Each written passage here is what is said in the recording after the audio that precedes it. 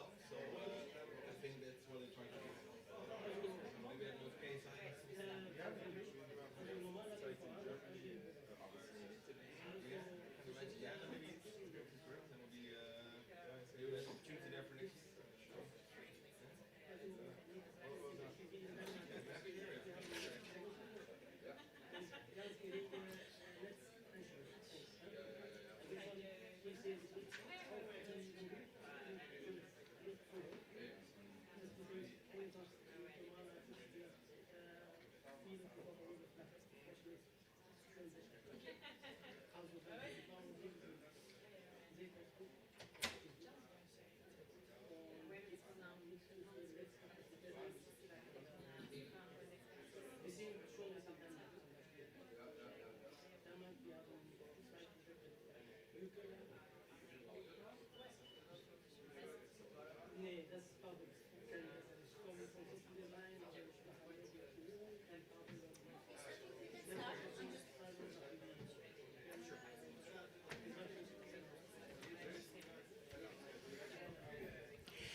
Good morning, ladies and gentlemen. Let me welcome you on our second day of the conference. Same as yesterday, just let me share some few organizational things. The coffee breaks and the lunch will be taken place same locations as yesterday. So for the coffee breaks, it's gonna be here in the lobby, and for the lunch, we will go to the restaurant. I would like to remind you to please fill in the evaluation forms to rate our speakers so they know what they did well, what worked well, how did you enjoy their presentations, and also you can rate the organization, you can write us some suggestions for next year locations, you can also write us the topics in general you would like to hear. As I mentioned already yesterday, approximately in 2 weeks' time, you will receive the link with the presentations. The presentations will be uploaded to our online platform. There you can also access the full recording of the conference. So in case yesterday or even today, in case you missed some of the presentations, you can review them afterwards. Without further ado, same as yesterday, our chairman of today is Mr. Roger Moore. Roger, the floor is yours. Thank you. Enjoy the conference. Thank you, Teresa. Yes, I hope you're all ready for day 2. Hope you're all energetic. I hope you got to see something of Rome today, of yesterday, I should say. I'm feeling quite energized because in my Dutch naivety, I rented a bicycle and rode down to the Vatican. I wasn't prepared for the hills and the busy traffic, but I survived and I'm still here. So I hope all of you as well had a lovely evening. Yeah, but today we're back for another day. We have a bunch of case studies, about 20 case studies. I think very exciting topics. We're covering some more geographies. Again, of course, Italy, France, Spain. So I think a lot to explore. Also the US a bit. We also have one case study about the hybridization of solar development on AgriVoltaics and of course on water. So I think some exciting new topics we are covering today. Again, I'd like to thank Leadvet Group for putting this whole event together and making it all possible, and also of course the sponsors, so KSI, Solar Geek, Winkelmann, Foundation Screws, RP Global and AgriBeam, because without them we wouldn't be here today. So I would like to thank them again very much. I also like to remind the speakers that you have about 20 minutes for your presentations. If you're presenting, please try to stay within those 20 minutes, followed by 5 minutes of Q&A. Again, just like yesterday, if you have a question, I will ask at the end of each talk. Just raise your hand and a microphone will be brought to you and you can ask your question. Always, this goes for both speakers, and if you ask a question, always try to speak in a microphone. The room is quite big and we also have an online audience joining us. So yeah, might be difficult for people to hear your question, especially online, if you do not speak through a microphone. So always try to take that into account. The same goes for our speakers. Maybe I'll do a quick demonstration here. We have 2 clickers. One of them has a laser pointer. Let me see if I can get it to work. Maybe not with, yeah, exactly. You see the laser pointer, it takes a bit of time. So if you want to use a laser pointer, the option is there. It's the flat gray remote. Just know because of the distance of the room, it might take a while for the laser to register, but it is there. So if you want to use it, you have the opportunity. So that's good to know. And with that being said, yeah, I'm very much looking forward to the new case studies today. We also have some, let's say AgriVoltaics Europe veterans returning from past years. I saw we have Sasha, who I recognized early this morning. Have Dave Horowitz, Mo Horowitz, I should say. I don't see now, but we have some people returning from previous years, so it's also nice to see. So in general, I'm very excited about today, and I hope we'll have a very nice time. And as I said also yesterday, feel free to ask any questions. We have an interactive format, and I won't keep you too long after that.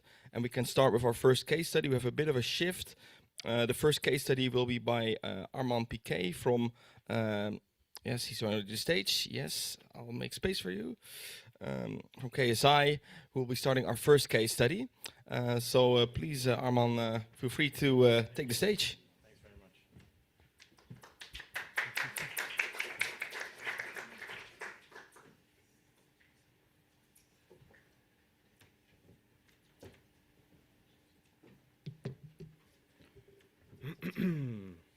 Thank you for loading my slides. How are we all doing? Good? Tired? Well, good morning to you, everyone. Thank you very much for being here again. Day 2 of this lovely conference. We are gathered here today. I'm joking. So here we're talking about the future of agrivoltaics. So for those of you who don't know, we were here last year as well. And I wanted to start, well, first of all, we can go through the agenda of what we're going to cover today. We're going to look at what's changed since I spoke last year, looking at the global market trends and also technologies and farming trends. Then I've got a few agri-PV myths that I came across when I was doing the research for this presentation that I thought would be a shame to not share with you guys. Then we're going to look at some 2025 achievements, talk about a couple of specific project case studies, also some new patents and features of our trackers that we've developed since I last saw you all. And then we'll finish on the future of AgriPV. So first we'll start with a recap of essentially what we covered last year. So we did a presentation on our 15-year journey in the agrivoltaic space. And we focused on regulations and best practices that we've learned from our time in the Italian market. So it's very difficult to navigate, as you know. And so there's no harm in having more information. So that's what we covered last year, to try and share best practices based on our experience of working in the agri-PV space. For those of you who are not familiar with KSI, since 2007, we've been involved in the agrivoltaic space. And we formed a partnership with Mirasole Group, which is a cooperative of farmers based in Italy, a big group of farmers that's represented by one entity. And in 2010, we started our first project with them, and we've been working with them ever since. We had our biggest AgriPV installation in 2013 with, I think, about 600 dual-axis trackers designed by KSI. And then a few years later, our first single-axis installation for an AgriPV land in Canada was installed. A few years after that, we continued to work with Mirasole, and we had to adapt to a bunch of new regulations, especially after COVID. Once that came in, there were some changes that we had to work with them to navigate through. Then we had a new wave of projects that we had to obtain some permits for a couple of years ago, or last year, and then construction of these projects began this year and will be continuing into 2026. So I'll give you a little bit of history about KSI Solar again, for those of you who don't know. We were here last year, but there's a lot of new faces. So we have a number of products. We're a tracker company specializing in single dual-axis trackers and, of course, agrivoltaic systems. We have a number of services that we offer to our clients, and we have offices from North America to all over Europe and the Middle East as well. Our history dates back to a German company called KSG back in 1991.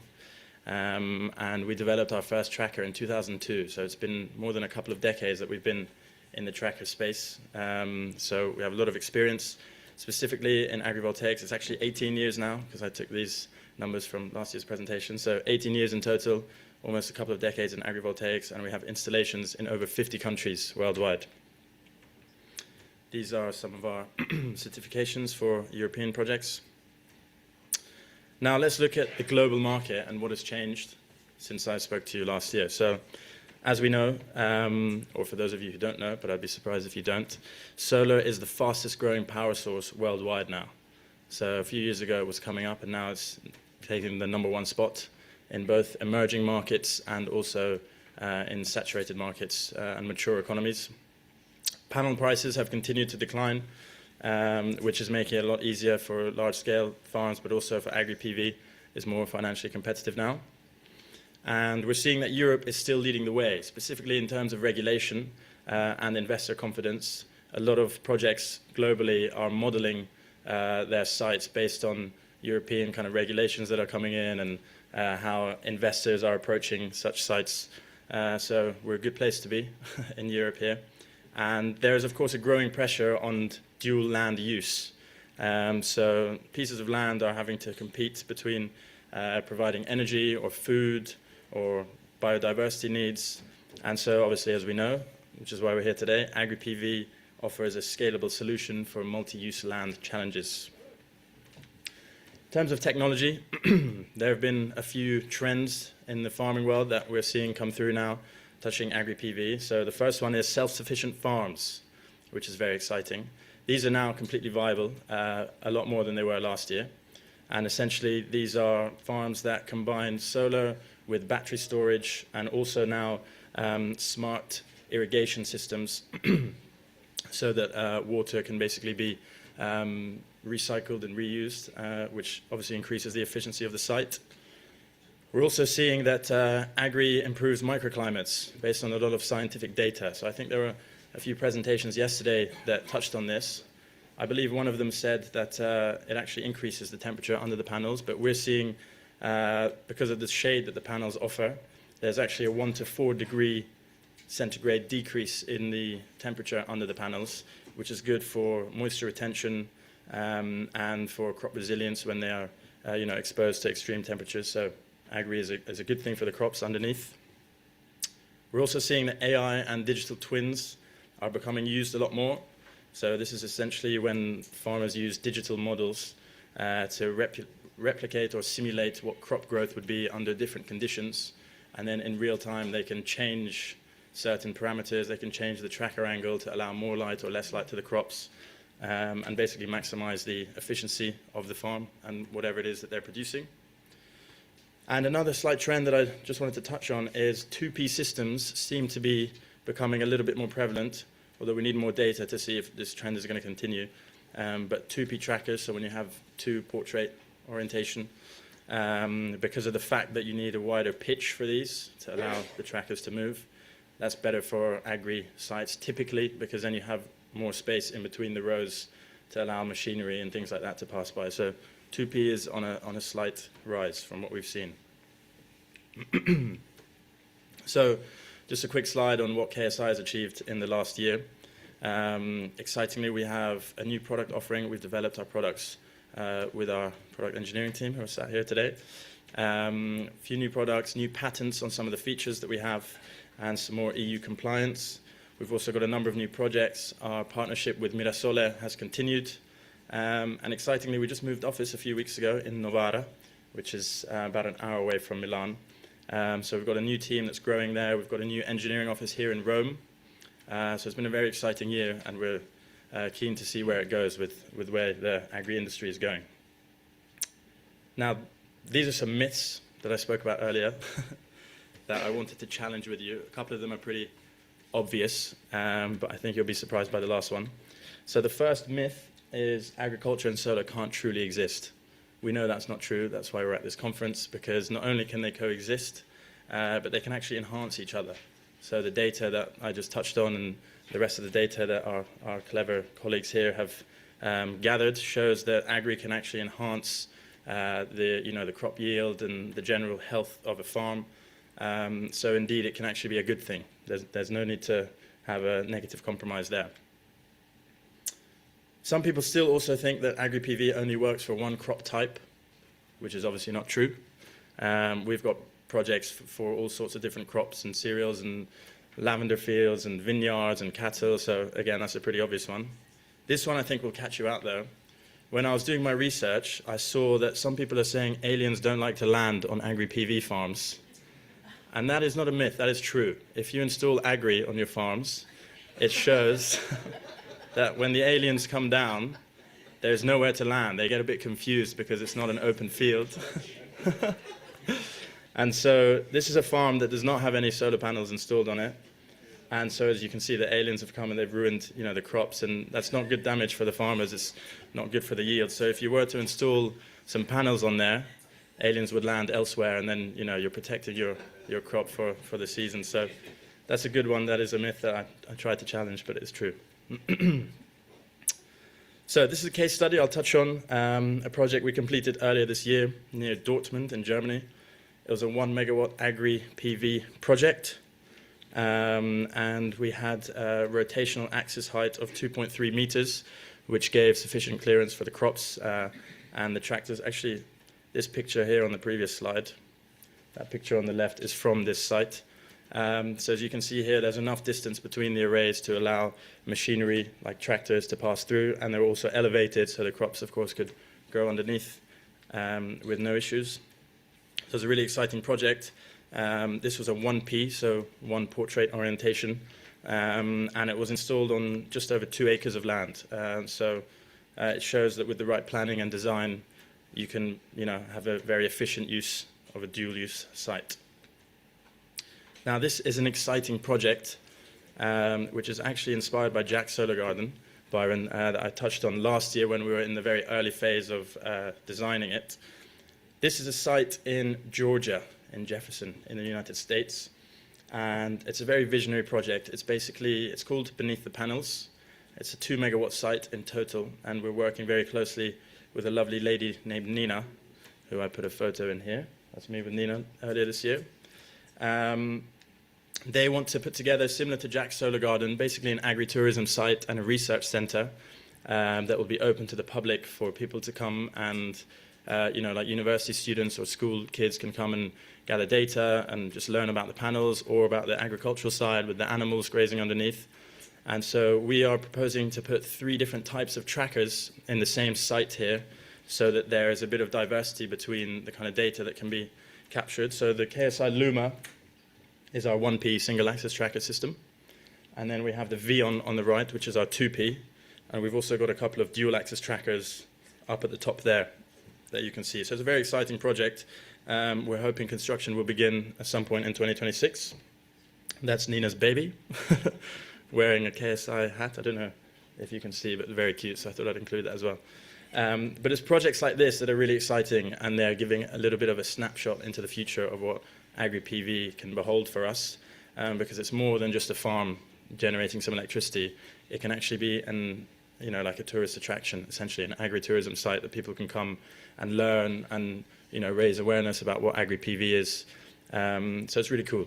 It's really cool, and we're excited about this one, and it should be starting in 2026. So I'm just going to touch on some of the patented features of our Luma tracker. So I'm not the most technical person. If you do have any specific technical questions on these, we have our CTO and our head of R&D here sitting, so you can come and ask them questions. But essentially, the first feature is a telescopic design that we have. So this is designed so that the torque tubes fit into each other, and it's got a number of advantages. We have an adjustable length, so you can cater to whatever size kind of field you have or the shape of it.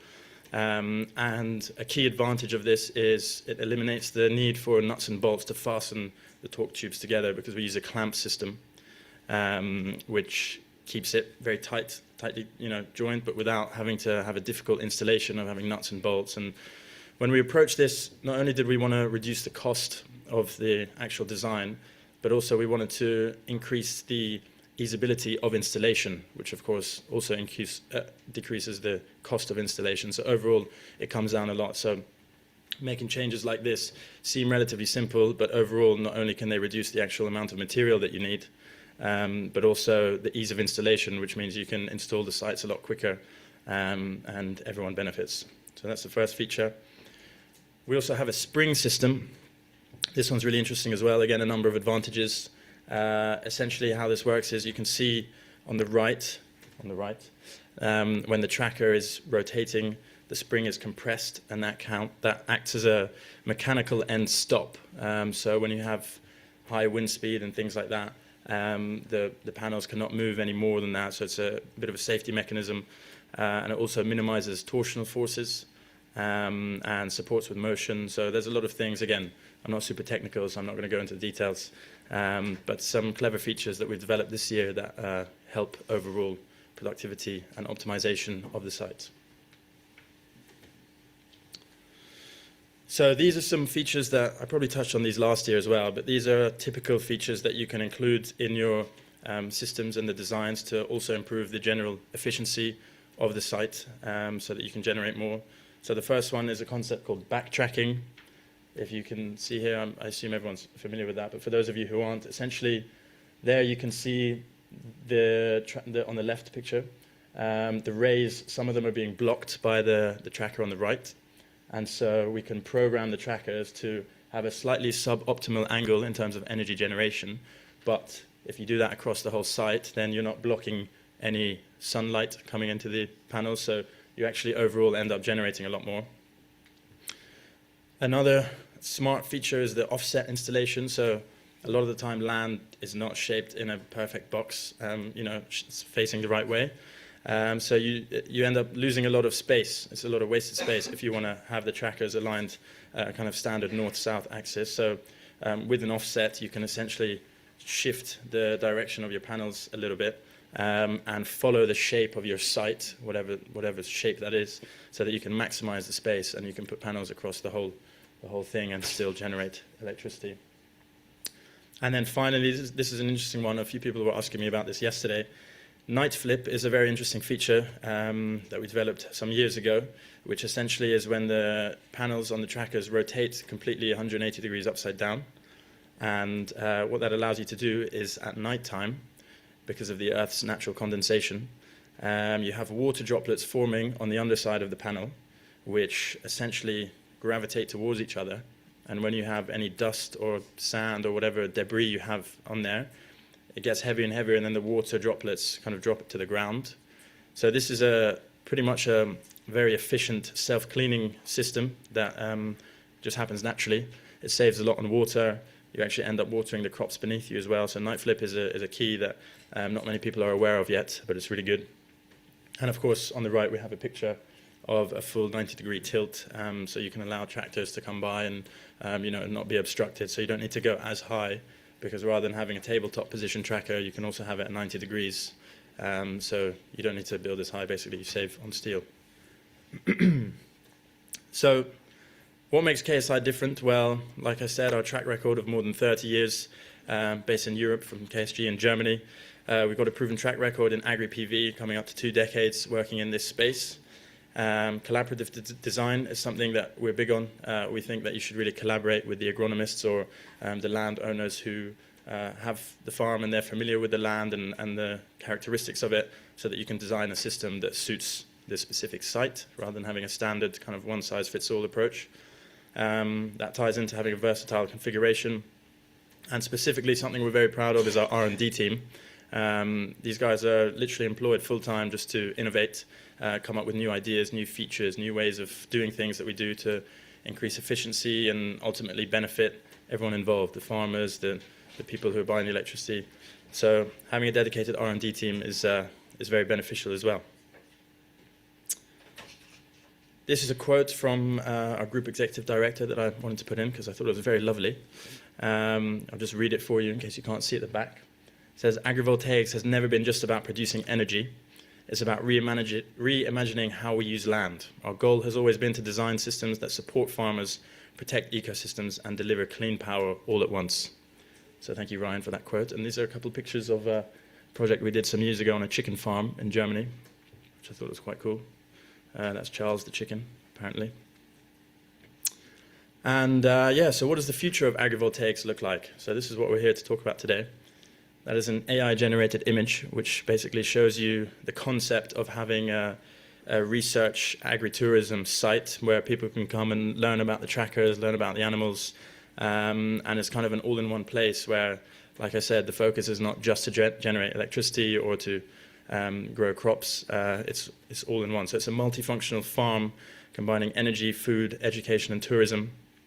And with all the smart systems that we can implement, including technologies that are coming out, AI, things like that, we can optimize the yield and the health of the crops in real time. And essentially, we can integrate agri-PV into climate resilient strategies and rural planning when we're developing new areas of land in, as the human population grows. So it's very important. And how we can get there is essentially, like I touched on a minute ago, we need to design projects with agronomy in mind, rather than retrospectively. It's got to be very proactive. So I've got here design with agronomy as a starting point, and we can leverage these technologies that are coming out now, specifically AI and all of the different sensors that we have at our disposal, and things like automation to inform farming decisions better, so that you can make the right decisions when it comes to developing your site, and also just increasing to foster collaboration between the farmers, between the research, scientists, technologists, and the policymakers, all in one, so that we can all work together and continue to develop this industry. So, what are we looking for? Well, our strategy is to grow through partnerships. That's kind of what we pride ourselves on. We believe in win-win scenarios, so growing with other teams who want to grow with us. So. Also having community and transformational projects like Nina's Beneath the Panels in the US, collaborations with universities and other academic institutes, research collaborations, things like that, and of course farmer engagement. And we're here to help traditional farmers who want to understand agrivoltaics a little bit better. Come knock on our door and we will help you out with that. So thank you very much for listening. I appreciate your attention, and if you have any questions that are not too technical, go ahead and ask me. Thank you.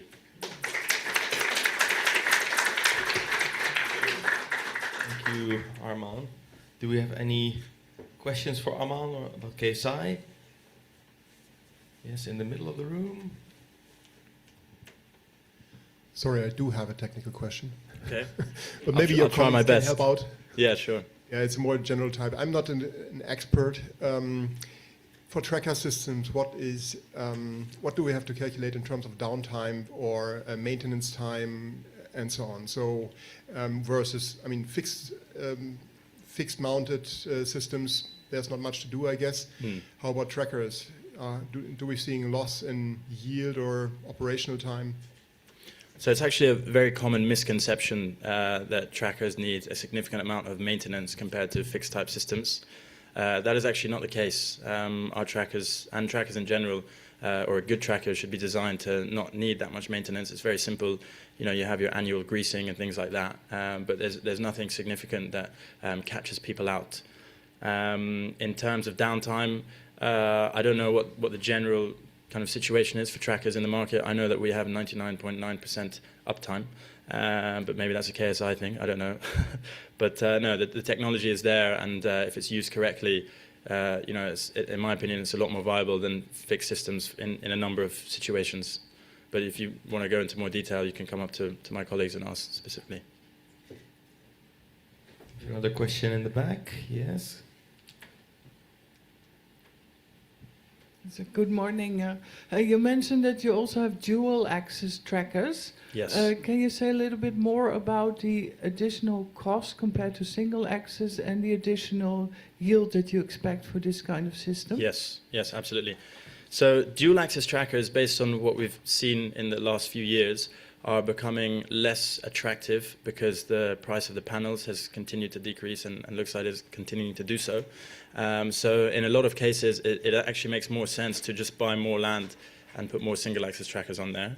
But regardless, we've got data that shows up to 50% more energy generation compared to fixed type for dual axis trackers.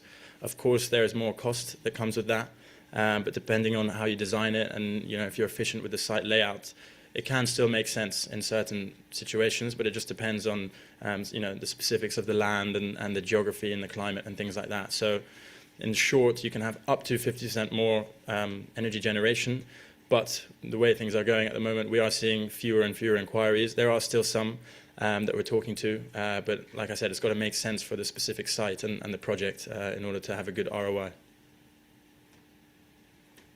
Any other questions? This is with the last. Thank you very much, Arman.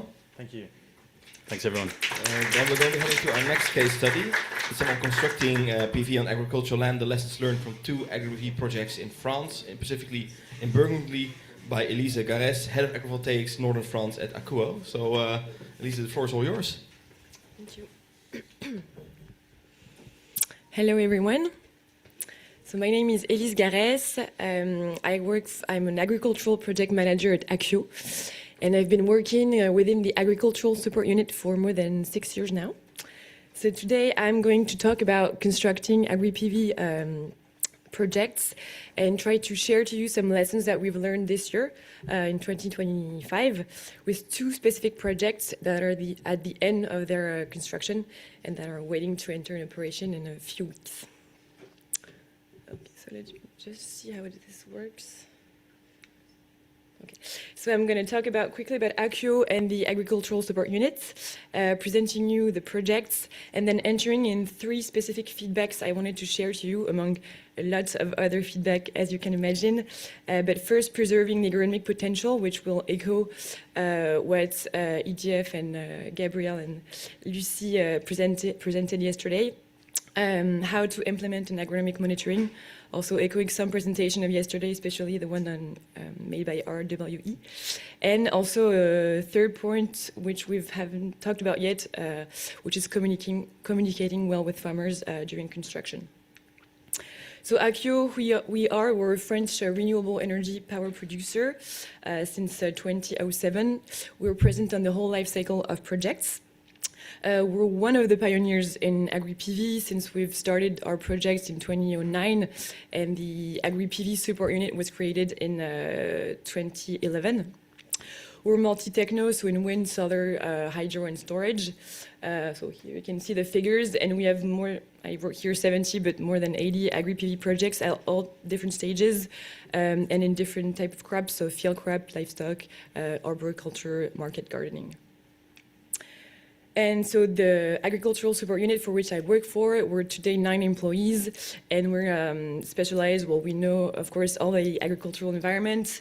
We do all the agricultural studies, including also light simulation and modeling, and we work on the agronomic monitoring too. So focusing on the projects, so we have 3 pioneer projects in Burgundy, in the east of France, as you can see, and I'll focus on 2 today. So the first one you can see on the left is Saint-Bernon. It's 60 hectares field, so quite big with trackers. It's a 33 megawatt project.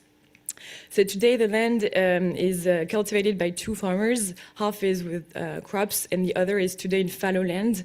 It's a land with very low potential. It's quite hard sometimes for farmers to make a net profit out of it. Which is why also half is today in fallow land.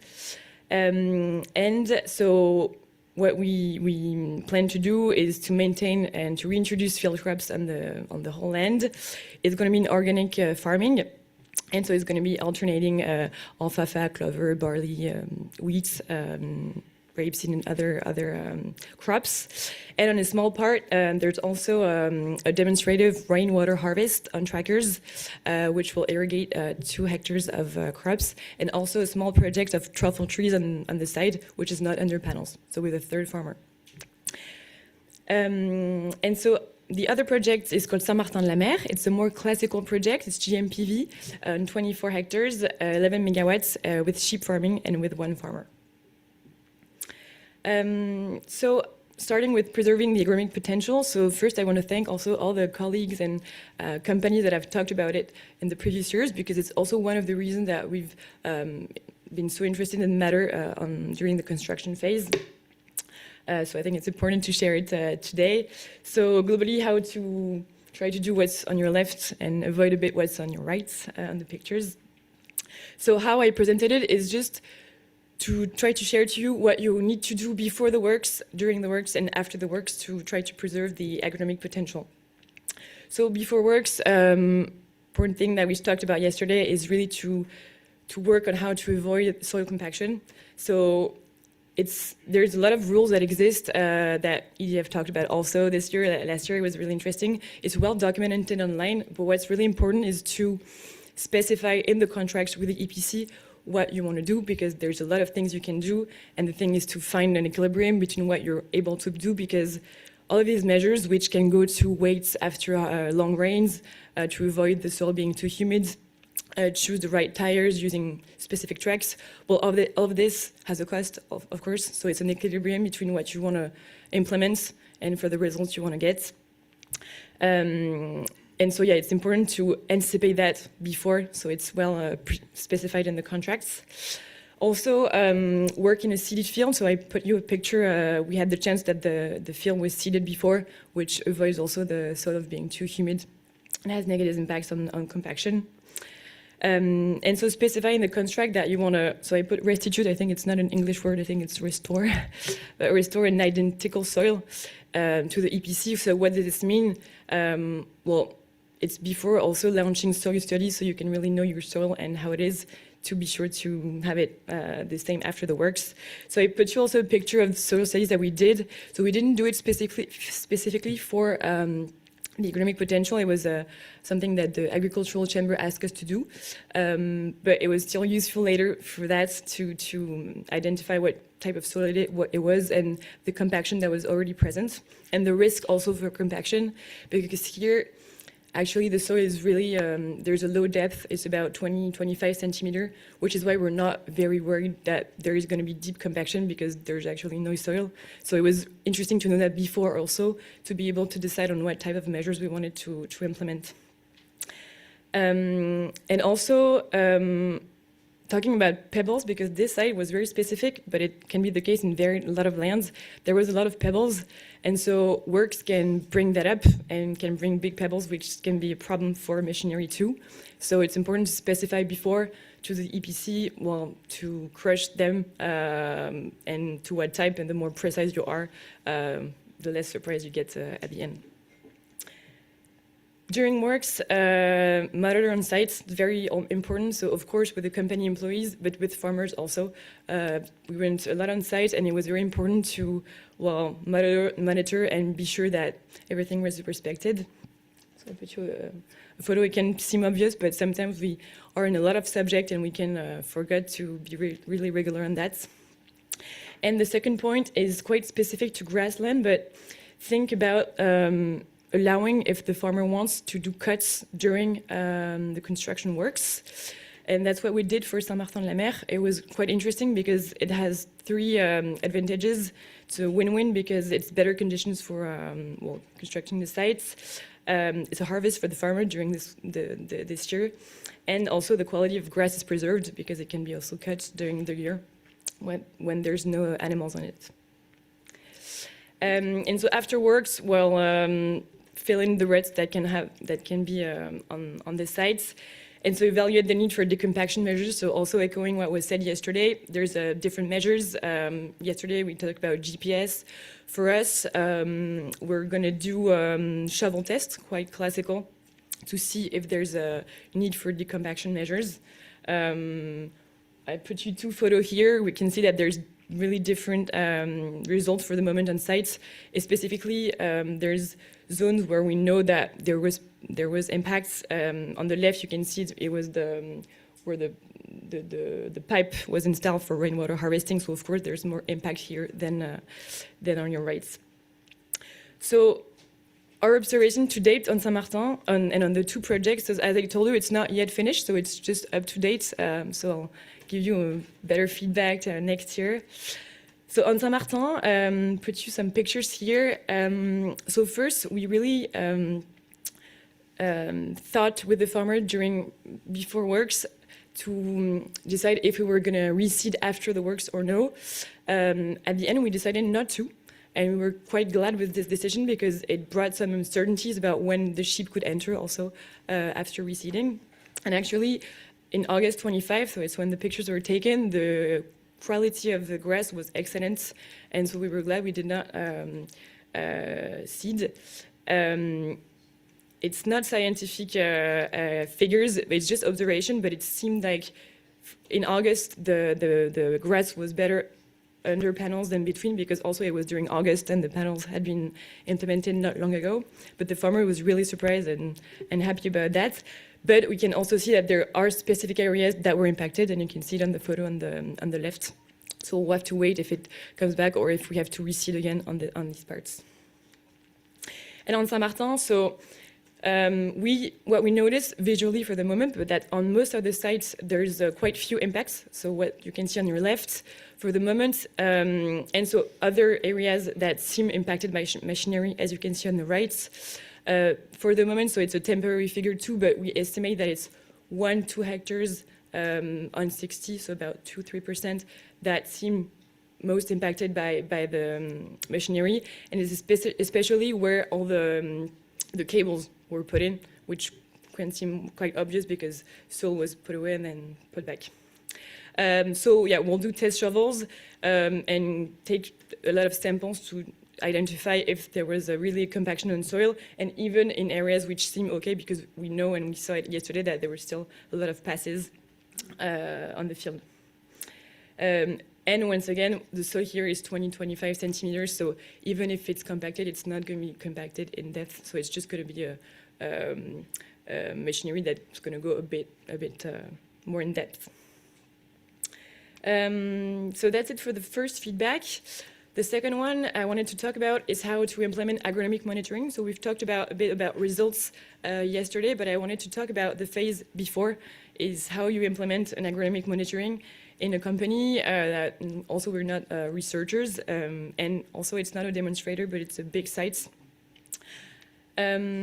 So here, the targets we had when implementing a protocol was first comply with regulation. You heard a lot about regulation yesterday. This project is not under the French law because it was made before, but we still have regulation regarding the tariffs, the electricity tariffs. So we have to answer to a certain regulation, especially to try to maintain the yields on the field. Also, we want to acquire data and feedback for us because we have a lot of projects coming in on this type of projects. Ensure budget compliance, of course, that's the objective of all companies, and adapt it to farm practices also on sites. And so I wanted to talk about the challenges. I won't give a lot of figures, but we can, of course, talk about it later. It's just that there's a lot of things to think about before implementing a protocol. So I'm going to list them a bit, but the first one is sizing study zones. So it's thinking about how many control zones you want to put under panel. Are you going to study between the panels, east side, west side? We saw yesterday that could be some differences. Also sizing samples. You want to do 5-10 samples because it's also going to influence the quality of the data and the statistical analysis later. Choosing the sensors, there's a lot of sensors that you can choose, and it takes time to choose the one you want to put, and also has an impact on the budget, of course. Selecting all the measures, because today what's mandatory are the yields, in France at least. The yields, and sometimes also they talk about quality, but on this project, for example, we decided to go further and to really spend time on analyzing visual observation to be able to explain also what happened. But that's a choice that you have to make, and it's time, and it also costs money, so it takes time to select all of that. Analyzing the data also, because there's a lot of data coming from the sensors, from the people that make the measure. Yesterday, Gregor talked about the farmer that loses the paper, I remember. Well, it's things that you have to think about and to understand how all the data is going to come back and how you're going to analyze it and what type of platform you're going to create. And also adapt it to farm practices, because here it's not a demonstrator. For example, there are going to be sensors. There's also going to be machinery. So how do you coordinate everything? And the last point is coordinating multiple actors, because when there's the farmer doing the measures, we work also with an agricultural partner that's going to make the data for independence reasons. So we have to work with them too. And we also contribute to creating the protocol. So it takes a lot of time, but it's very passionate. And so last feedback I wanted to share is a quick but very important point, is how we communicated with farmer. We were quite happy about it because today we have a good relationship with them, and it's it's actually it's the basics of the project, because they're going to be the first actors of this project for the next 30 years. So just two quite simple key takeaways, but that still seem important to share. So we organized quite frequent meetings and organized one monthly. So it was video conference, which didn't impede us of calling us every month, every weeks, but at least we had these meetings, which enabled all the farmers also and all of the team to be here and to address the subjects frequently, which also helped the mutual trust relationship, help them to have frequent news on the projects, help us too because they're on sites, so they see also things that we don't always see. And also organize the frequent site visits, because even though it can seem obvious, sometimes we wait for specific subjects to be addressed, to go on site. But I recommend organizing visits at least 1 every 2 months, more if you can, but also it's time for us, for them too. And so I showed you a picture of Saint-Bernon, which is under the snow. And it really allowed to deal with non-anticipated events, because there will be non-anticipated events, even though you try to anticipate everything. And it worked really well, which is why for the moment it's not done yet, but we're quite happy about it. So thank you for having listened to me. I wanted to put a picture of the sheep that are waiting actually to enter on Saint-Martin, but I forgot. I can show you later. And you have any questions, don't hesitate. Thank you, Elise. Do we have any questions for Elise? Yes, two in the back. Hello. Hello. Thank you for the presentation. It was very interesting. I heard that you've spoken about a rainwater harvesting system. Could you elaborate a little bit more on that, if you can? And Yeah, of course. Yeah. Is it an R&D internal project or? Yeah, it's R&D, but I can talk about it. Of course. Yeah, so it's a demonstrator. I tried to remember the figures exact yesterday, but I don't remember. I think we were harvesting on 5 hectares, more or less. So through, I don't have the word, but like what you have on your houses. Gutters? Yeah, exactly. But on trackers? On trackers, exactly. Okay. Yeah. And so, we were harvesting water and then storing it, and then redistributing it through I don't have the word, sorry. Pipes. But sprinklers. Yeah, Sprinklers. okay. Yeah, sprinklers. So this is something that has already been built and it's already been tested? It's at the end of being built. Okay. So but we're gonna test it starting next year. But it's since it's very new. Also it took a lot of time, of course, designing it, because I know that some companies are developing types of system. I think everyone has different types of system, but it doesn't yet exist at an industrial level. So it's it's a new system. Okay, thank you. We have another question in the back. Yes. And sorry, just to specify also, it's small quantities of water. The purpose is not to irrigate really, but it's to bring 2 or 3 times amount of water that are going to protect the crop from being too stressed. So Like emergency irrigation. Hello, Elise. Hi. Thank you for the presentation. One question regarding the SCADA. I work for a tracker manufacturer, and I wonder if you needed any modification to the SCADA to simplify the work for the farmer. How is that connection between machine and the farmer that probably they are not very used to use this kind of machines? Yeah, there was a lot of work with our SCADA, of course, because there's going to be machinery going between the rows. But the objective is that the farmer can have control on the machines, on the panel, when the machines go in between the row. So we've worked a lot with the farmers, with our SCADA, and everyone met so they can control the trackers when they go on sites.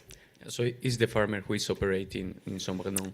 Yeah, partly, Partly for what he needs when the machines go, Okay, thanks. Any other questions? Yeah, in the front here.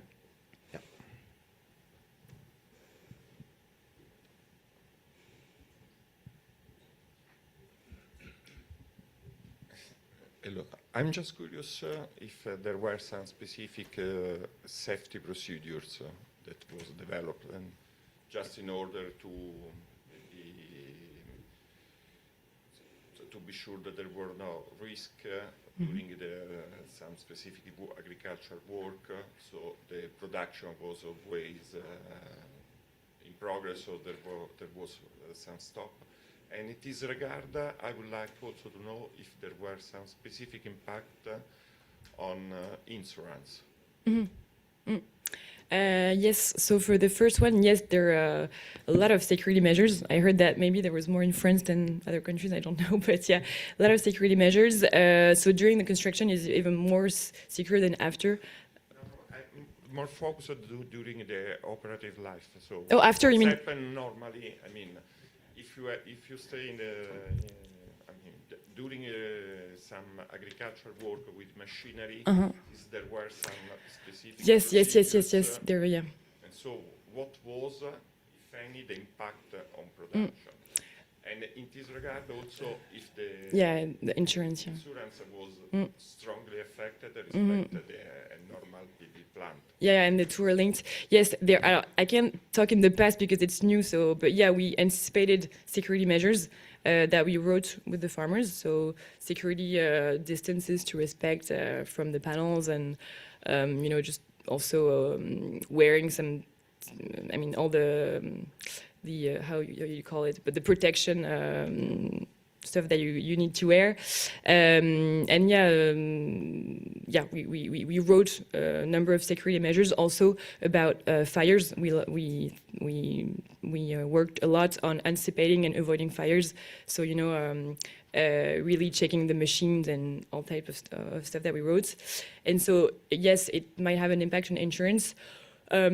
It's difficult to give a specific answer because for this project, farmers didn't have a problem with insurance.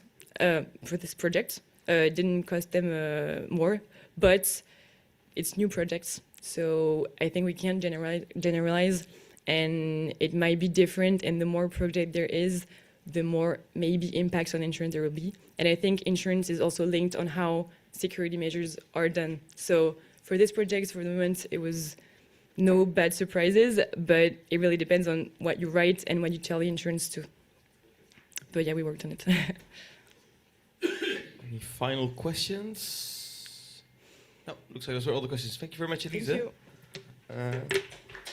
Then we'll be heading to our next case study. This time on co-constructing agrivoltaics from technical feedback to local value creation by Loic Manuel Bawa-Cubillo, agrivoltaic development project manager at Valorem. So, Loic, it's all yours. Go ahead. Thank you very much. Good morning, everyone. So yes, my name is Loic Manuel Barrios-Cubillo, and as you've noticed, I'm French. I'm a project manager in agrivoltaics developments for the last 4 years in all sorts of projects, whether it's field crops or livestock.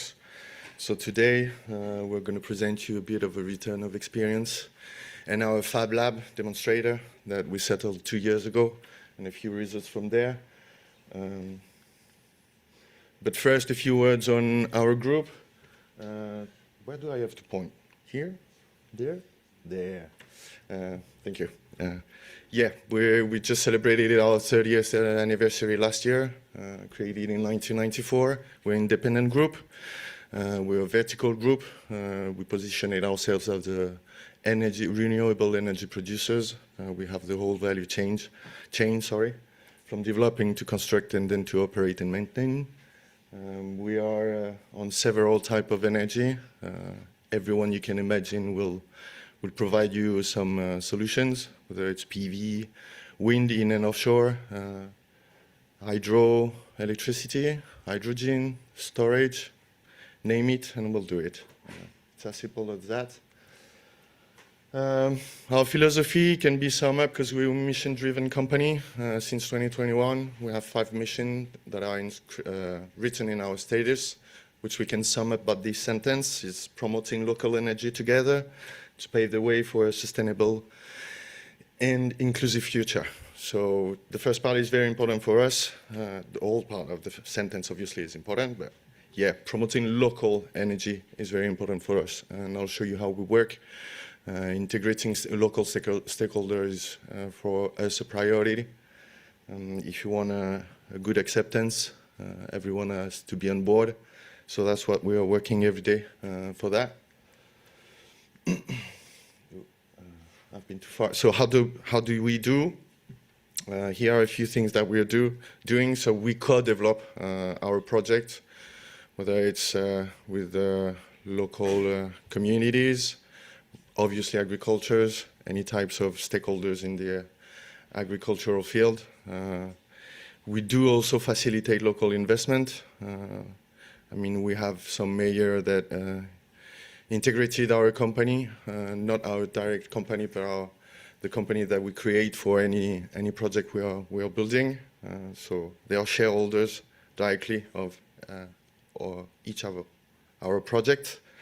We also try to encourage citizen savings with crowdfunding.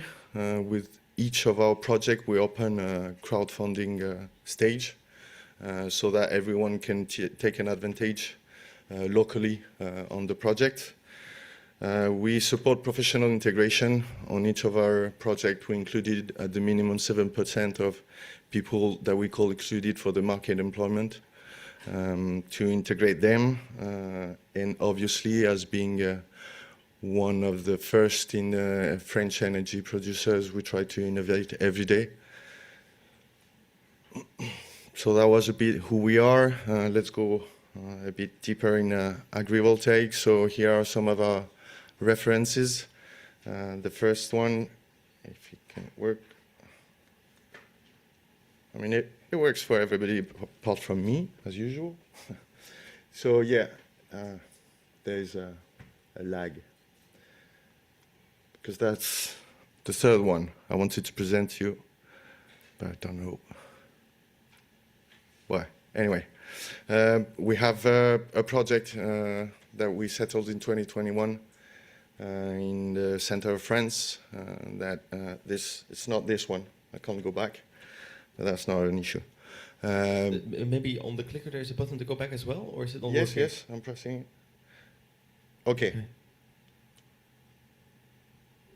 This one. This one better.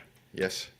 So in 2021, in 8 hectares for 6.4 gigawatt hour production per year, it permitted to install a sheepfold and to create agricultural job. It was a new activity. So, and again, we raised a full 50k euro crowdfunding. So as I said, it's systematic for us to do so. Our second project we made in agriculture was in La Sicour, in the east of France, in operation since 2019. A bit bigger this one. It's sheepery. So the SEM, which is a national company, local national company, that took 70% of the share of the park, as I mentioned earlier. And this time we raised 1 million by crowdfunding. So again, the objective is that everyone take advantage of the project. And finally, our Fab Lab, which is in the southwest of France, which is called Demeter. Again? Okay. I'm not too good with that. Anyway, our Fab Lab is now been built for like 2 years ago and 1 year of exploitation. And I'll go deeper. It's a 2 acres Fab Lab with several space and high heights of trackers, which is exploited today with several types of crops, alfalfa, soya, and we did some tests on raspberry as well. And we'll go deeper in some feedbacks afterwards. So for us, agrivoltaic is very important, and the main thing is first and foremost an agricultural project, definitely, and that's the way that we think it, because obviously it's going to dimension the photovoltaic plant that we will build. You've heard it since yesterday several times, but yeah, interrow, heights, everything depends on what we will do, agriculturally speaking, under the panels. And it's a three-part, definitely, project. So yeah, there's the agricultural side, there's also the photovoltaic side, as you can imagine, and again, communities take part of the development. What we will look and what we will study, as you all know, is all these points when developing a project. And as I said, the first one is agricultural points with studies that will show the synergies between the power plant and agricultural activities. In France, we do have to produce these studies. It's compulsory. But we go further and produce 2 studies, one added, and we'll demonstrate that there is effective synergy and agronomic value for agricultural activity. And obviously radiation, because it's important for us as being energy producers. Urban planning is also very important. We don't want to go against any planning that is in place where we're developing our projects. Grid connection, I don't know if it's the case in Italy, but it's a real issue in France. Every day it's quite difficult to find like a grid position to distribute our energy, and that's very dimensioning. Obviously, everything that is environmental will drive studies for almost 2 years to be sure that on 4 aspects, biodiversity, human, physical, and technical social environment, that there is no main impact of the project, and acceptability. I put it in the end, but then it's all along the project. We meet very frequently every stakeholders, either one-to-one or planning committees, technical committees, follow-up committees, at least 1 or 2 times a year, so that everybody understands what we're doing, can say its words and position, and we can move forward all at the same time and at the same pace. So, a few return on experience, as I said, on our Fab Lab.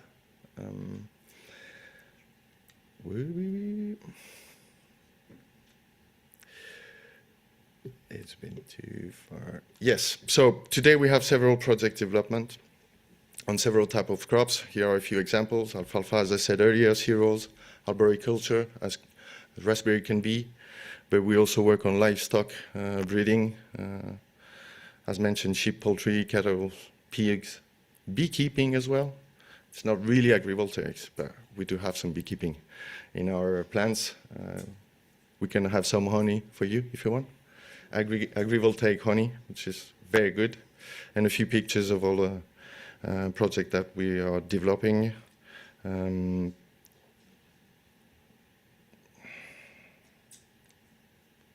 might not press it as hard as I should.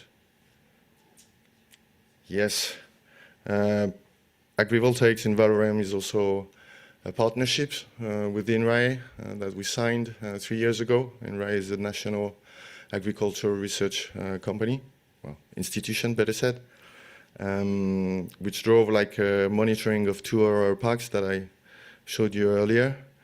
And we're also part of a national program and research led by INRAE, which includes several types of signatories, public research and or educational institutions, players of solar sector, obviously. And the objective is to give data so that we can level up our expertise in agrivoltaics, have a feedback, and then develop each time better projects, agrivoltaics projects. So let's have a closer look to our Fab Lab Demeter. It's a 2 hectares plant. It's a 250 kilowatt peak power plant. There are indeed not 3 but 2 technical experts to follow, so that's INRAE and a local institute that follows the developing of the crops. It's been almost 3 years of testing now, and it's with the agricultural crops are raspberry, soya, and alfalfa.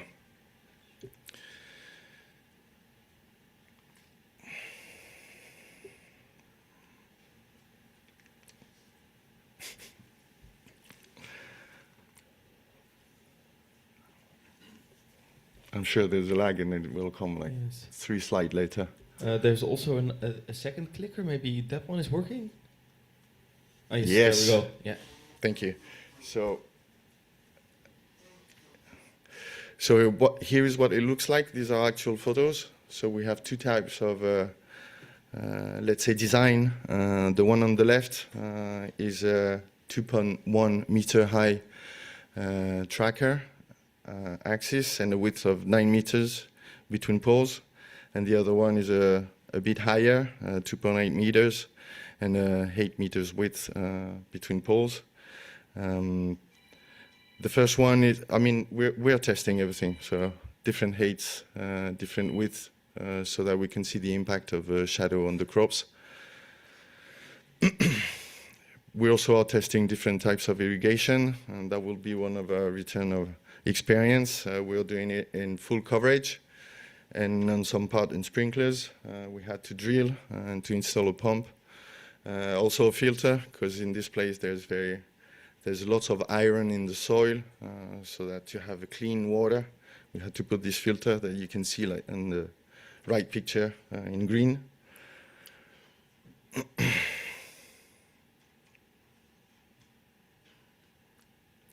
So here is how it goes. Obviously we have a reference section with no panels, and then the AgriVoltaics section has been divided into 3 parts, which we call West, Interro, and East. Obviously, because it's quite different due to the sun course. And here is what the climate study shows. Obviously, in terms of radiation, it decreases by 30%.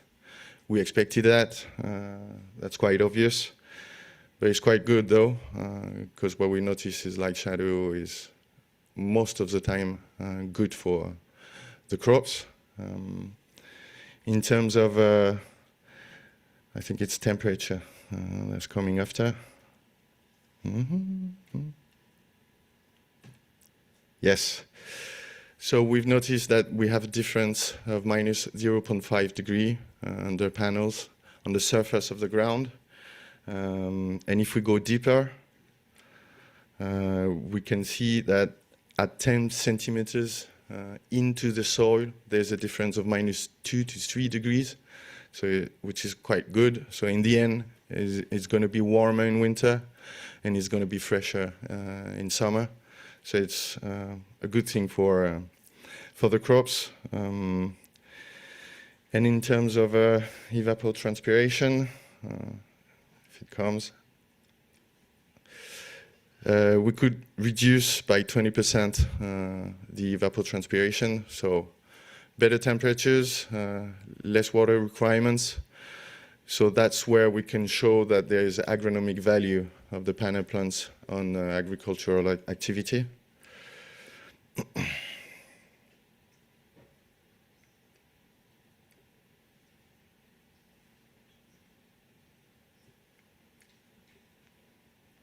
So here are a few pictures of the alfalfa site of the experimentation. So there's been a sowing in April of this year, and then the emergence of development was quite good. You can see that leaves were okay, and the growth as well. To mention that we drove other studies in the west of this region to implement alfalfa and to confirm that it could grow in this soil because it's a very sandy soil. And in the end, the study showed that we could reach, in France, the average of producing alfalfa is around 10 tons of dry material per hectares, and we could reach 12 to 14 tons in the test we drove. So we could confirm that, okay, alfalfa can grow, and we can have as yield as agriculture or farmers are used to. Yeah, just to show you how alfalfa develop. On the right side of the picture, you can see some places that there are less alfalfa. It's just because the investigator and the monitors collected some alfalfa to work on and study the yield. But basically, when it went well, the farmer was quite surprised of how it went.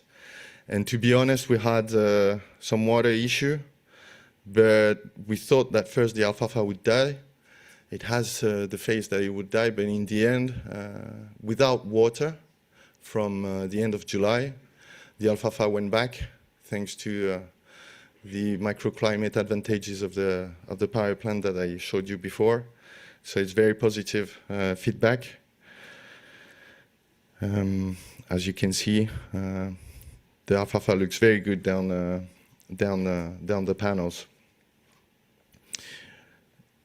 And on soya, we had the same, yes, alfalfa again. And on soya, we have the same conclusion. It went very well. What we've noticed on alfalfa is that the plant grew higher and leaves were bigger, which is a very good thing for the animals that will feed from this alfalfa, because as you all know, leaves is very important to feed the animals more than the size of the plant. I'm going to accelerate. I have just 2 minutes left. So on soya, it went exactly the same. Development were very good, was very good, and growth as well.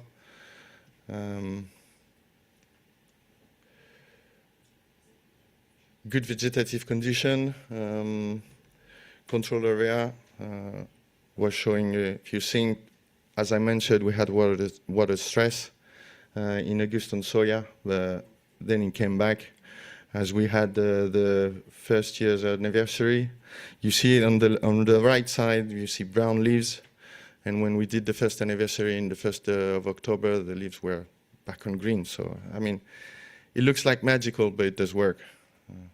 Whoops. Yes, so to conclude, it's been a year full of lessons on several aspects. As you mentioned earlier, work organization is key. We had to be very close communicating with the farmers and our company that did the work on the plant. On the agricultural science, it's a well-behaved soybean, alfalfa back on track, despite water stress, as I said. Well-established raspberry bushes. To be improved is more on focus on high potential crops. That's why next year we'll try cereals, winter cereals, and adapt to water resources as well. In terms of water resources, our main improvement is to allow monitoring on water use, which be like more automatic flow, automate the system, and we are trying to new sprinklers, and as well new settlement of the irrigation system, because today we have like a big pipe going under the panel, which constrain the agriculture and exploitation. So we are thinking about putting this under the soil or sticking it to the structure so that the whole covering space can be exploited. In terms of photovoltaic, the feedback is very good. Consequent impact of bifacial, we've noted 50 to 20% more of production, electricity production. But yeah, to be improved is the planning for coactivity, which is key, and try to work on the tracking panel so that the farmer is autonomous when he wants to enter, tilting vertically the panels, or trying to work on a tracker that benefits not the electrical production but more the agricultural activity. And in terms of microclimate, it's very positive, as I showed you earlier, and it's now time to think about management to optimize crop ingredients and homogeneity. Thank you for listening, and if you have now any questions, I'll be pleased to answer. Yes, thank you, Luc Manuel. If any questions, just in the front here. Hello. Hi. Thank you for your presentation. You're Very, welcome. very interesting, especially this part of lesson learned. You said at the beginning of the presentation that you've tested different structures with different distance from the post, different clearance. Do you have any preference? And if so, why do you select that structure in the future? Well, the feedback shows that obviously the wider is the better for instance, but not all the time. It really depends on the crop and on the soil, to be honest. So that's why we said agriculture has to be the first point that you'll have to study and then dimension in consequence the plant. What is sure is that height is very important as well, depending on the machinery that the farmer uses. To be frank, today we don't have any points between 2.1 or 2.8 high. There's not much of a difference, because usually in this type of crops, you have the tractor. I don't know if it's correct in English, sorry about that. But it's less wider than the machine that is behind, like to sow or to gather the crops. So you can have the tractor in the center, for instance, and then the operation can be on the left side due to what is behind the tractor. So basically today there's not really one better than another. Okay, thanks. You're welcome. Go ahead. One question, you showed 30% radiation, so less. How was it is actually for the high width, let's say row spacing, or the small one? Say again? The reduction in radiation of Yes. 30%, was it for the 8 or 9 meter? It's for both. I mean, it's just the shadow of the panels. This is a measured value? Yes, with the where pyrometer. exactly in the... I mean, it's row 30% in average, and you have So points. across the row spacing then, Yes. average? Obviously, in the center, you'll have not reduce of radiation, but the further you go under the panels, it's So you high. collected different sensors, like different locations? Yes. Different spacing. Yes, For how long this value was measured? more than a year. Okay. Yeah. Thank you. You're welcome. Any other questions? No, looks like those are all the questions. Thank you very much. Then we're going to be heading to our next talk by Andres Franco, the CEO of Ingegneri, who's going to talk about the hybridization of floating solar and agrivoltaics, what the benefits of this hybridization are, the challenges this hybridization faces, also in terms of design, and also showcasing some successful case studies. So, Andres, free to take the floor.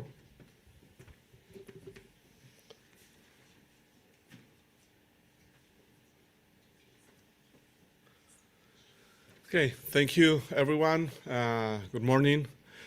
We're going to be talking today about possibility, the hybridization of agri-PV projects and floating solar.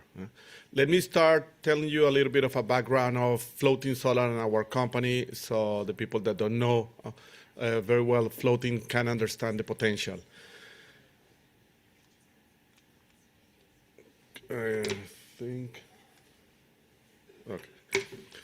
This is the first plant, floating solar plant, that we built in 2009. So it's been operational already for 16 years. It was built in an artificial reservoir for a farmer. It's in the first project we saw some of the challenges, unique challenge of doing floating solar in this type of reservoirs, and also the behavior and the thinking of the farmer on how valuable it's for them, the irrigation reservoirs, and the need that they have to reduce water evaporation and the problems with algae proliferation. We are a Spanish company that has been working only in floating solars since 2008. We have already developed a system that helps create floating solar structures and anchoring and mooring, and we have different projects operational in different type of reservoir. Agricultural reservoir is one of them, but we have done it in dams and quarry lakes. And as part of the idea of bringing floating solar, what we are doing is building an ecosystem of companies. We believe that in order to spread out the benefits of floating solar, you need to do it together with other companies that are already specialist engineering companies, installers, developers. So we bring the expertise, the knowledge that probably you don't have about the floating solar structure and the anchor and the mooring, and you continue doing your business, but you are doing ground-mounted, rooftop, agri-PV, and you can do at the same time floating PV because you know the clients and you understand what's going on with them. In these years, we have been working in 5 continents. We have more than 100 projects operational. As you can see, some of the type of projects are very different. It can be quarry lakes in Germany. It can be farms in Kenya, doing in Chile project for the 5th largest winery in the world. And what is interesting about those projects is that, yeah, floating solar, the way it has been always thought is around, well, let me see, because this is, yeah, this one might be better. So what is a floating solar plant? And this is an example of a floating solar plant in an agricultural reservoir. So you are putting the PV panels on top of floats that create, and they all connect together to create a floating solar structure, and you leave a space created with other type of floats so that people can walk and do the O&M. But this behaves like a boat because the PV panels, when the wind is blowing behind the PV panel, the PV panel is gonna behave like a sail, and the boat will want to move because there is very little friction in the water. So you need to anchor and moor in a way that does not create damage in the irrigation reservoir. So here you see some of the items, the secondary walkways, the external anchoring, because most of the time the farmers have waterproofing lining systems, and you cannot do anchoring to the bottom. Also how to access into the floating solar plant to do the O&M in a safe way, and the electrical component they can put in top of the water or outside, depending on the size and the preferences of the developer. So this is the way our technology works. Basically, we support every PV panel with 2 floats in order to increase the buoyancy. In Europe, it's relevant because of places that get snow. So you need to think that if you get snow and you're on top of the water and you don't have enough buoyancy, the panels might be sink 2 or 3 days under the water, and PV panel manufacturers don't like that. So it's important to have enough buoyancy, and also from a safety perspective, it's important to have good buoyancy. Floating has been, in many countries like France, associated with large-scale projects and utility. So this is a type of project for a utility in Portugal, in the largest dam in Western Europe. This is a place where we're doing anchoring at 80 meters of depth, 25-meter water level variation. When the wind blows, the waves can be almost 2-meter waves. And this is the type of project that when people think about that, they say, well, yeah, floating is good, but floating is more expensive. And one of the reasons is because of the anchoring and the mooring. Imagine if you need to do that type of anchoring, in order to install, you need to send divers to do things. That increases the cost. And you can maybe try to do it in other type of reservoir. This is in an artificial reservoir, not agricultural, but in the Netherlands. It's a 7 mega project. In this case, is an area of water reservoirs to accumulate water for a theme park, for this type of park that people go in there in the summer and they play in the pools. If they don't have water, they don't have a business, so they need to accumulate the water there. Or this project in the US, which is the largest floating solar project right now in the US, 12 mega in a quarry lake. So this is the typical floating solar projects to sell the electricity to the grid, but the opportunity that I want to go more in depth is regarding the agricultural reservoirs. So a project like this is a project in Spain where we have done most of those projects. We have in agricultural reservoirs more than 70 projects already operational. And you will see that most of these projects, it's an artificial reservoir, so anchoring and mooring is going to be really cheap compared to the other conditions.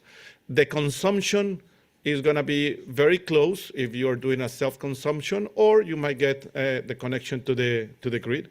In this case, it's another type of reservoir. This is not completely artificial. You see that it's close to the canal where they're bringing the water into the region, and it's not covering a lot of the surface, so you could, in fact, build a larger floating solar project. And this is another project in the south of Spain. And you see that around all of these reservoirs, what you see is agriculture, different type of crops. And we have done this also outside of Spain. This is a project in the south of France, in Perpignan. Again, this is a cooperative that doesn't have land that they can live to do a ground-mounted system. They are not yet completely convinced on AgriVoltaics, but they think floating could be a good idea, and they have implemented. what are the benefits that we're seeing in the hybridization of these two technologies? Well, we already know about all the benefits of agri-PV, but with floating, the idea is you are not taking the land. You are freeing the land for other type of uses, but you are using the water body. And that reduces water evaporation with our technology around 80%, but also reduces algae proliferation that is becoming a more complex problem, and that farmers deal with that by spending money in chemicals to prevent that from happening, because if there is algae in the reservoir, they will have problems in the pumping systems, and that creates a risk for their crops because the pumping system gets clogged or the filters don't work well. And when you think about from a developer perspective, the opportunity that we see is the following. First is the bundling of the opportunities, that you have one client and you can go out talk to that client, to the farmer, and say, okay, I want to do an agri-PV. Let's talk about how much you're going to charge me for leasing your land. But I also see that you have a reservoir. So I can do in the same transaction, in the same deal, I can create two projects. And also, there's an additional benefit. We believe that it's easier to close the deal compared to other of your competitors because you can bring something else to the table to that farmer. You can tell them, look, as part of the deal, that floating solar project that I'm going to do there, part of that, it will be a small project, a few kilowatts or a few hundred kilowatts for your pumping system. The rest, you're going to sell it to the grid. It's the same with the agri-PV project. But you can provide us something that the farmer doesn't have, so it's becoming greener and it's not taking additional land. You're also giving the benefit, and you can quantify for the farmer the benefit of the reduction of water evaporation. Depending on the region, some farmers are actually paying for the water. So that can go into the business case and can increase the ROI of the project. And also, if they have problem with algae, you can also quantify how much of the reduction. Usually when you are covering more than 60% of the surface, you see a significant reduction in algae proliferation. Another good thing about this type of floating solar projects in these artificial reservoirs is that the permitting is very fast because it's already an artificial structure. It's not, you don't need to go all the permitting because you're going to do it in land. So this has already been transformed. So in most of the European countries, it's just a matter of a couple, 2 to 3 months to get the permits required, apart from anything that is electrical, that depends on each country. And finally, the power density is really high in this type of technology. We are packing 1 mega in 0.6 hectares.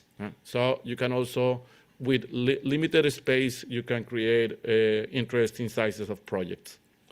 What are some of the challenges on these type of projects?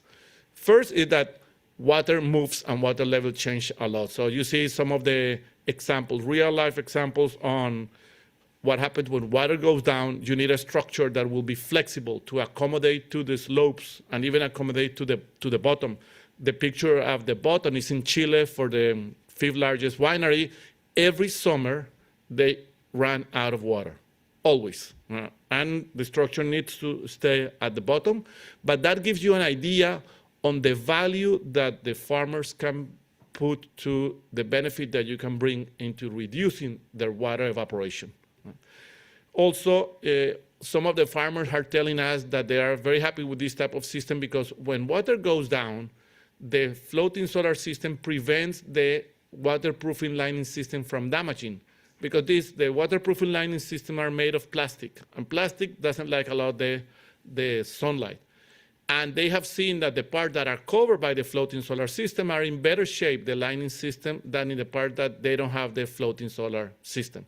So again, for farmers, the lining system is crucial. They want to prevent, that's the reason why they don't let anyone to do anchoring to the bottom, because that damages the lining system. So you can actually bring a solution that will integrate with their critical infrastructure, that is the artificial reservoir, and do it in a way that will bring additional benefits to them. We see two big opportunities for the hybridization of floating PV and agri-PV. One is for self-consumption projects.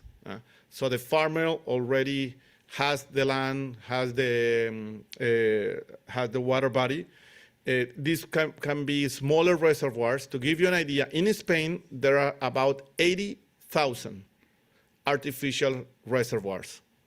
That's a lot. You can already execute this type of project. The regulation is clear. There is good financing. They are closing PPAs. They are using money from the European Union subsidies. They're also working with banks that already work with the farmers, and they are bringing the farmer an innovative product to increase their relationship with them. You can also do projects to connect to the grid. That has to be in larger agricultural ponds.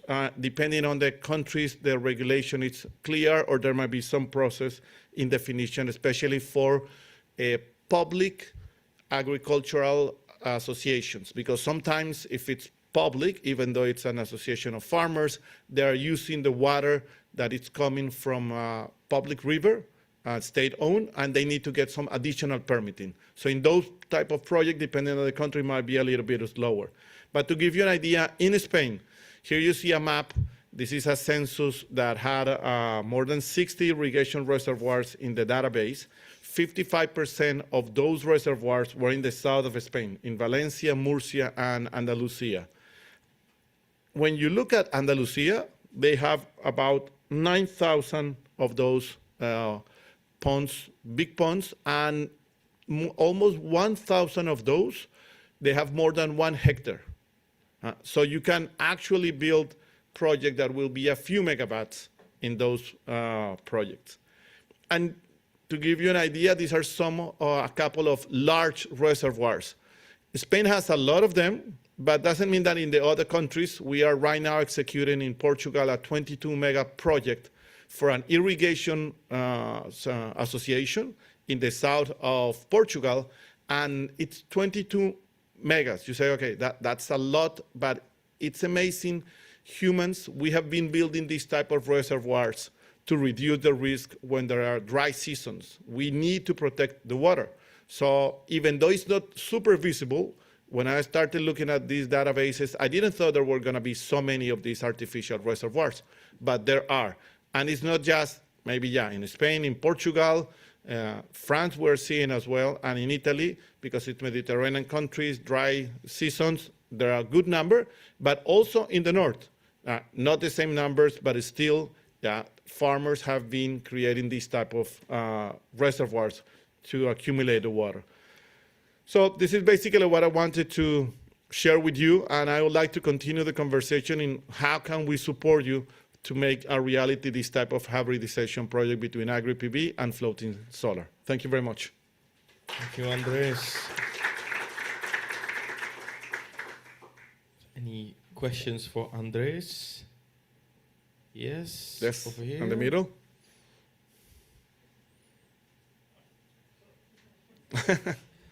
It was closer than expected. Wrong direction. A question: how you manage then the cleaning of the ponds? Yeah. So basically, there are a few ways you can do that. First, there are robots that you can manage. You go under the floating PV structure. They move around and they extract the mud that is there. So that's the easiest way of doing. There might be situations where the river or the source of the water is bringing a lot of mud. And that might be that not even with a robot, it can be possible to do it. So what you need to do in those cases is first to design the floating solar plant like a puzzle. So that means that you could break it in order to do the cleaning. And what do we do? So basically, you take the floating solar plant, it's in the water, you move it to one side of the pond, you lower the water body, then the machines go into clean a part of the surface, then you fill it 20 centimeters, so there's enough water, and then you move the island to the other. If you have a high percentage of coverage, like 70, 80%, that's when you need to break the island into the small pieces. And what you do is you move the pieces.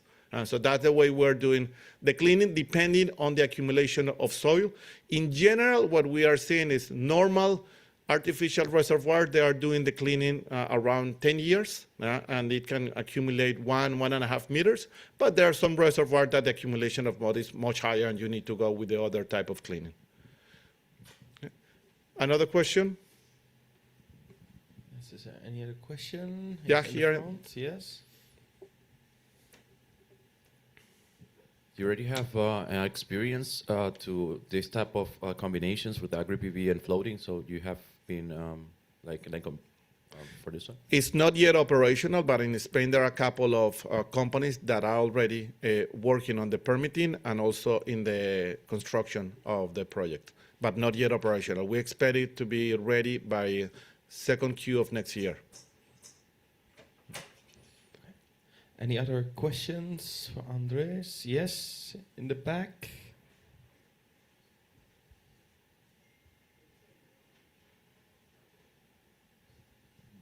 Hi, thank you for your presentation.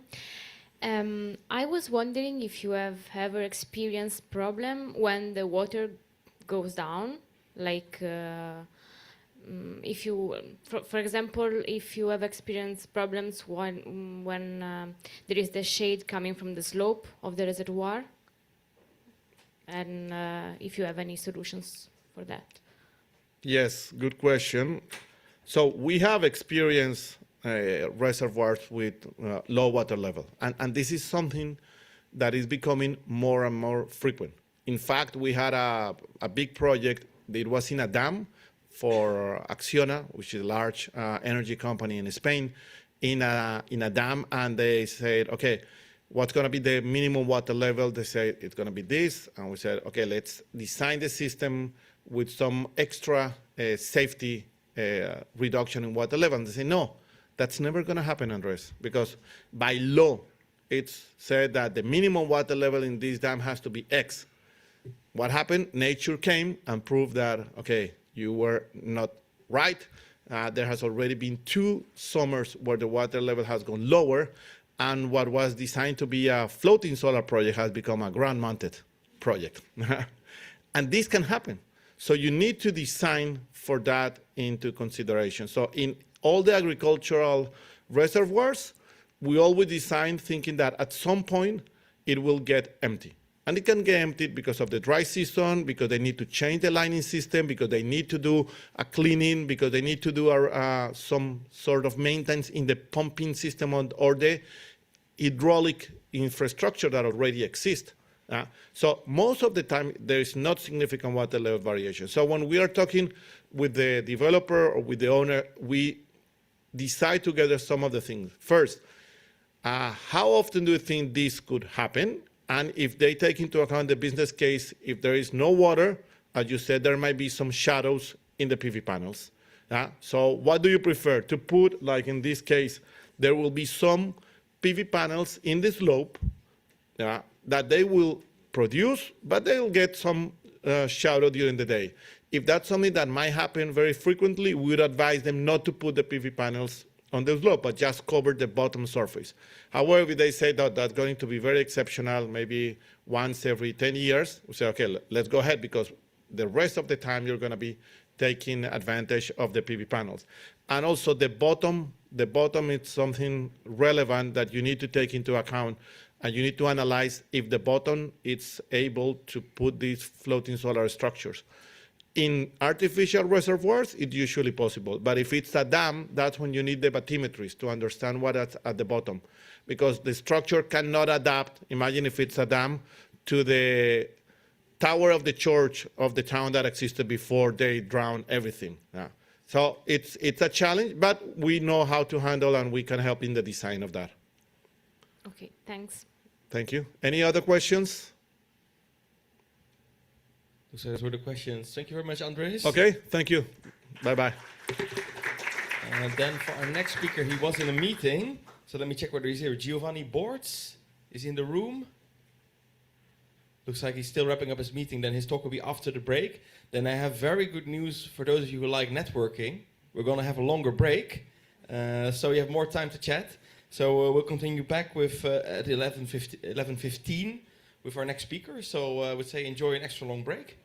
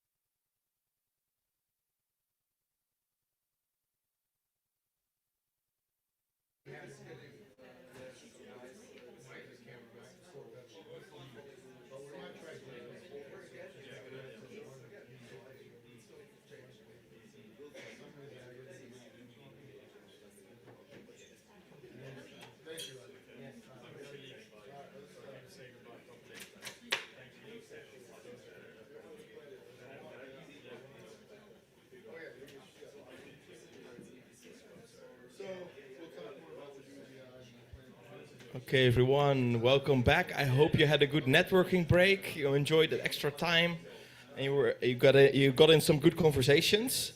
With that break being over, now we are heading back to the program. And as promised, we will now hear from Giovanni Bortz, who's a researcher at URAC Research, and he's going to talk to us about greening the future, shaping the future of agrivoltaics. In the case study, he will discuss his own journey with agrivoltaics. So please, Giovanni, feel free to take the stage.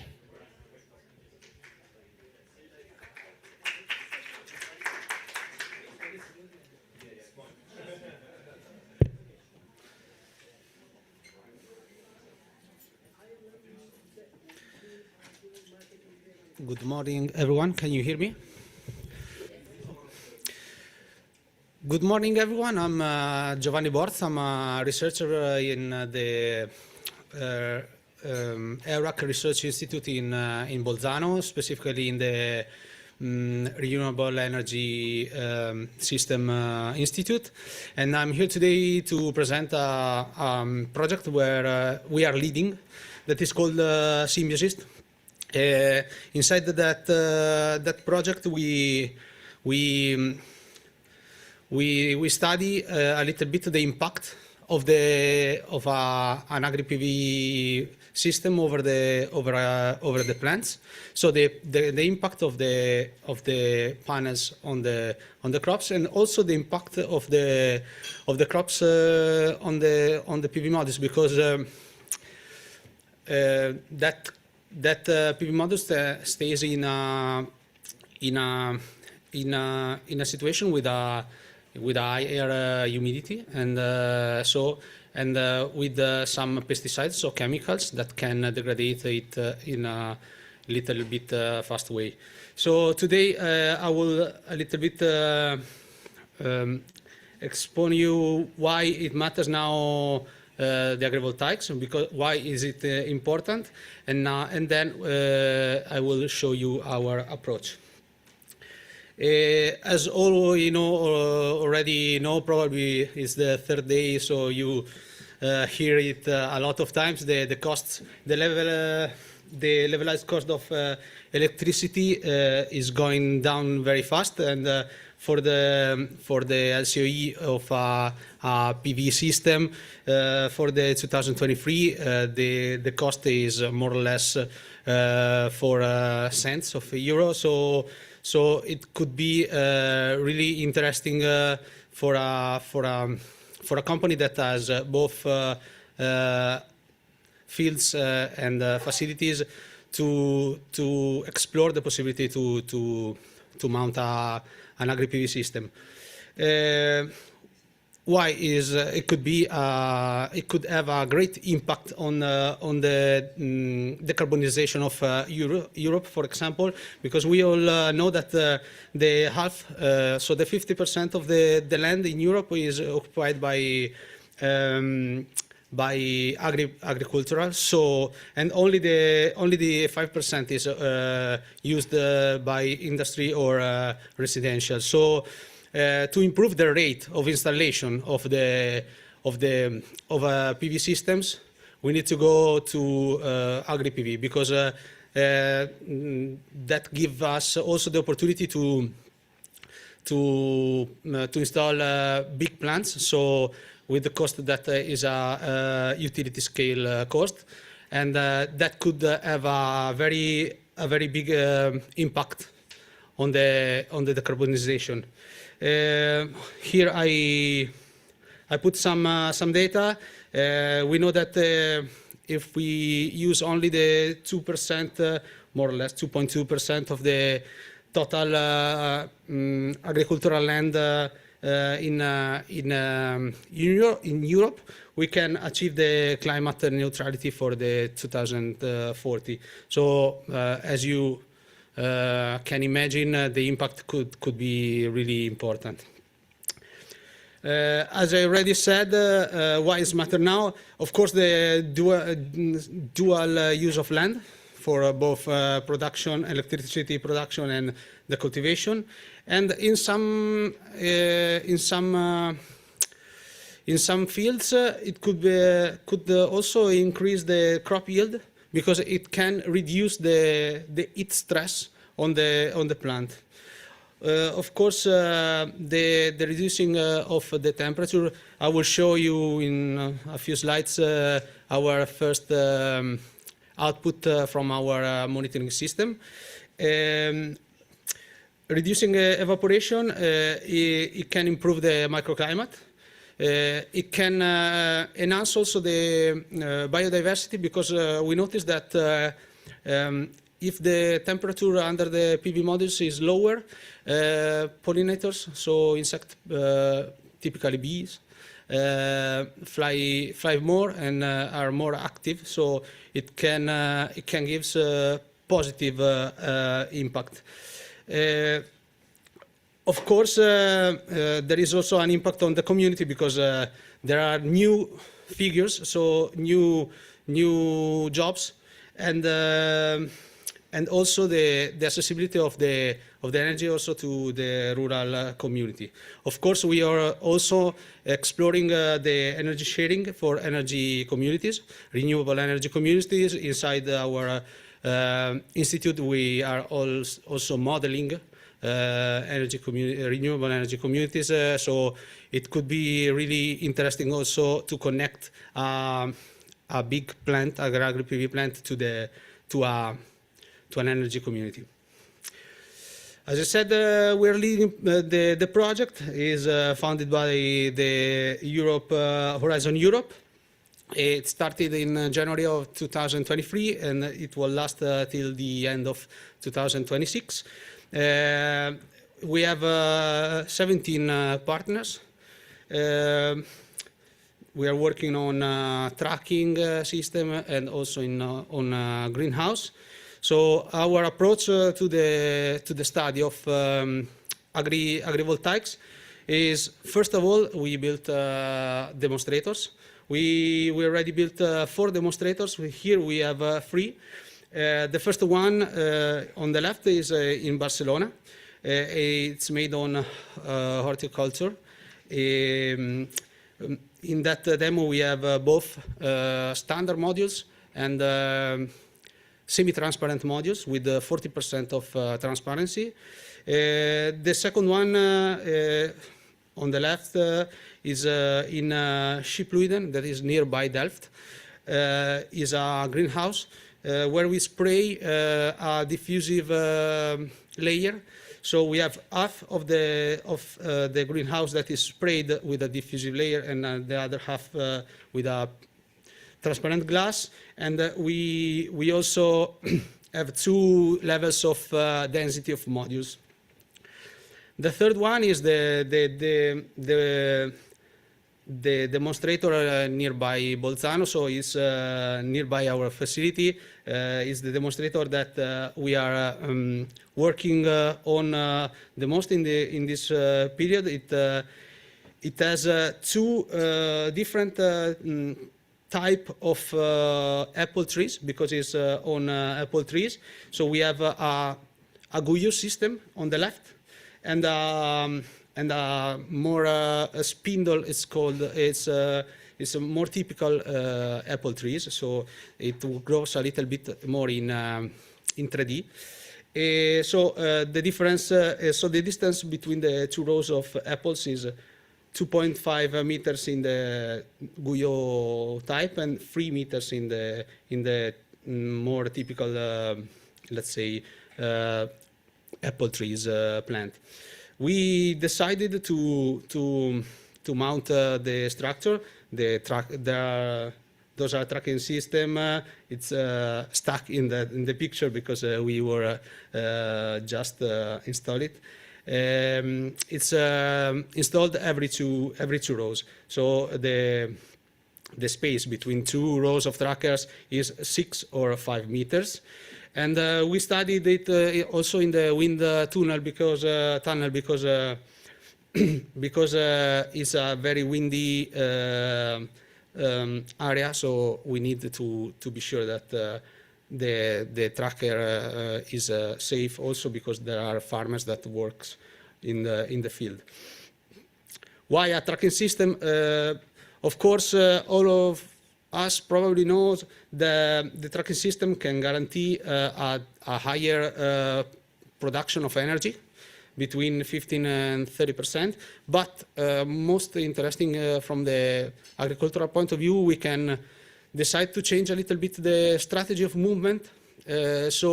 Giving a little bit more light to the trees when it needs, and accepting to reduce the energy production in some period, and that could lead to a better symbiosis, of course, of the two systems. The second approach is the modeling one. We are developing two tools. The first one on the left is a tool that we develop in-house. It's a little bit more simple. Both the model that I'm showing you is on the irradiation, and we try to study the irradiation on all the parts of the tree. This is because speaking with the agronomist, we discovered that it's important for them to know the amount of irradiation that the plant and the trees receives at every level. So, of course, we have two tools. The second one is developed by Lucisan.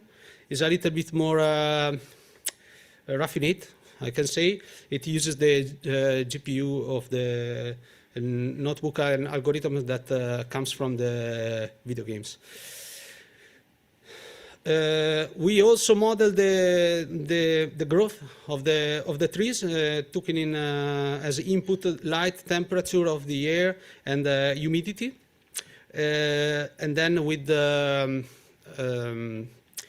with diffusion equation for water and other nutrients that goes through the branch, we are able to understand how the plant can grow and how much it could be the crop yield. Of course, using the demos, we are validating that models. Of course, we also do our work in the sustainability. So we work on the impact on the environment primarily, but also the impact on the society. We also study agri-PV systems from economical point of view. The last approach is the monitoring system that is the part that gives us the first results, and I will show in a couple of minutes. We have a fixed monitoring system, so sensors mounted on the trees.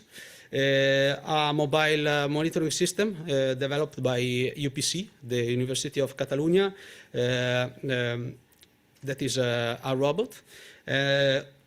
We also develop an aerial monitoring with drones, and of course field measurement on the trees made by agronomists, and a post-harvest analysis.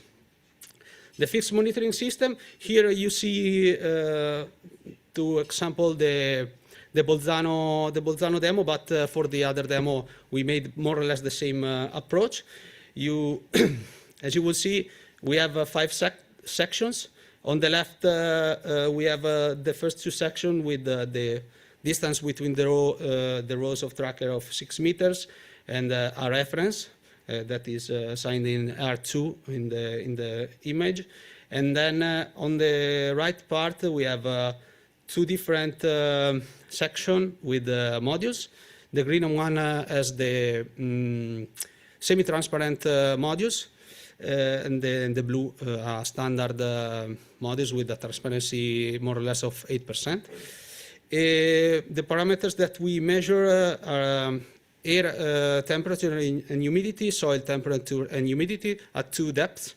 The PAR, so the part of radiation that is used by the plants for the photosynthesis. wind speed and direction, irradiation on the front part of the modules, and also the albedo in the lower part of the modules, and also the precipitation with a radar that permits us to study also the type of precipitation that we are having on the demo. As I said, we also develop a robot. The most interesting part is the LiDAR that it uses to rebuild the environment around it. Here I put a couple of pictures and recreates the volume to understand how the plants grows, to understand if they are healthy or not. We have also a RGBD camera and DVI sensor that can lead us to study the vigority of the plant. As I said, we use also drones more to study the albedo of the system and the health of the modules with the thermography and electroluminescence study.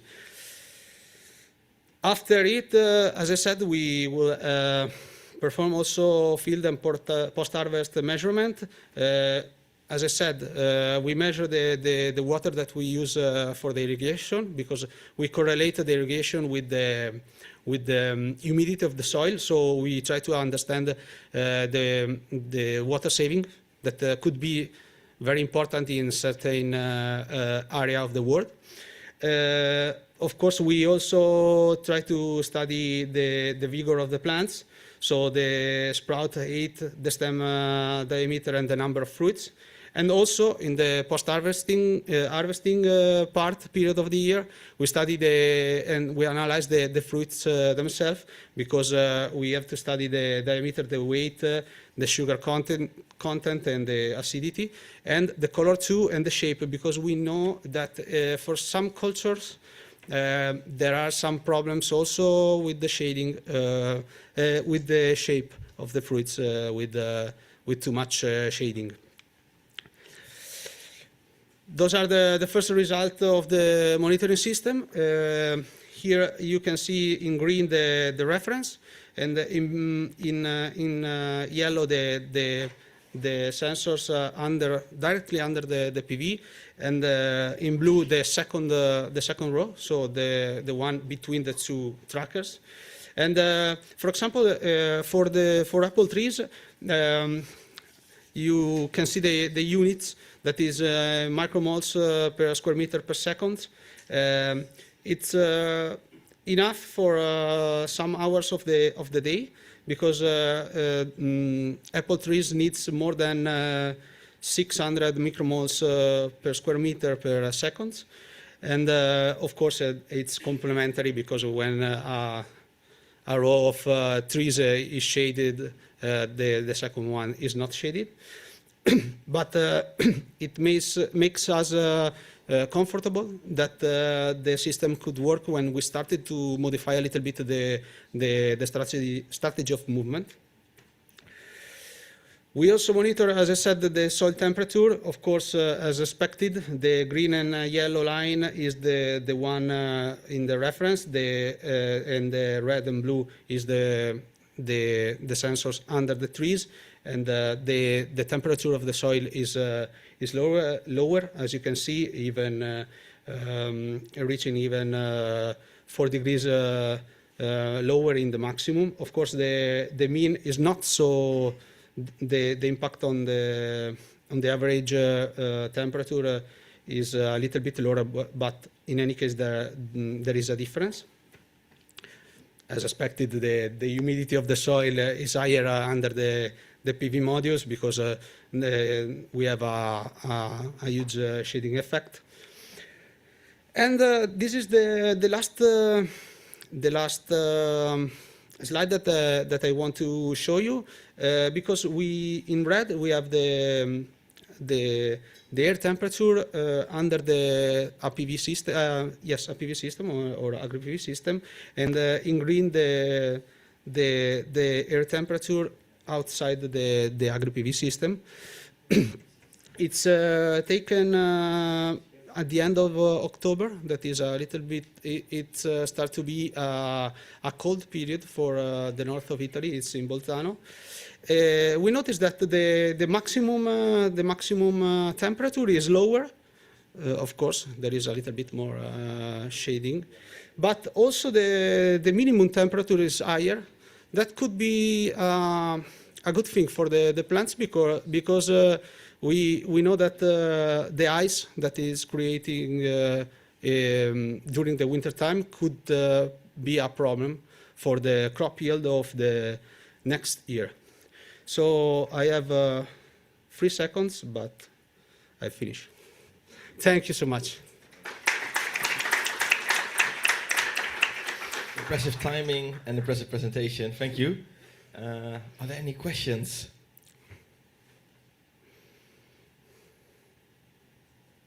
No questions? Then thank you very much for the very clear presentation. And we're heading to our next speaker. So we are heading now to, let me see if it goes still. Yes, Laurent Collot, CEO and co-founder of Insolite, who's going to talk to us about developing and building a portfolio of advanced AgriPV projects and multiple types of crops. He's going to be introducing Insolite, the technology, the pipeline of the company, and the project built so far. So, Laurent, feel free to take the stage. Thanks a lot. Good afternoon, everyone. I'm Laurent Collot. I'm the CEO and co-founder of Insolite. So we are a Swiss company based in Lausanne with roughly 40 team members and active, specialized in agrivoltaics. Today for the agenda, it splits. We have done many things on R&D, but this presentation is more global about how we built our pipeline. We exclusively do AgriPV on crops, and I wanted to show a bit the evolution of the projects from the first one we built up till the new ones we're developing today. And as well, showing some reference that we built overall 12 projects, so I wanted to spend a bit of time on what has been learned on those existing projects. So a few words about Insolite. We are an AgriPV company. We're specialized on the technology side because we want to improve agronomic yields and be able to assess them and at the same time optimize IRR. And we think this is first and foremost a technical challenge on the agronomic side, as there is very limited feedback, let's say, from existing plants. The field is very nascent in some ways. And we think there is a lot yet to be developed to address the multiple use case.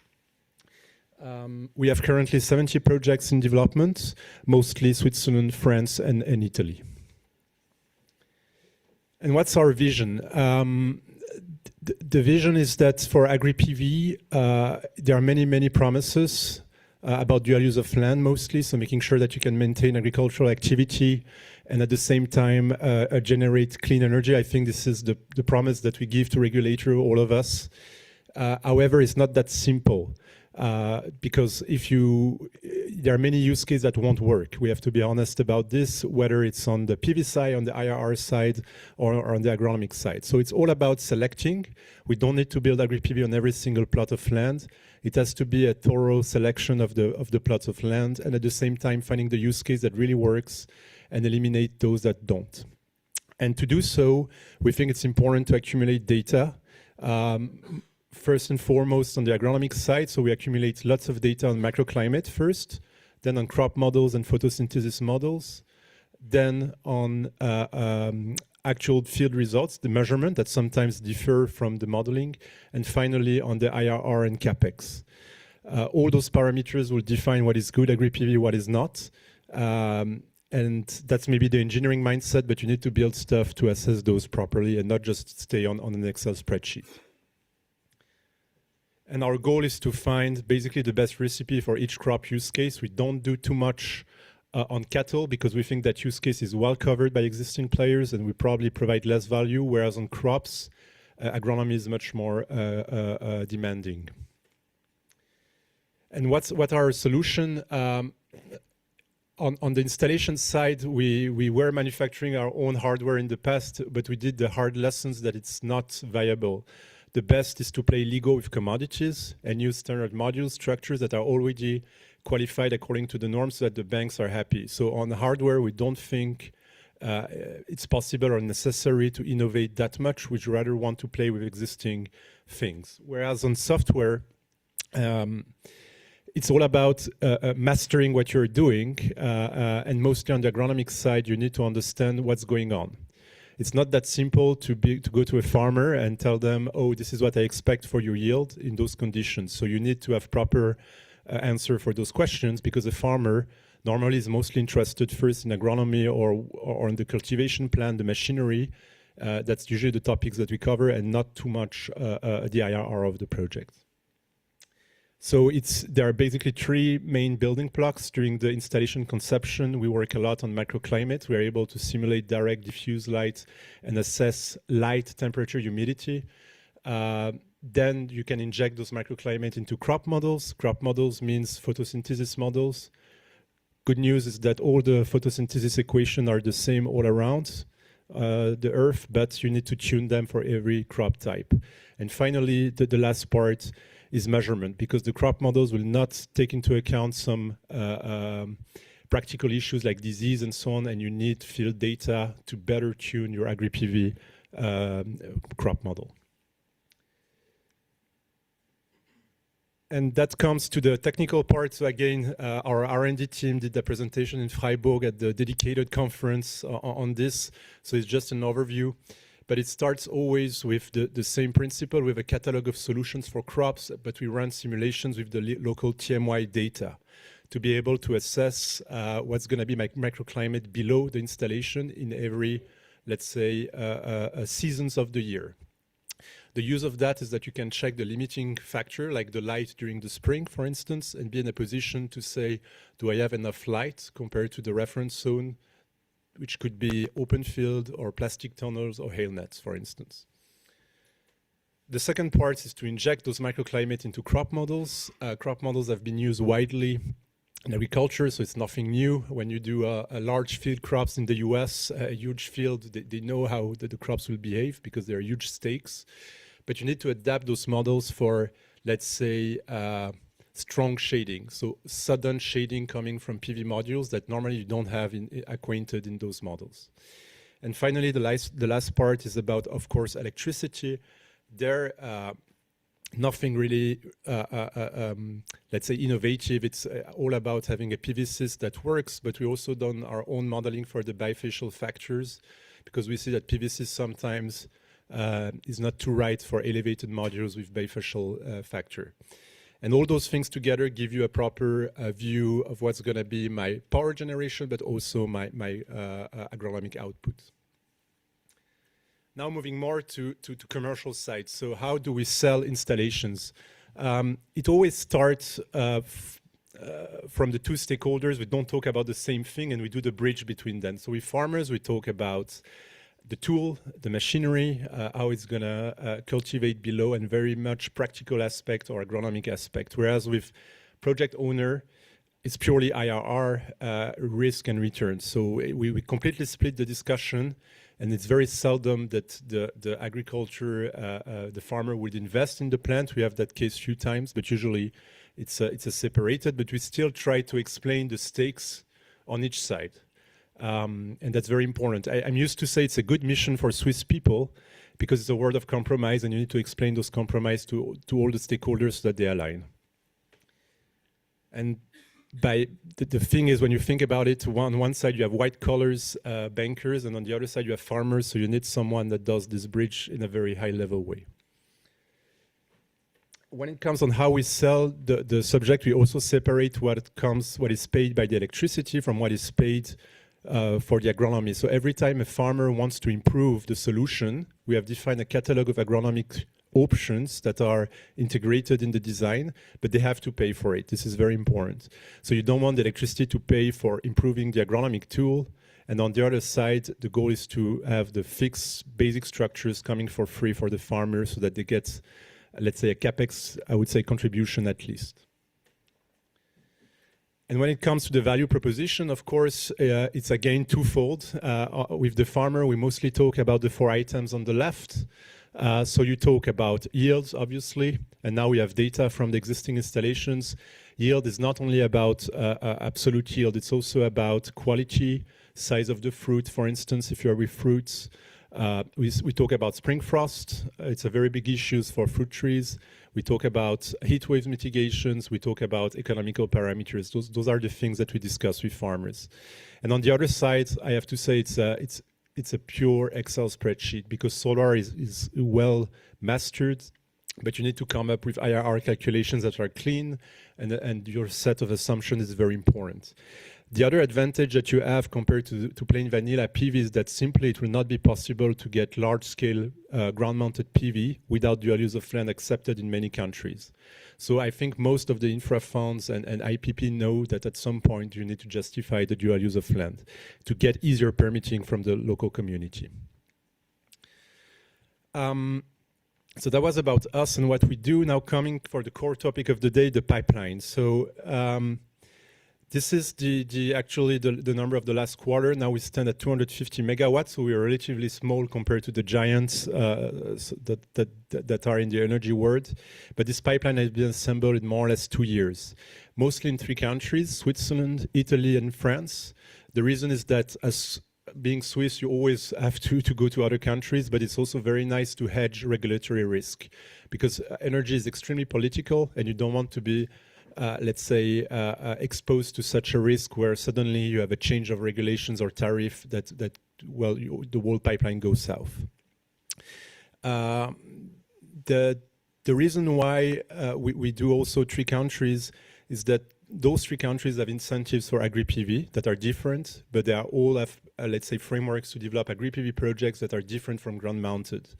And there are other markets where ground-mounted doesn't have really drawbacks compared to agri-PV, and ground-mounted is always going to win in terms of capex returns. So in my view, you really have to pay attention that government at least define a framework of what is agri-PV and to ease maybe the permitting or so on.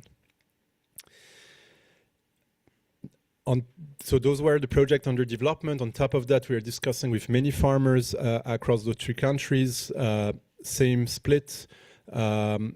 Switzerland is small because the average project size is smaller, but Switzerland, keep in mind that it's forbidden to do a ground-mounted utility scale. So we are more or less the only solution right now to agri-PV is the only solution right now to do utility scale in Switzerland. So there is a pretty big interest, although the installations are smaller. And when it comes to France and Italy, I think we do similar things than many players in the room. The typical average size that we target is between 3 and 10 megawatt. The reason is the grid connection. We believe that it's maybe easier to get a connection faster in that project typology, whereas the high voltage is a game for people that can freeze cash for a very long time. And I think that's something I have not heard too much today, but grid connection, in my view, is one of the main limiting factors when developing agri-PV, because it's really a killer of projects in the early phase if you're not able to grid connect in a decent timeline and a decent cost. Because connecting in 2032, let's say, which is an answer you get usually, you are exposed to many risks that you cannot master. In terms of crops, I think that's interesting. We have been targeting first berries because it's an obvious use case for agri-PV. They like shade. Then we went to apple trees, field crops as well. And every time the value proposition is a bit different, as well as the project size. So the reason why we mix is that not all those use cases or varieties will work. It is very important to get the ones that work well and eliminate the others. And the second thing is to have a mix of sizes. Obviously on field crops, you see our average project size is 10 megawatts, whereas on berries, it would be typically 2 megawatts. And this is linked to the size of the farms. So that was about the pipeline. One topic that is very dear to my heart is construction, things that are built. Because I think it's, once you stay in the Excel spreadsheet, you are speculating a lot on what's going to happen. Once you build, you learn many things. I would say both on agronomy, that's obvious, but also on CapEx and how to optimize, let's say, the different structures mostly. So those are the 12 projects that we built. We started the first ones in 2023, so 2 years ago. The first projects were like 250 kilowatts, so quite small, mostly on berries, and then we have increased the size progressively. The reason why we targeted those small projects is that we could take some risk and also go fast in the development. You have much faster permitting timeline and grid connection timeline to have them ready to build. I will deep dive on some of them to show you examples. The goal was also to build projects with many agronomic options. We have water collecting systems, we have dynamic screen systems, we have also foil systems that can protect from rain, and all those options are tested in construction, but also for the farming side. And that way you can really assess whether that can show the full potential of AgriPV, but then of course for the next project the options have to be paid by the farmers, but at least you can show something to a farmer that he can picture it out. You know, they don't like too much slides, farmers. You need to show things that are concrete. And all those installations are used today by the commercial team to invite people and basically show them what we could build. And even if you have built something on berries, it's still useful because you can at least show, if you bring someone from having an orchard, they can picture out how it will look like. So in my view, this is very important. Of course, it's not very appealing for energy people to do like 200 kilowatt project, but in our view, it's a necessary effort to get access to data and market the different solutions, and also do learnings. You know, there are things that we built that were too difficult, didn't work, others that worked, and that's the only way to learn. So overall, there are 8 hectares. One of the first project we built was in Switzerland on top of berries with translucent module. This is a very high-tech project with a high-tech farmer that paid the whole thing. Raspberries, strawberries in the ground. So this is also very rare. Normally, they are all done outside the ground, so they are bio. And this project is in Wallis in Switzerland, and the interesting thing is that we have created a partnership with Migros, which is the biggest food retailer in the country. It weighs 40 billion group, and they created a basket to sell those fruit in the different shops. Why did we do that? So you had consumer where it was written insolite berries in the shops, and you could say it's useless, but it was very useful because all of a sudden all the consumers could learn what is AgriPV. You know, in Switzerland it's not a very big topic, so at least you can touch many, many people by having such kind of marketing initiative. We did another project, and that's the only one that is a Venlo greenhouse. So Venlo greenhouse usually don't work for AgriPV, we have to be clear on that, but that one was very special because it's a tree nursery in Switzerland. The guys are from Hamburg, and they say that we want to replicate the Hamburg conditions in St. Gallen in Switzerland. So we need 20% shading. We pay the full greenhouse. So you just have to finance the modules. So the local utility financed the modules because they just have to pay for them. We did a 20% coverage, so very, very, very weak. But still, if you only pay modules and inverters, it's viable on the IRR side because the full infrastructure is paid otherwise by the grower. However, I have to say on greenhouses, you usually seek for the most light inside. And the smallest shading that you do, even with a frame and so on, will really be detrimental for the crops. So we think greenhouse is a difficult use case. Maybe you need other kind of technology like what Voltaics does with spectral filtering. But with standard PV, it's not a viable use case, except some case like tree nursery. We did also projects that were semi-open greenhouse in plastics where there are still venting systems and so on for strawberries. I think there it's possible to make something that works well as a tool. But the question is it going to be worth, let's say, to have this fusion of the two infrastructures into one? Isn't it better to have two tunnels separated from the PV plant? So it's not an easy use case, and between the berries, strawberries are much more difficult than raspberries or blueberries, for instance. So this is the kind of learnings that we have today. Another project, that's the one I was mentioning before, it's in Luzern with a farmer. This is the one with bio raspberries. And the last one is a project in France, southern France, where we built, again, a strawberry project with CARE. It's an IPP. And there again, it's a fully closed greenhouse with plastics, including a dynamic screen system, so quite high tech. And another one on orchards with apple trees. So orchards are interesting. It's all about replacing hail nets, the use case. You have to be careful because if you shade too much, it's going to degrade the yields. However, we think we have an implementation where it can be both beneficial for apple trees, pears, or cherries, and at the same time have a pretty good capex structure. And there are other projects built. I couldn't go through all of them, but just to say my core message is we do lots of learnings, and the more data you get, the more optimization you do, the better you are getting. So the last installations we are currently building, we are able to deliver the IRR target of the investor.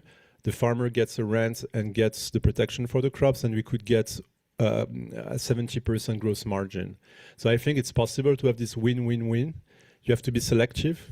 You have to count well. It's all about optimization of everything, but it's possible. That's my core message. And the bigger the installation gets, the better, obviously.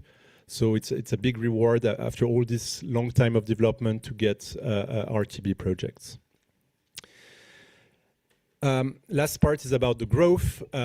What we did in the past is not always what we'll do in the future. I think people doing project development know that. So we focused in the past on berries, small projects that go fast. Then we went to medium scale, I would say 3 to 10. That's our core focus today. It may sound small for utilities or IPP, but we think it's a decent size enough for our company size. And also it's frameworks that can go faster. You have accelerated permitting in the different countries that can help you going a bit faster to RTB. Because at the end of the day, a project exists only when it's RTB, and before it's just a number on a slide. In the future, we might go above 10 megawatts, mostly on field crops, eventually pasture. And there you just have to, in my view, to find the right grid connection access, as well as selecting well the project. The soil type gets very important. I think it has been said in many presentations. So again, this typology of project is completely different than an orchard or berries. And yeah, this is it. I think this repeats a bit the same. And you always see, when you build stuff, you always see the past. And I think that's something we all have to bear in mind, that the things that will be built in the future, in our case, it was translucent module with berries, are not always what we'll build in the next years, but it always helps to get agronomic data and reports, because it's always the same set of equation. So whatever you are building, I think it's very important that we extract results and learnings on what works and what doesn't work. That's it. Many thanks. I hope it was relevant, and happy to get your questions. Thank you, Laurent. And if any questions here in the front, here we have a question. On 2 questions in the middle. Go for it. We have the time, so the microphones will get to you. Another question here? Yeah, okay. So, sparked a lot of questions. So I guess I'll go first. It was very interesting, thank you. I'm wondering if you could share a little bit more about the choice of panels from translucent to, I guess, regular bifacial panels. I suppose the pricing on translucent is not very competitive, and going to bigger projects, it becomes almost impossible to use, but I'd like to hear your words on that. Yeah, it's absolutely true. I think we are always biased by our first country where we develop. In Switzerland, we were the first one to put AgriPV on the ground. It was even not defined in the law. And the best way to push projects was to show something translucent. So we just complied with that. And let's say the market of electricity is a bit different than in other countries, and it could still work on the project financing side. But this is a very seldom use case. In Italy and France, we don't do translucent at large scale for the reason you mentioned. The cost per watt of the structure gets too expensive. And that's something you cannot fight too much. And the team, we challenged them and we told them, can you build something with opaque module that has better light distribution in the spring? and actually managed to find implementations where you have more light in the spring while still using opaque module by playing more at installation level. And I think that those are very interesting learnings because your capex decreases heavily, and at the same time you don't degrade the light conditions, so it's a net win. But for that you need to make analysis. Yeah.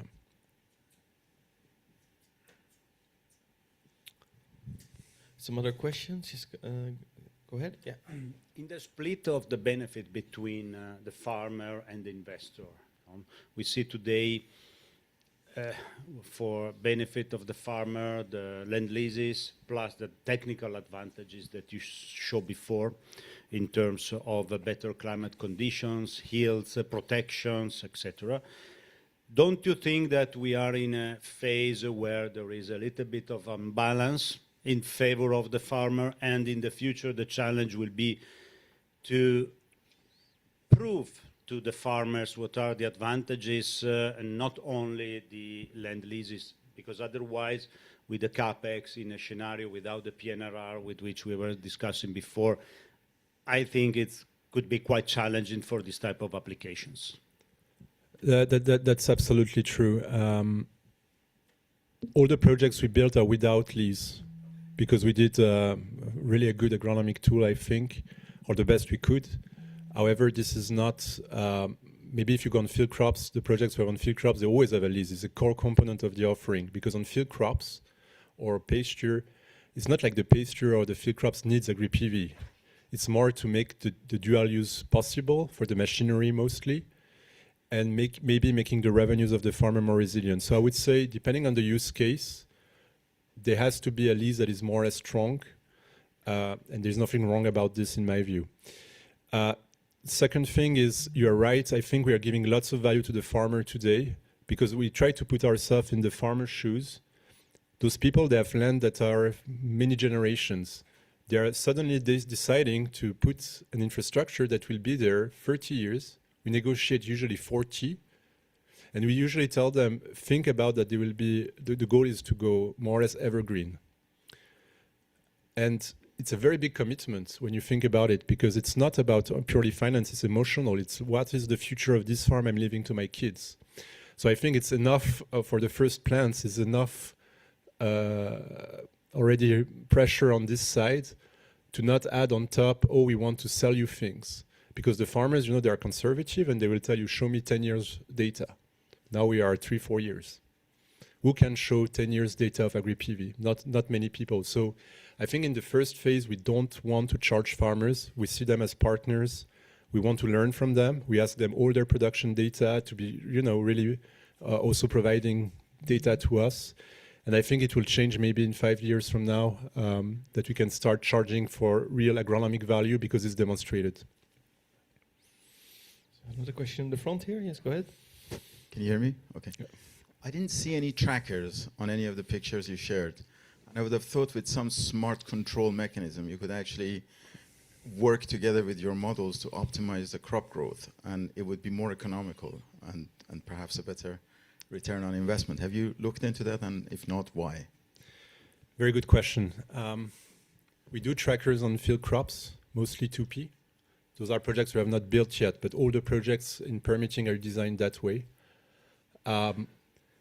We did one project with trackers elevated on orchards. Next to it, we have the fixed implementation. And we have a very strong take there. Elevating trackers is very costly. It's wonderful what you can do with anti-tracking, because you can send the light whatever condition you want, you can tune it perfectly. And indeed, we have an algorithm that does that. But then you go to the bank, and you have to maintain cash flows. And what the team says is that a good tracker installation elevated depends a bit on the GCR. You will have to disalign maybe 30%. The bank doesn't want to hear that. So you end up, in my view, in a conundrum where you're telling the banks, no, I have stable cash flows. And you talk to the farmer and you say, I can disalign whenever you want, whenever you need light. And in my view, and I'm talking elevated trackers on top of orchards, this is a very big problem, and we prefer static implementations, maybe with less GCR, because at least things are clear and cash flows are stable. And the second thing is when you look at the capex and you start quoting trackers that are, let's say, 3.5 meters high, it's a nightmare because you have the wind loads that increase exponentially. And in France, they have a decree that says it has even to be at 4 meters, so this is too high. So in our view, trackers have to stay closer to the ground for static reasons. So most of the orchard pipeline we developed with fixed implementation for that reason. Maybe we have a chat later on. Okay, any other questions? Some further hands in the back, but I think then they've been answered because they've disappeared. So you answered multiple questions in one go, so thank you very much. Thanks to you. Yes. And we're heading to our next case study on whether if agrivoltaics can fuel the growth of sustainable farming. It's a joint case study by Mariana Rica, ESG Associate at Next Energy Group, and Tommaso Barsali, Senior Associate Agronomist at Starlight Farm. And they're going to talk about the potential of agrivoltaic systems, the benefits it can bring to the food sector, an overview of the current adoption globally, and also the synergies that can be found. So the floor is all yours. Go ahead.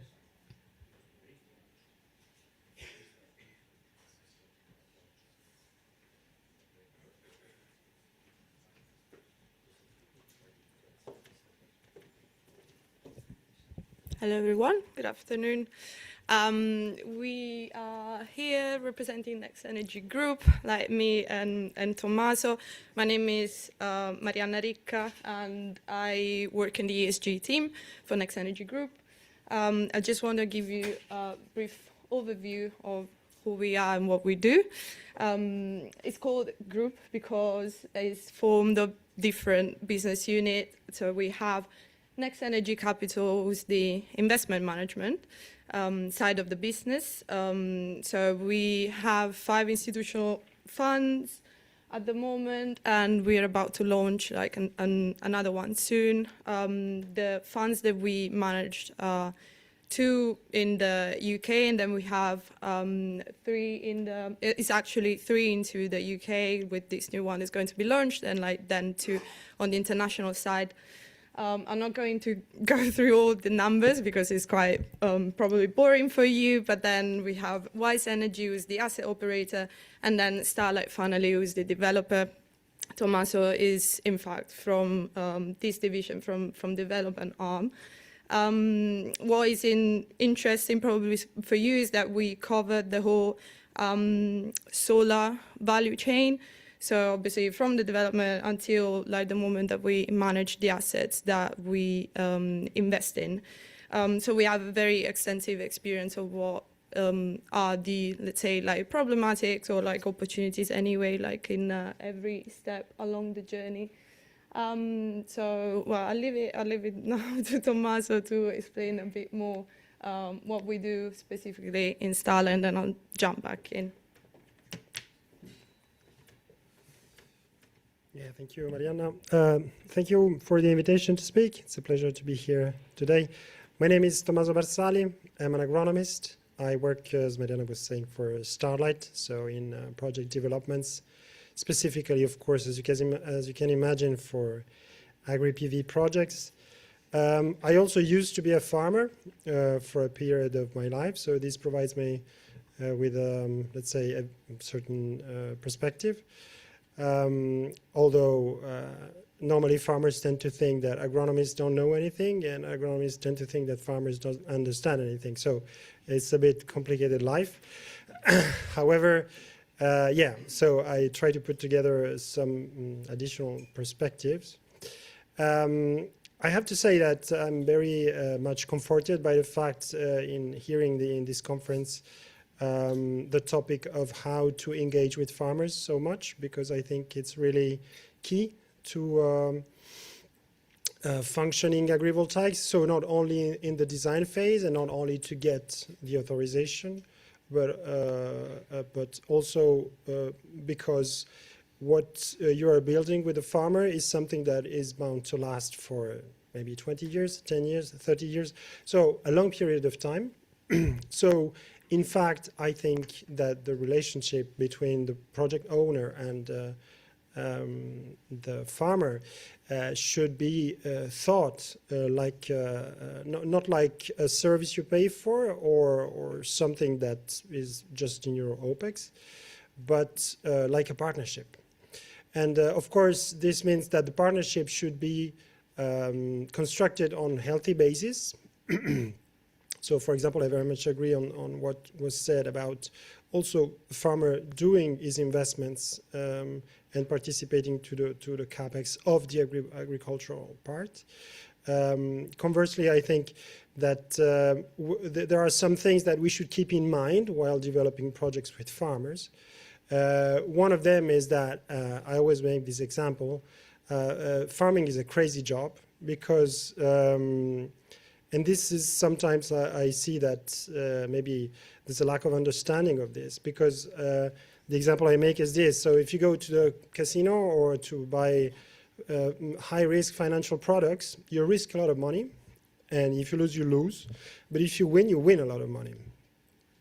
In farming, is that the situation is such that you risk a lot of money, and if you lose, you lose. And if you win, you just maybe survive or make a decent living. Of course, this is not valid for all situations. It's not valid for all type of agriculture. But we have to keep in mind that there are many things at stake for farmers. Okay, I won't describe what's AgriVoltaics. Of course, many of you know, and if you don't know, I don't know what to do for you today. But what I mean to stress is that it's not just panels over a field where you plant things, or it's not just your regular PV project on just another field. It is a complex system made of two subsystems, and this is very important that we visualize this. This means that complexity, of course, has to be managed.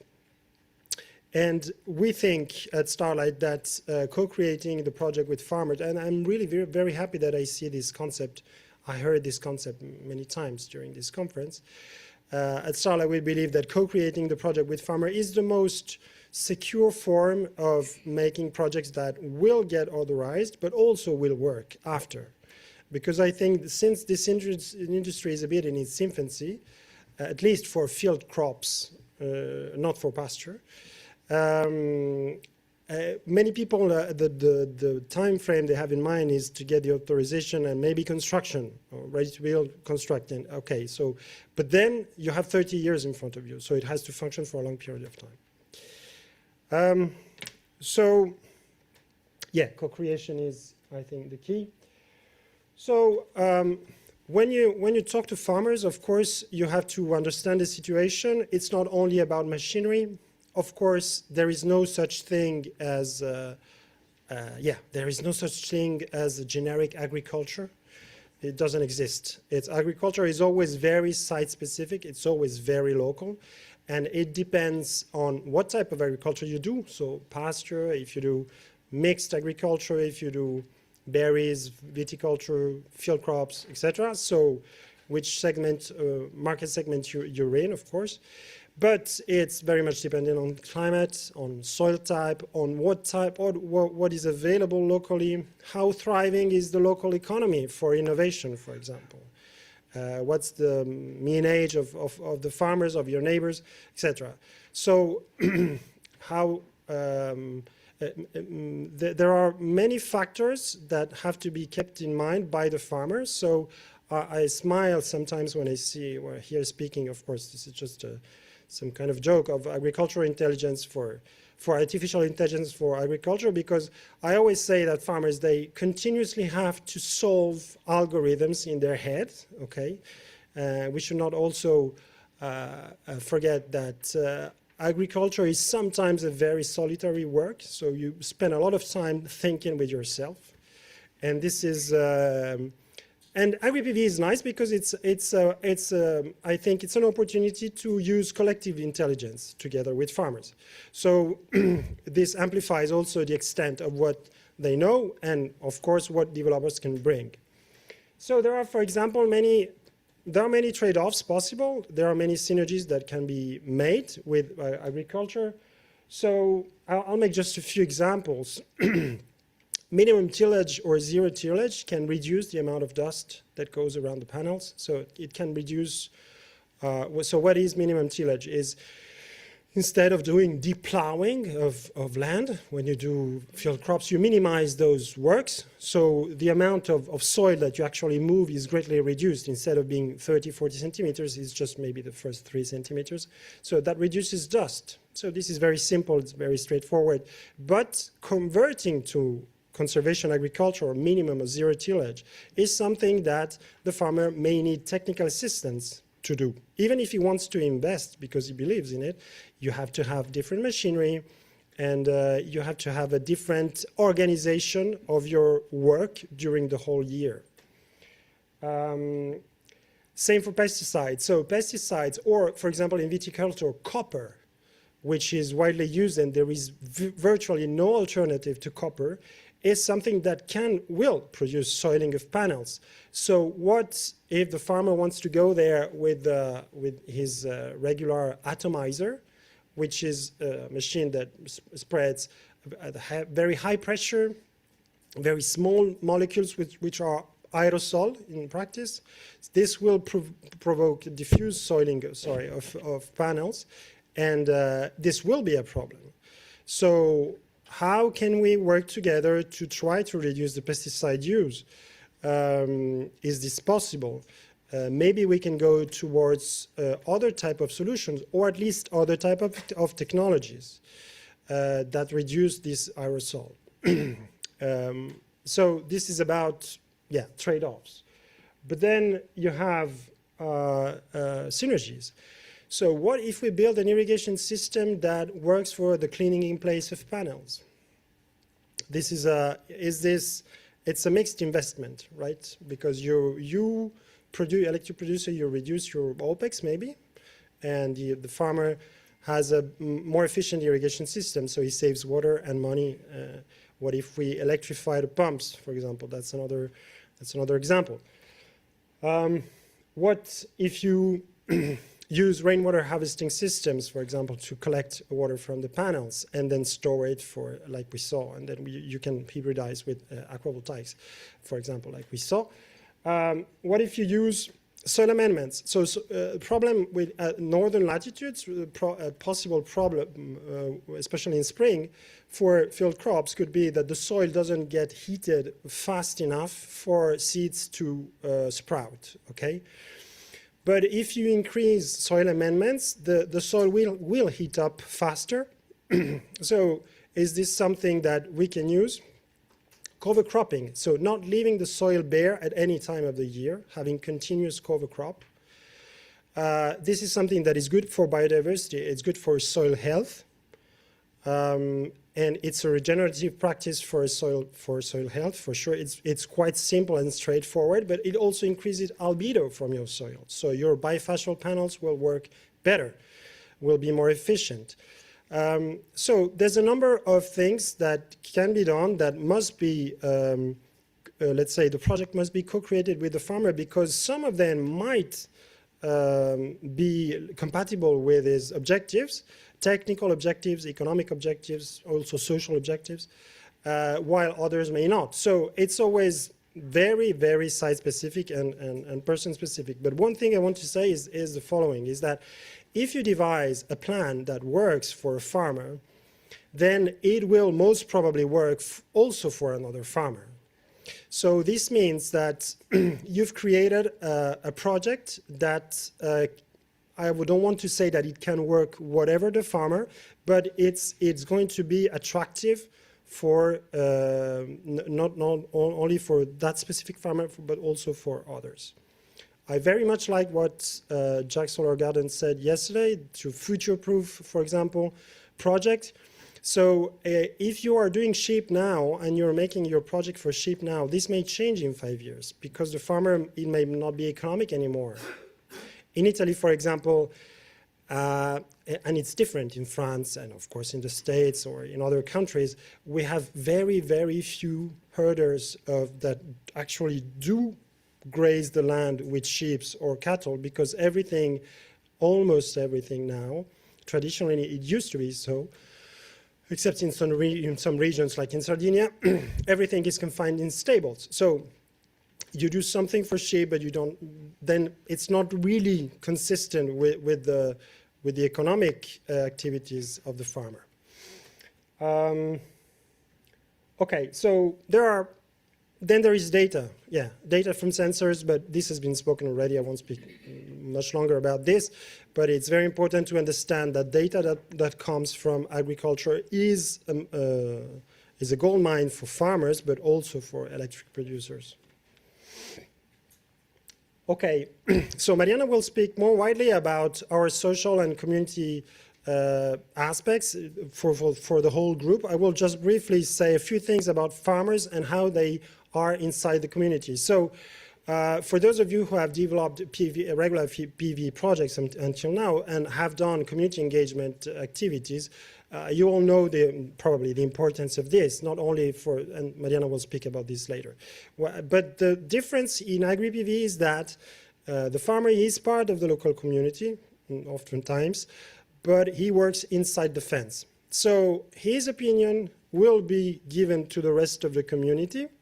The rest of the community may or may not accept it. However, it will be, in any case, a more informed opinion compared to the others, because he will work there every day.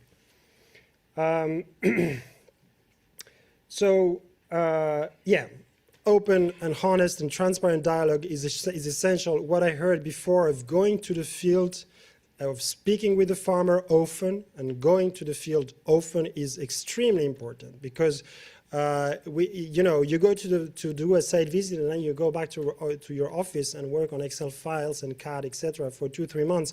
Then you have a project and then you go to the farmer again and he says or she says, but this is not what we discussed, because in the meantime you have built in your head all the impacts for everything else. So going to the field is very refreshing and sobering. And also interesting. Actually, it's the part I like most, because I'm more a field type of guy. Okay, I will stop here and leave the floor to Mariana. She will speak about the wider social strategy of Next Energy Group.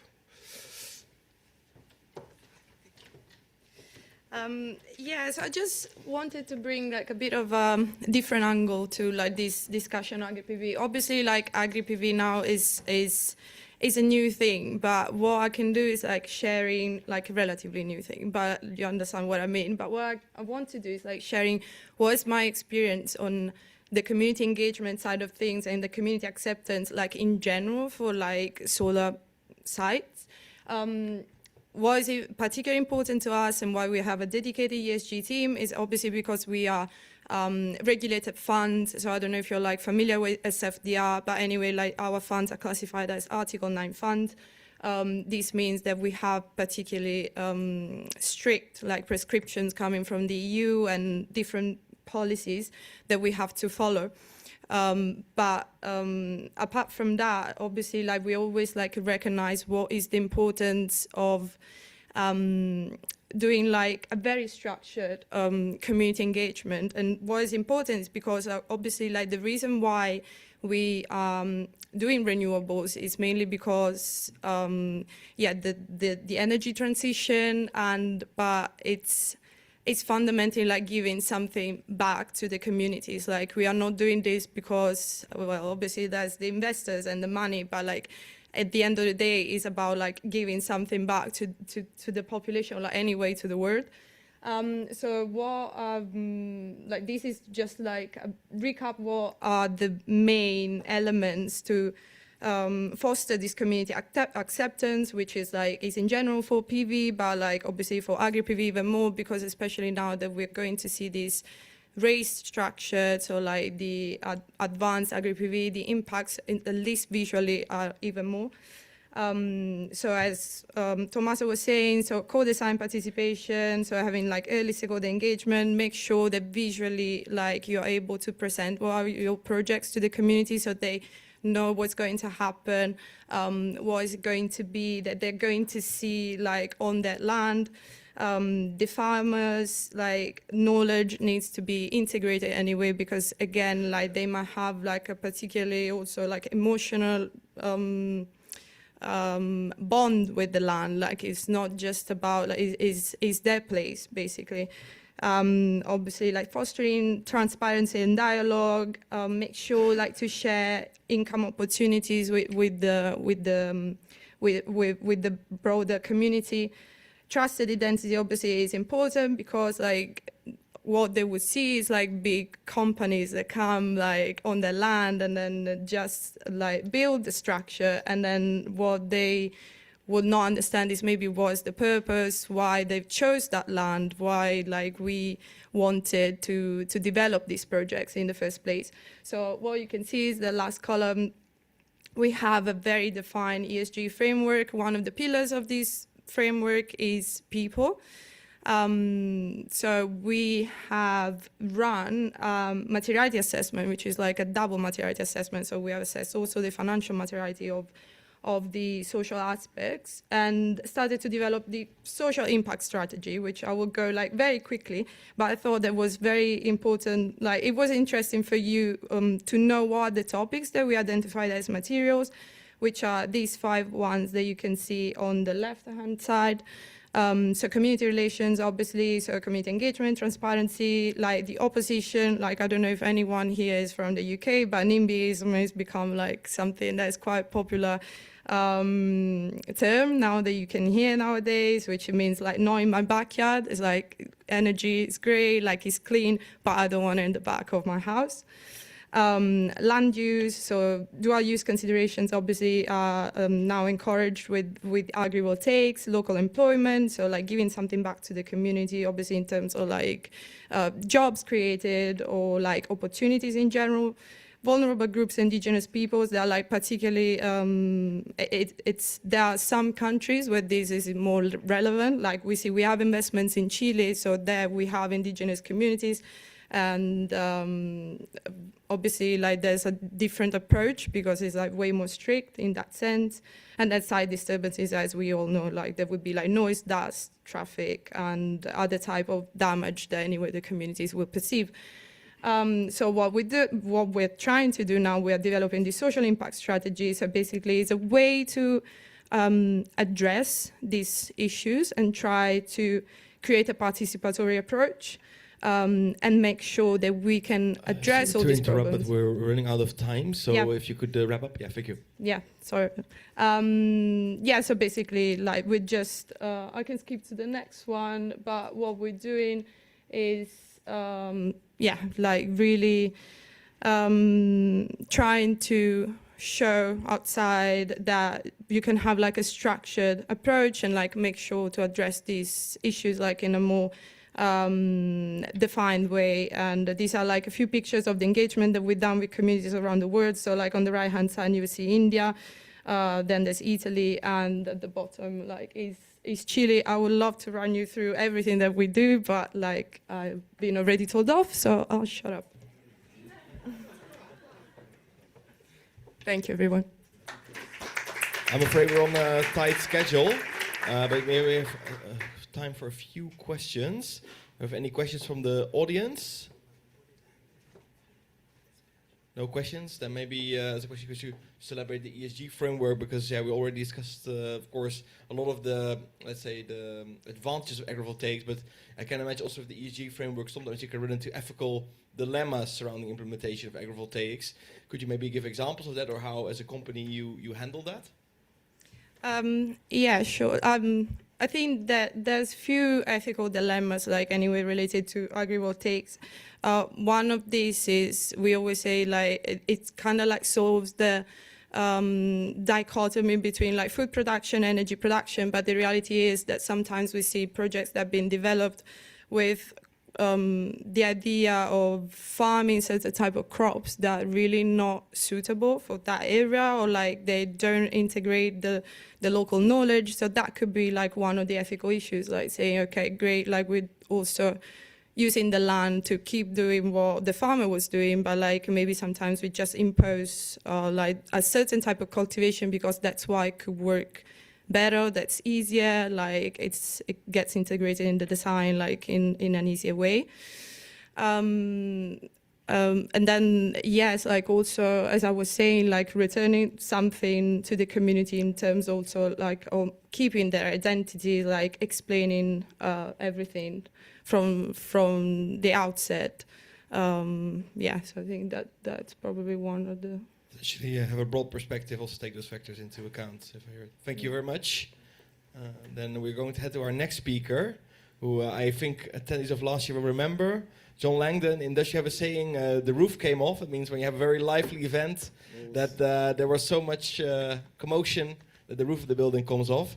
So it's my pleasure to, again, welcome John to the stage to talk about how solar can save farms. All right. Thank you, everybody. Thanks for being here. I'm going to bring up Miss Jana Jenkins. That's the real treat. If you get a chance, talk to her. You can get a picture with me if you want. Get the hat in there. But the real treat is to talk to Jana. So, trust me. So, this is a picture of our farming practices. I'm a fourth-generation farmer in Western Oregon. We grow grass seed, ryegrass, fescue, that kind of stuff. So, in this picture, which is a little blurry, but we're harvesting... We're swathing, we're cutting the tall grass into rows. So we're used to a row mindset. Everything is in rows, rows, rows, rows. And so we put it in a row, then it dries. Let me see if I got this. And then we come back with a combine harvester after it's air dried. And so you see this piece of equipment here, it does not have a wide header. It can fit between rows. The step folds in to go down the road. For road travel. So the widest part is the tires. So when we talked to our developer about the spacing we needed to harvest the same crops we've been doing for 100 years, we said we need this geometry. Everything else we want to work with you to make sure it works for you. So we changed our cropping system. We took a flat open grass seed field and we planted hazelnut trees. The ladies from France, Ludovine.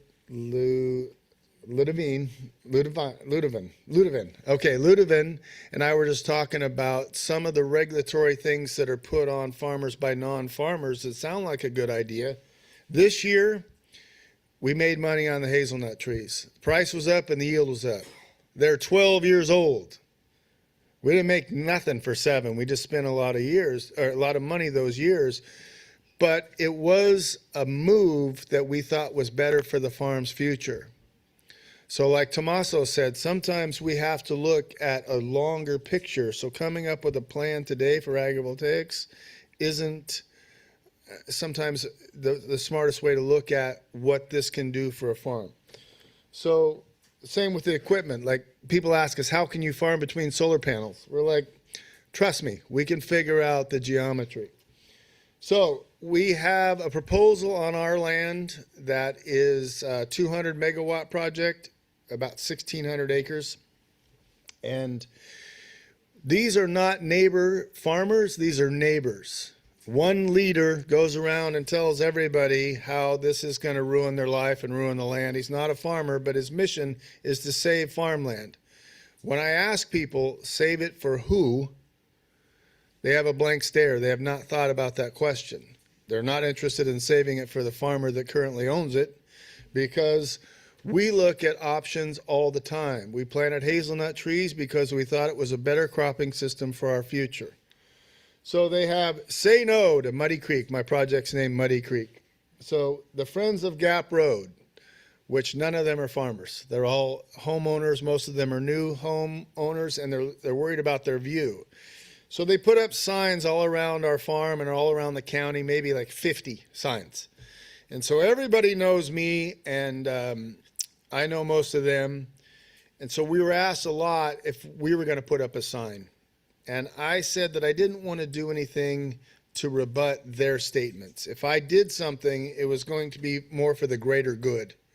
I wanted to do something that was a positive. Theirs says say no. That's about as negative as you can get, right? So I had other farmer friends who may be interested in solar, but they're reluctant because of this kind of stuff. Simon said yesterday, this is what you call it, textbook. Like this is right out of the playbook. This is what we see now. So I said, okay, they got 50 signs. I'll put up one sign.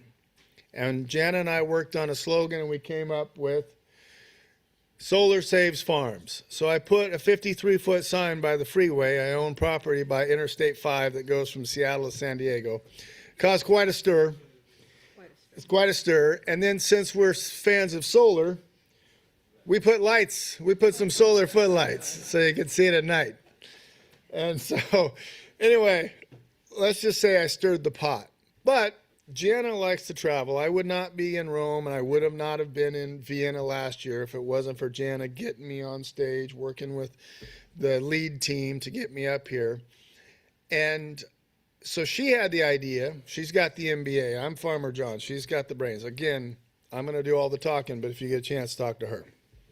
So when we went to Europe, we said, by the way, we have a research facility where we can take people and show people the panels. This is Dr. Chad Higgins, similar to Jack's Solar Farm. We asked, how can you farm between solar panels? That is a 17-year-old kid without GPS and a disc. Like, we got that close without trying on a research farm. So we go to, this is in Italy. We brought 2 banners.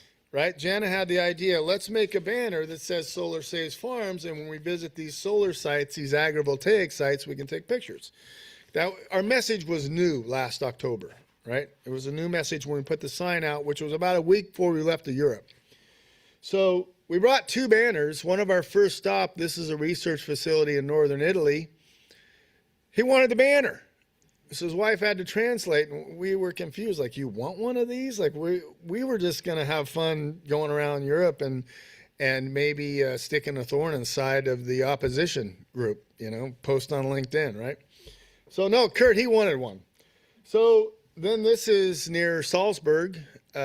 This project, we saw a dozen different sites with a dozen different type of arrays. And this is near Ravensburg, Germany. These 2-piece sites were incredible. And so we got invited. So our trip in Europe last year was 22 days, but our map looks like a scribble. Our route, we kept getting invited real time. But we were in Europe almost 3 weeks before the conference last year in Vienna.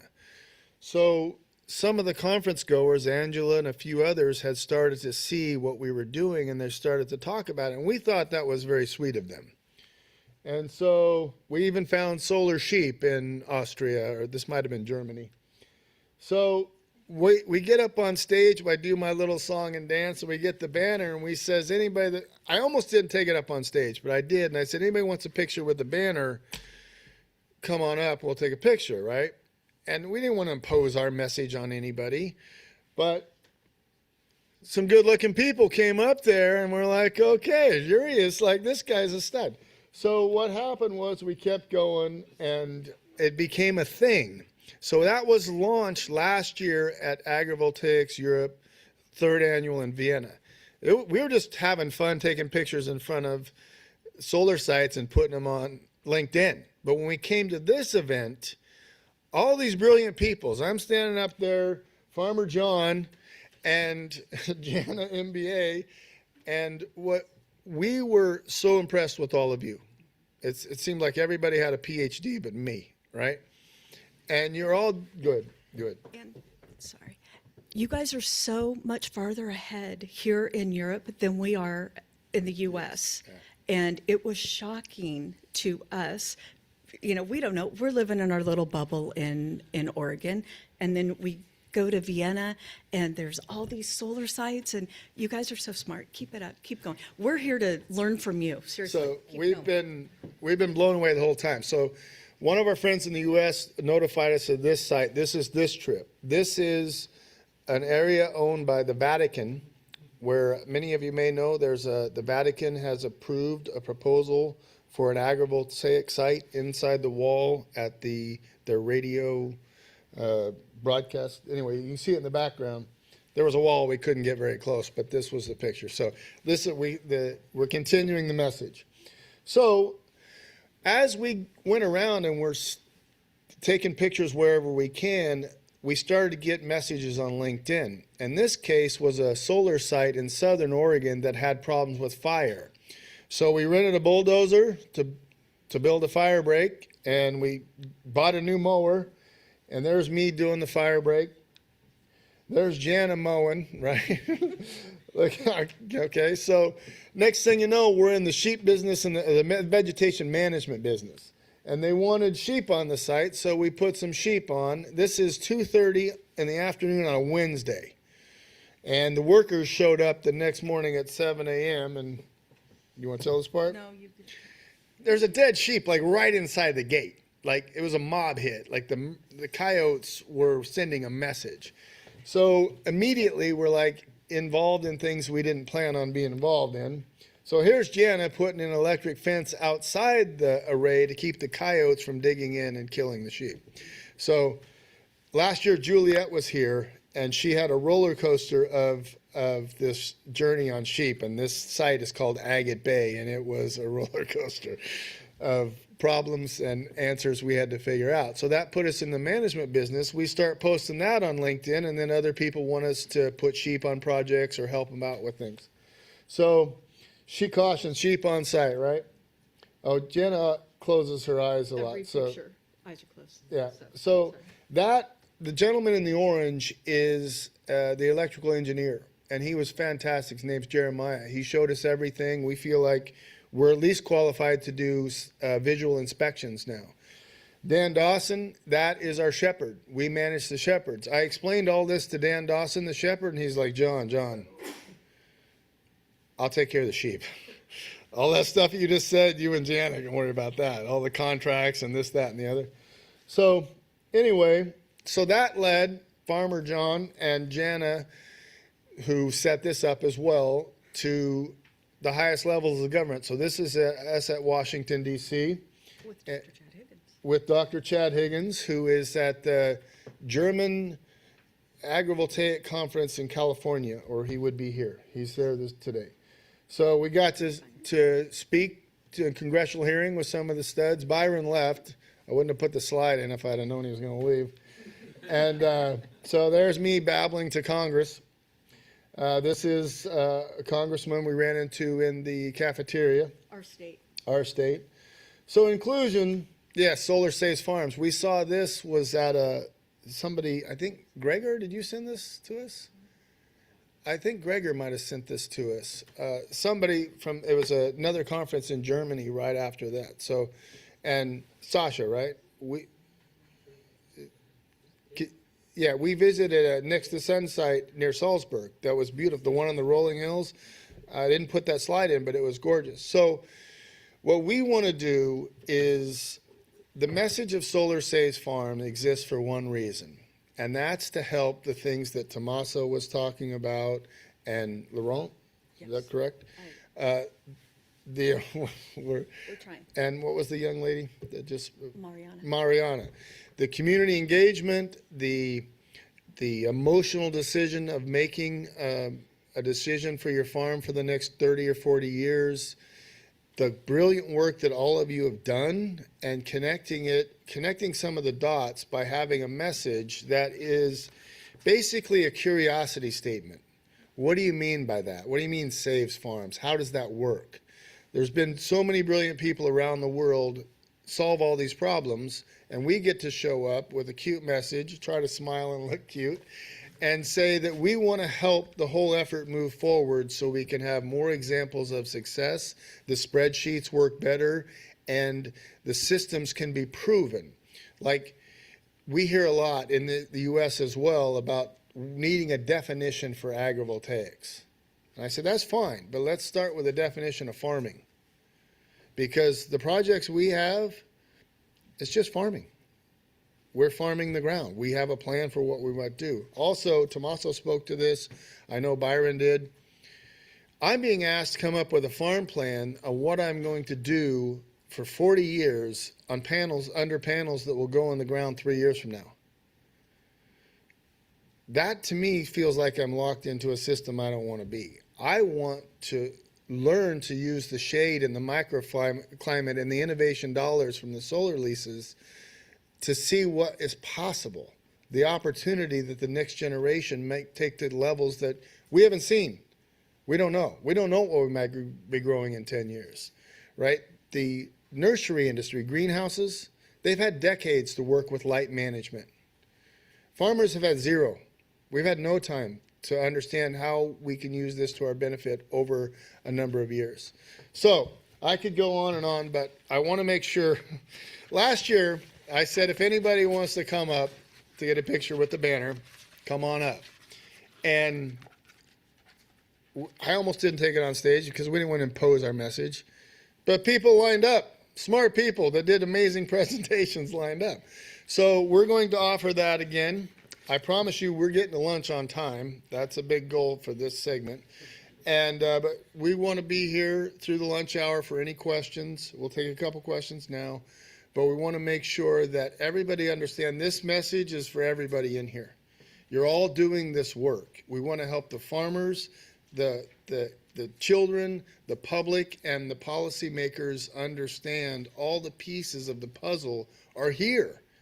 They just need to be better understood, and some of the bureaucracy and the regulation needs to allow more projects to happen and let the success shine. We think the future is bright, and we think agrivoltaics is the answer. And all of you have built that answer, and we want to help anyone in this room and everyone in this room make it more of a reality sooner. So, we got a little time, Roger, for questions? We definitely have some time. So we have about 5 minutes before the lunch.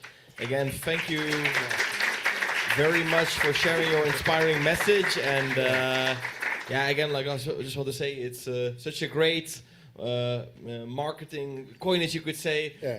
Instead of the negative message, oh, solar destroys the fields. No, solar saves farms. Again, brilliant. But we definitely have some time for questions. I already see 3 hands going up. And yeah, like John said, they will be here during a part of the lunch. So they will not have time for lunch as well. But if you have questions and we don't have time, feel free to come here during lunch for a photo and also to ask your question. Let's see, I see you. Yeah, Wilma, you have a microphone? Go ahead. Yeah. Thanks a lot for your lively presentation, John. Thank you, I was Wilma. wondering, after you put up your Solar Safe Farm sign near the highway, did you get a constructive engagement with the Say No people? Well, there was 2 groups. There. Thank you, Wilma.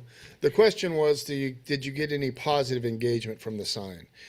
And we did. We've gotten a lot of positive engagement from the sign. We had Katie Meyer, who is the Katie and Dan put on Solar Farm Summit, which is the equivalent of this in the U.S., built us a nice little website that's intentionally simple, just kind of a gateway of curiosity. And so the group that is the opposition group, they actually started in 2018 to oppose a country music festival that was moving to our place from my cousins. So when they're NIMBY on more than just solar. It's not just country music and solar.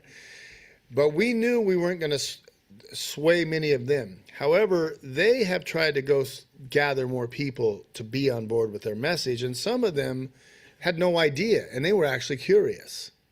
So when they went to the website, and they're like, oh, they have a plan. They're going to keep farming it. Why didn't someone tell me this? So there was a lot of positive. And then it's high visibility along the interstate. We've had a lot of people come to us in different layers of support, and even industry people in the solar industry, they saw the message, but they didn't know it was me, because on the website it doesn't say anything about the project. It's just a general agrivoltaic thing. So the answer is yes, we've had positive. And LinkedIn has been, I have never been a social media guy, never tried to have success on social media, and LinkedIn and this message has been remarkable for us. It's been extraordinary. So, thank you, Wilma.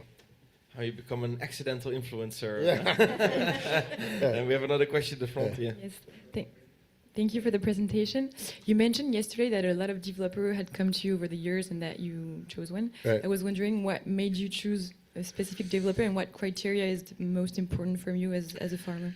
So if you heard me yesterday, we have a site that has a substation and transmission lines, which is the most favorable site in Western Oregon. And we have been approached every year for 20 years, basically. And the first project started out very small, maybe 30 acres. I think the first one was 12, and then 30, then 50. And then by the time they got to about 250 acres, we have about 1,000-hectare farm. And so we thought, okay, this is getting serious. We need to really figure out how this is going to work because it's enough land. But we've basically said yes to all of them. We said, how can we help you? How can we make this great? We've looked at it like a willing landowner is the first or one of the first pieces you needed. And like Tommaso was saying, we wanted to be involved in the whole process. We wanted to be involved. We wanted to build the roads like we do that. So for us, we were trying to partner with everyone that came through, and it was regulation and permitting that kept any of those from having success. So we've said yes to all of them. The one that came 5 years ago, it grew to a 200 megawatt project. But by this time, we had some more knowledge. Now, I will tell you, the knowledge I had 5 years ago and the knowledge I've had since this event last year, two different worlds. So that's kind of the answer to the question is we learned and we were always like, how does this work? The fixed ground mount we thought was okay. But then when the trackers came, we're like, okay, that makes more sense. There's more room for the sheep. And so we've kind of followed along and wanted to be willing and eager to learn partners. So. Thank you. All right, any more? Yes, any more questions from the room? I see in the back. Uh-oh. You mentioned his name and now he wants to talk. Oh, Let's no, have okay. a word. Oh, that's Tommy. Hey, Tommy. Hey, how are you? All good? Oh, we're doing okay. So, first of all, of course, is I think very interesting and beautiful that farmers can share his opinion about the agrivoltaics. So, thank you for that. My pleasure. My question is that after all this time, there are, of course, people that just say no to the agrivoltaics just for the like to say no. But I think there are also some people that at least give us some arguments against that. From your experience that you share with us, which arguments they brought us to oppose to the agrivoltaics, if they, of course, brought arguments? So the question is, what arguments does the opposition bring? Yes, exactly. And they'll bring a list. Panels, leaching, any horrible story they can find for the last 25 years, they'll tie it in. But the truth is, they don't like change and they don't want to see panels. So all the rest of it is just to make the list look like it's not those two issues. So, but the people that are genuinely curious, we take people to Chad's all the time, which is similar to Jack's Solar Garden. Also, KSI is involved in a great project in Florida, Beneath the Panels with Georgia, I'm sorry. And when Janice says a picture is worth 1,000 words, being there is worth 1,000,000. So when we take people to these sites that are actually curious, even some of the opposition that are determined to find out what's wrong with it, they get there, they hear Dr. Chad, and Chad and I have kind of a farmer scientist bing and bong show now, and they're like, oh, why aren't we doing this? And we do that with politicians. And we take everyone, the governor hasn't been out there, but we'll get her. And so what we see is the people that are standoffish, it's change and visual, period. Everything else, they're just trying to justify those two things. The people that are curious, once they're exposed to the work that you guys have all done, it's over. They're like, oh, yeah, this makes sense. They may still, I think it's ugly, but we get it. So, anyway. All right, I promised them we wouldn't be late. I think we got... Yeah, we have a few more minutes, so if anybody has a question before we go into the break, we can do maybe one more. Yeah, question over here. Giovanni? Okay. Thank you so much for your presentation. It Thank was you for very yours. interesting. My question is, do you notice some difference in the products that comes from the sheeps, like milk or wool or meat? Because I read some publication that tells that they saw an improvement of the quality because they have less stress because they stay in the shading, and also the quality of the grass that that grow below the modules is a little bit higher and with more diversity in terms of grass. Thank you so much. Yeah, thank you. So the question is about the benefits to the panels in the shade to the sheep themselves. And I apologize. Who did a presentation yesterday morning on how much less water was being used by the sheep? Oh no, that was a podcast we were listening to. So sorry, that is Rebecca Pierce. So it is amazing to us that the site that we have those sheep on is very arid. It's dry, rocky. It's not good forage. And our shepherd, Dan Dawson, put in the water tank, and we thought we were going to need a lot of water because it's hot, and we had 250 sheep on the site. And they didn't drink much water because there's so much moisture in the grass under the shade that it was making a bigger difference than any of us thought. Plus, it gets to 100 degrees, whatever that is, Celsius down there in the early summer. By June, it's hot. And you could see the sheep were happier. You could see the sheep in the field next that was not on the solar project and the cows next to them. And it almost looked like animal abuse because all of these sheep are sitting in the shade and they seem happy. They just looked happier and healthier. And these were supposed to be ewes that were not going to that were not going to lamb. They weren't supposed to be pregnant. No, we had baby sheep out there and they looked super healthy. So to us, it was not only, we thought that site was harsh and we would need to get the sheep off there soon. And now it's like, that's where you want to put sheep in the summertime. And so we saw it with the water, we saw it with the grass, we saw it with the health of the sheep. And we haven't got this far with those sheep, but we know from Chad Higgins and his partners' research that the stress hormones, any of us sit out in the sun too long, we don't feel good and we drink a lot more water. We're all going to move to the shade if we're sitting out there. Okay, I better. Great.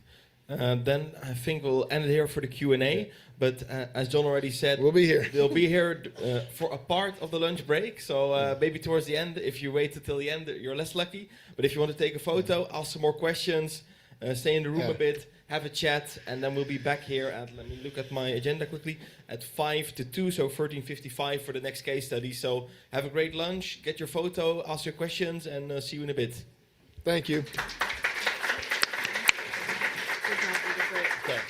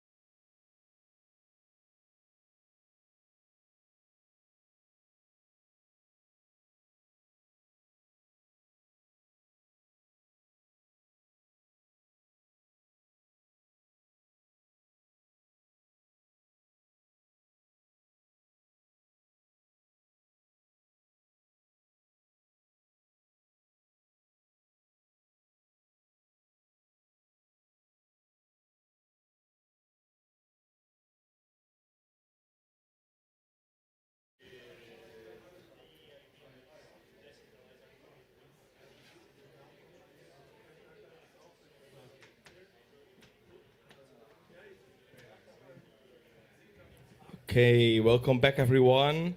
I hope you had a good lunch, the final lunch of the conference. And now on to the second part of the day, so please grab maybe a final cup of coffee, some water, find your seats.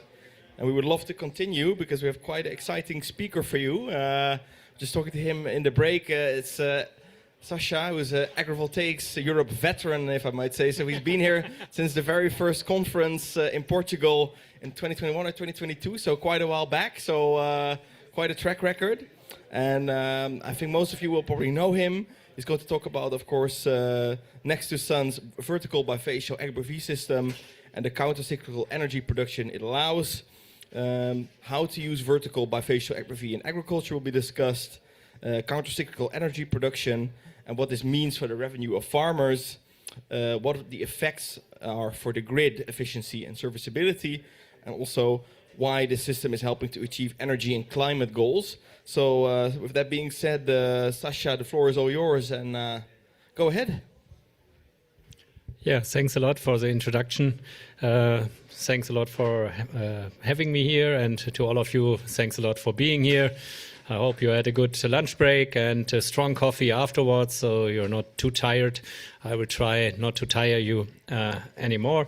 So I will give you some insights about vertical bifacial AgriPV, since this is what we are doing and we are focusing on since around 10 years.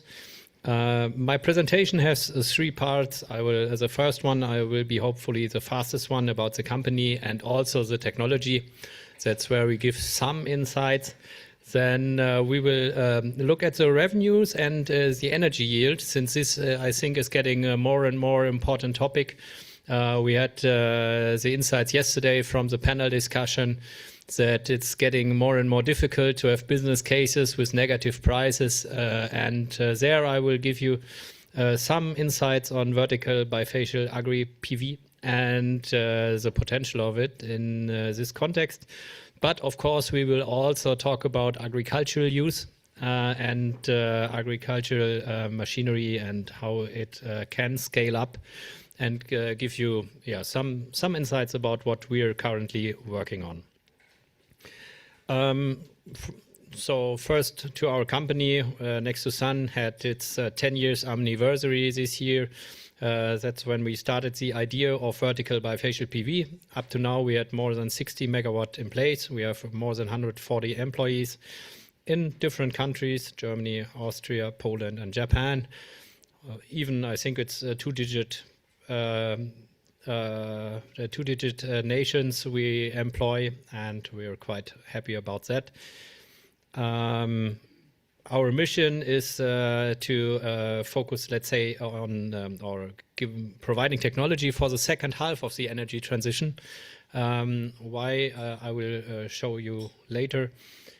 I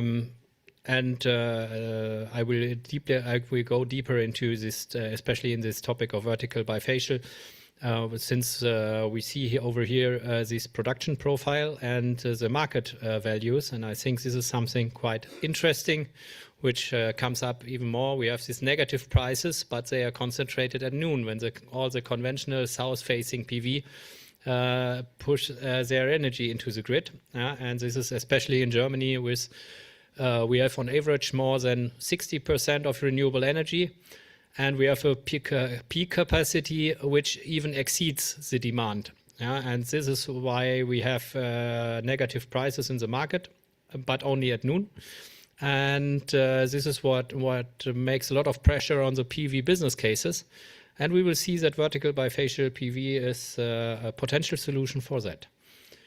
So yeah, I think I will skip this one. We do not want to go too deep inside this. So we developed our technology since over 10 years with, let's say, three main focuses. It's the maximum energy yield, it's a simple installation, and also material efficiency. We have a lot of experience with that, and optimize our system for every type of agricultural application, and also the rural circumstances in terms of wind load, grounding conditions, and so on. And this is where we have our main experience. we do we work completely across a complete project development cycle, from the development over planning, realization, up to the operation. But this is a type of toolbox. Yeah, you can get from the next to sun whatever you need. So you can get help in project development. You can have planning or just a racking system or whatsoever, whatever you need alongside this cycle. So now we come to the question why vertical can be interesting from the energy perspective. It's on the one hand, it's also indeed interesting the overall yield, I think, since let's say, simply said, the Alps or north of it, we're typically even perform better than a fixed tilt south in terms of energy yield. But the more interesting one is the price development. This is the average market price compared to it's in percent of the average market price. So the average market price of solar compared to the average overall market price in Germany. Yeah, and we see that in 2022 it was still around 80%. And now it's around 30% of the average electricity market price. And this is, of course, a huge problem for PV in general, for having business cases for PV plants.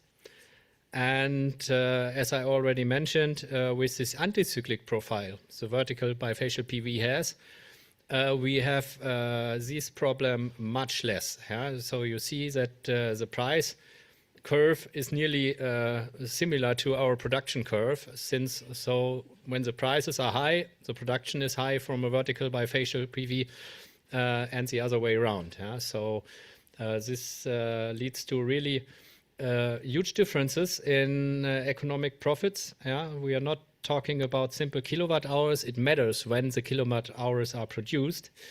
And this is what we see over here. This is, let's say, from our own plants, some data regarding the relation between vertical bifacial revenues and average solar revenues. Yeah? And we see, okay, in the beginning it was around 10% more. In 2024, it was much more. It was around 20 to 30%. There on the right-hand side is what we see over here. We had in May, for example, more than 100% additional yield, yeah? While the average solar market price in Germany was, don't know, 2 point something cents. We had more than double of it for vertical bifacial PV. And this is what really makes projects profitable. Of course, for everybody, for the farmer as well. This is, for example, some data from April, where you see we had around 30% average market value. We also own a small reference plant, which was even a little bit below 28 cents or 28 euros per megawatt hour. And we saw more than 50 megawatt hours, up to 65 in different plants we have with vertical bifacial PV. And this makes a difference in terms of the revenues. And okay, this is also, I expected another chart, but okay, this is of course a topic which, let's first of all, is for project developer or for the project owners, the most important part. But I think it's also for the farmers. Normally, if we develop agrivoltaic plants, we do it together with the farmer. Yeah, so we have several plants. I will show you one, for example, where it's even a 50-50 solution, where we developed it together with the farmer. So the farmer is also the owner of a share, maybe also a huge share of the project, and also have the advantage in terms of this higher market value of the energy production. So, but of course, for the farmer, it's also at least as important as good revenue is that it can still be efficiently used for agricultural purposes. And I think this is also what we can show quite good over here. The superstructure of the vertical system is normally less than 1% of the ground. That's what we see here, since we simply use another dimension for energy production. We use the vertical dimension for the energy production, and the horizontal is kept by about 99% for agriculture. In fact, it's around 90%, I would say, which really can be used efficiently with large-scale machinery. But it is 90%. Yeah? It's doable. That's what we will see in the pictures afterwards. And the rest, around 10% around the system, is also not really covered. Has a lot of water, has enough light, and can, let's say, use as biodiversity strips, and also have a positive ecological impact as well.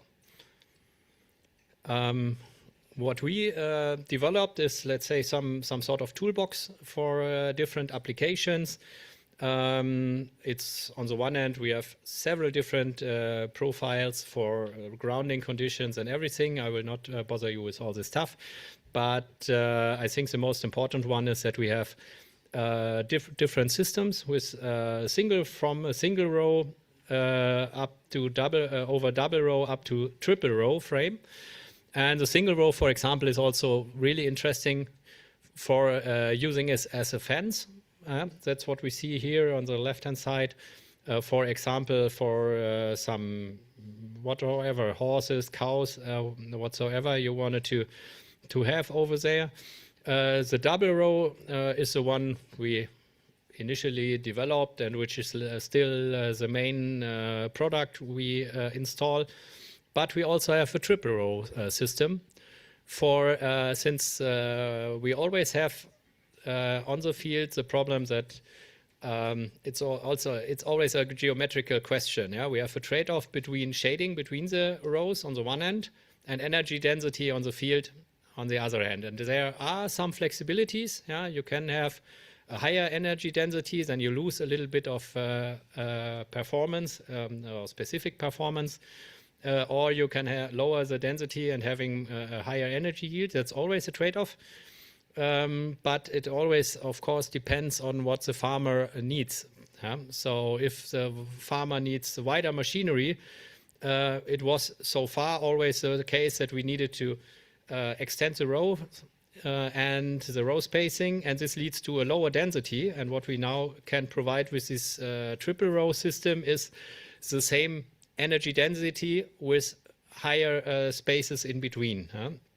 I will show you some pictures from the first installation we have in place. It's a nice, beautiful 4 megawatt plant in southern Germany with a working wide of 12 meter, and I think it's 13.5 meter row spacing, which works quite well for this farmer.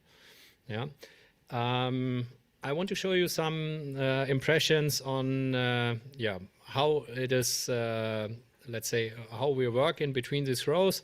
First, in a grassland application, how it fits with the common agricultural machinery, since I think this is very important for many, many farmers.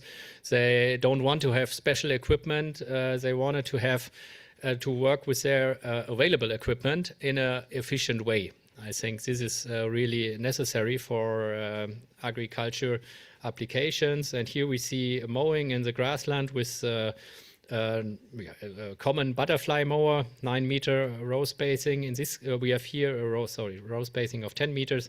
The butterfly has 9 meters. And so this fits very well. It goes through every row once and has cut all the grass in between. We had the same with turning of this straw. In this case, I think it's indeed straw, but with hay it would be, of course, the same. The swatting in this case was with a machine which has 5 meters, a little bit more than 5 meters. So it needed to go through the rows twice.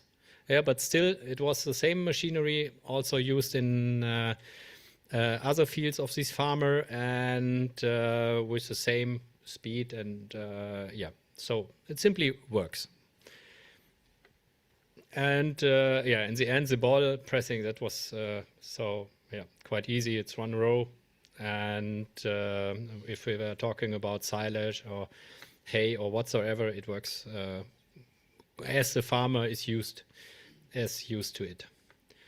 But we also can see, let's say, we also have some experience with crop growing, yeah, even with plowing. That's what we see here. That works quite well. Yeah, so we are able to go quite near. We also saw in the beginning of the day some pictures, but here, yeah, we see that you can really work quite near to the structure and use, yeah, as I already mentioned, around 90% of the ground for the agricultural activities. Yeah. In this case, we used 8 meters, a little bit more. We left a little bit more space on both sides. This is a research plant with to get our first experiences. We used for cultivation 4 meters. Yeah, so it was twice per row, up and down, and it was done. The same with the seeding. Yeah, also 4 meter working wide. Fertilizing is quite important since there are these, let's say, conventional fertilizers which throw the fertilizer around. This is a little bit a problem in general with agrivoltaics plant, but these pneumatic ones work very well. Yeah, so they are very precise. You have a quite homogeneous distribution of the fertilizer, and this works really quite well for agricultural application, and they are available. They are there in the market. They are already used. And here it was, this model is also with 8 meter working wide and fit perfect to our application here. Then we have the spraying. If we have conventional agriculture, and this is, of course, this is always the point where we need to have a compromise between both usages, since we often get the answer from the farmer, okay, I need 45 meters in between, or don't know, something like that. Then, okay, you can do it, but then you will have no, then the density on the ground will be so low, and you have so much cabling and so on. So here you need a compromise, and the compromise is not to have an own machinery for it, but the compromise is not to fully expand it. Yeah? This one is a conventional spraying machine, but it was not fully expanded, and then you can also work in between these rows. But you lose a little bit of speed. You need to go some turns more. That's the case, yeah? But it's only this one, the spraying application. Yeah? In terms of harvesting, it also works with only one cut in between. That's what we see here. I personally like the picture on the right-hand side very much. Yeah, so with putting the wheat to the tractor on the other side of the row. This works quite well. And here is also the last application. This is some picture from the plant with these 3 module rows. If you look at the lower side, you see it's starting with 2 modules, and then it goes up to 3 modules. Yeah? And this is also a question of wind load. Wind load is the biggest challenge in vertical bifacial PV. And what we did so far was that we have stronger structures in the outer part and thinner in the inner part, just to be material efficient. And here we went the other way around. We have all the strong profiles, but we started with 2 rows in the end where the wind load is much higher than inside the field. And we added the 3rd row in around, don't know, 80 to 90% of the field, but not the outer rows and not the end of the rows. Yeah? So in this way, we are able to handle also the heavy wind load, and still can install this 3 rows application, and having high energy density even if we have a wider distance between the rows. And that's it from my side. I'm looking forward to your questions and would be glad to give you some more insights bilaterally or however. Thank you very much, Sasha. Any questions for Sasha? Yes, I see a lot of questions. Hi, Roman here. I want to go with this wind load. It's I'm coming from the wind industry as well. So, talking about wind load, can you give us a certain number about what's the speed of the wind that is considered as a heavy load? Okay. Okay, I take this mic. To be honest, I do not have the number right now, but I know these different wind load zones. The one in Europe we are easily able to cover. We also already installed a lot in Japan, and there the wind load is higher by far. For example, we have some parking lot installations which start at the level of 2.1 meter and have 2 rows.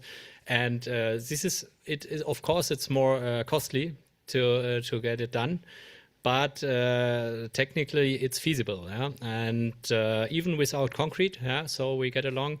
We have really a wide toolbox of different grounding systems or parts, and put them together for every kind of application. If we're talking directly at the seaside, it is possible. Of course, it's always a question if it's economically feasible, but I think in Central Europe, this is not really the problem. Okay. Yeah, thanks a lot, Sasha. I was wondering if you want to grow crops in between and you want to include a biodiversity strip around the panels, then how is the maintenance of this biodiversity strip done? Do you already have some experience with that? Yes, we have. We have in different plants also different research projects caring for biodiversity effects and so on. The simplest way is, for example, there is some sort of, I think it's developed for vineyards. Some mowing system which, whenever it comes to a post, goes on the side. This is one way we already did it. You go after harvesting. You once go through the lines and harvest, mow also the flower, the grass strips in between. There it's also an option to take the biological way, let's say. So, I think many of you know that I do not see sheep as the most preferred application, but there it is. This is also a way. After harvesting, letting the sheep on the ground and mow it on the biological way is also a possibility. So there are several possibilities how you can manage it, and that's it.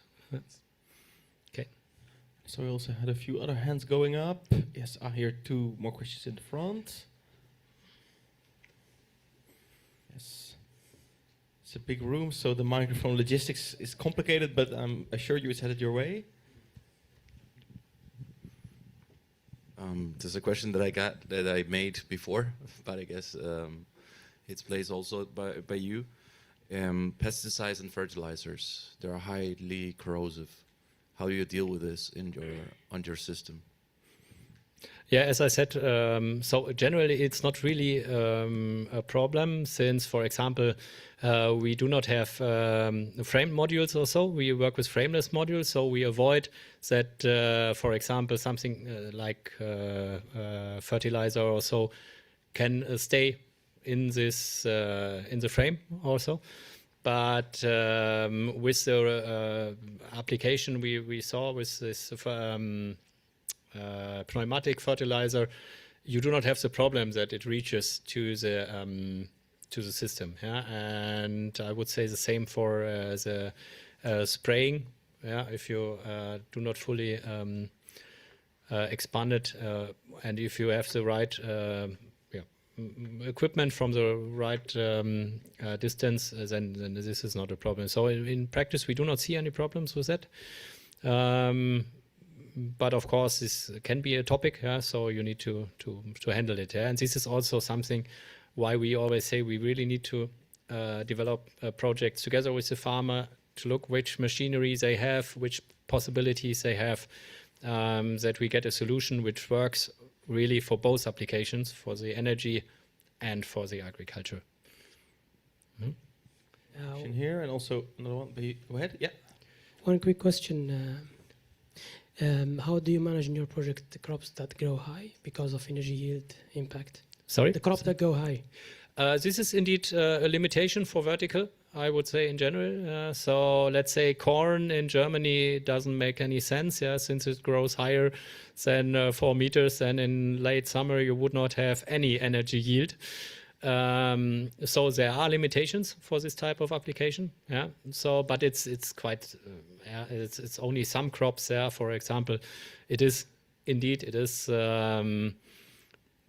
the corn, maybe some sort of sunflowers or so would also not be that perfect. In this 3 rows place we had how is it called? Senape in Italian. It's what's the expression in English? Senf, I don't know. Which we were surprised how high it went. It was quite high, but even there, since you have a little bit space between the crops and the modules, and it's always, let's say, an angel coming in from the side. So it was not really, we do not have much losses, even with crops which grow, don't know, around, it was nearly 2 meters or something. But there is a limitation. It's not used for everybody, for everything. Yeah, so corn is not an option. One more question over there. Yes, go ahead. Yeah. Thanks for working. Yeah. Thanks for the presentation. Could you please tell us a few words about the solar panels which we are using, and specifically the bifaciality factor? Okay. Yeah, I can say the bifaciality factor is high. Of course, we didn't use adapted modules. This is often intense discussion with our customers. Some might also be here in the room, but we are very confident that it makes sense to have special modules. Let's say in terms of the bifaciality of the cells, of course. Yeah. Also, the not using a frame system is you lose with the frame a high 1-digit percentage of energy simply due to shading effects on the module. Since the biggest difference is that with this vertical installation, we use both sides of the modules in the same way. Yeah? And this is completely different to any other application. There you have a front side which does 90 plus X % of the energy yield, and maybe some indirect irradiation from the backside. Here we have the same irradiation on both sides of the module, and you need to get the most out of it. Yeah. So what I already mentioned is we also have, there is a research paper from 2013 which shows that, let's say, from the Alps or even north, you can have even better performance of vertical bifacial east-west compared to south-facing fixed tilt. And our figures say it works. We can outperform it, but exactly this is a question of the technology, really to have minimized shading losses and optimal modules, even in terms of coating, even in terms of junction boxes and so on. Okay. Yes, thank you. Is there a final question? If not, you've had quite a few questions, so I hope it's not you're not overburdened with all the questions. Then I think we'll leave it here. Thank you again very much. Yeah. Thank you for your attention. Then we're going to move on to our next case study by David Lecoufle, farmer and senior expert AgriVoltaics at La Champagne, who will talk to you about AgriVoltaics in combination with agricultural practices and how biodiversity and soil generation can be featured. And I see the live stream is also working, so that's great. Can you hear us well, David? I can hear you guys. Can you hear me? How about the room? Can you hear David well? Can you hear me? Yeah, maybe How is we it? can increase the volume a slight bit. Shall I try again? Is it better? I think it's getting better. Yes. Okay. Is this okay for the audience? Then David, the virtual floor is all yours. Go ahead. Yes.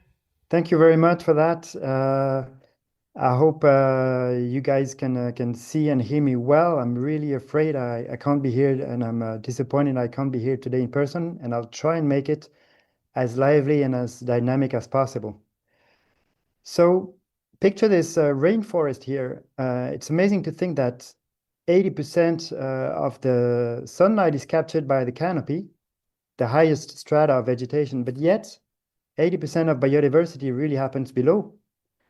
So this is an amazing mechanism, and I wonder why there's so much discussion sometimes in agri-PV about, mitigating with biodiversity loss and yield loss, whereas we're really just capturing 20 to 40% of the sunlight, maybe. So this is what I want to drive you through today, and I'll share my advocacy for the shade, going through basic principles of photosynthesis and soil regeneration, and how shade really can be beneficial for plants. So, as you all know, it all starts with photosynthesis. So plants use sunlight or use light to capture CO2 and convert them into sugar. So far, so good. So let's go a bit further into the photosynthesis mechanism and see how it really works and how it really works in combination to sunlight. So as you increase light intensity or sunlight, you have a linear relationship between light intensity and photosynthesis. So here on the very far left, you see there's the respiration. So obviously plants are breathing CO2 out. When the light is not sufficient, plants are breathing out more CO2 than they're capturing until you reach net zero, which is called the compensation point. So far, so good. Increase light intensity, you increase photosynthesis in a linear way. At a certain point, you reach the linear relationship doesn't follow the linearity. That's when CO2 becomes the limiting factor. So basically what happened here at this point, if you would pump in more CO2, for instance, in a confined environment, you would continue on your linear relationship between light intensity and photosynthesis. Having said that, if you further increase light intensity, you quickly reach what is called the light saturation point. So from then on, if you further increase light intensity, you don't further increase photosynthesis rate. So in other words, any further increase in light you have here doesn't increase or isn't used by the plant to produce more photosynthesis. But that's more, if you further increase light intensity, you quickly reach what is called photoinhibition. So from then on, which is not so much further than a light saturation point, your plants actually need to protect themselves from too much light and or too much heat, especially the combination of too much light and too much heat. They have to protect themselves to, in a way, to lower evapotranspiration and to avoid damages. If you further increase, you may even reach irreversible damages, such as sunburn on the leaves or even on the branches or on the trunk. So obviously this is all very well, and but this doesn't speak much to us in the PV sector. This light intensity in micromole per square meter per second is an agronomic value, but doesn't speak much to us in the PV sector. So I've tried to put that into a graph which we're more used to seeing, which is a typical daily curve of GHI, the global horizontal irradiation. We all know in watt per square meter. So I've tried to show you here a selection of different crops we see in Europe and beyond, and see what's their relation to sunlight and when they reach their different points. So this is shown in roughly the summer solstice, so the longest day of the year. We go basically from sunrise to noon to about 1000 watt per square meter, which is the maximum light intensity you have in Europe and pretty much everywhere where you have direct sunlight. So maize is here. Maize is a C4 plant. C4 plant pretty much means that it's shade intolerant. So it can really make most use of sunlight until the full sun power. So there is no photo inhibition. So if you do have a little shade, you do have a little less yield. Maize is one of the most shade intolerant plant we cultivate. So it's very hard to combine it with a different kind of shades. Looks roughly similar here to wheat. So the lowest point of the bar is the light saturation point, and the highest is photo inhibition. So wheat is also relatively light intolerant. It's obviously not as simple as that, because when wheat is planted in late fall, let's say, or early winter, the saplings or the young sprouts are really much more sensitive to sunlight. So obviously the values shown here are for fully grown mature plants. Further down the scale, we have some surprising figures. For instance, some tropical plants such as citruses, actually, they reach their light saturation point roughly about half the light intensity of a day. Even more impressive with banana and avocados, which are really associated to the tropical, but actually in the regions they grow, they often grow beneath the shade of higher trees, or they grow in regions with a big proportion in diffuse light. To finish this graph, we have greens. Obviously, greens, they have a very wide banner here from, let's say, the leafy greens, such as lettuce, which is at the really bottom hand here. So lettuce is one of the most shade-tolerant plants.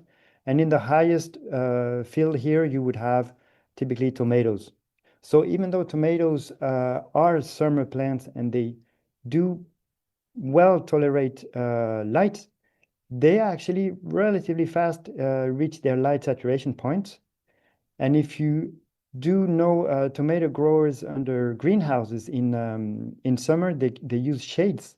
They use shades to avoid sunburn from the combination of high radiation and high temperatures. So if we look a bit further into the mechanisms for a given plant, this is what happens during the day. So as you increase sunlight, the stomata, so the pores in the leaves, open with increasing sunlight to capture more CO2. But through midday, they will tend to close a bit to prevent from too much damage from too much sun and heat. So they will close to about 2/3 of their maximum opening.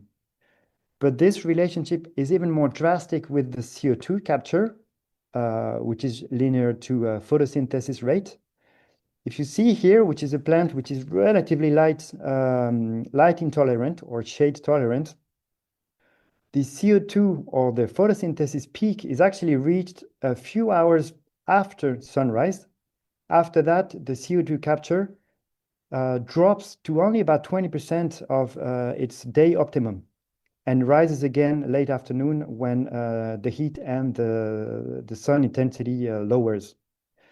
So this is to say that not only the light in the middle of the day, it's more than the middle of the day, it's mainly 6 to 8 hours of the day in the summer, not only it's unused by the plant to make photosynthesis, but it's actually detrimental to its photosynthesis rate. So coming back to the jungle we saw before, we could actually assimilate these different light needs, or let's say shade tolerance, to strata of a rainforest, where the lowest strata of a rainforest could be assimilated to our greens or lettuce and the most shade tolerant plants, and other ones go up the strata up to the canopy or the emerging layer, which would be maize.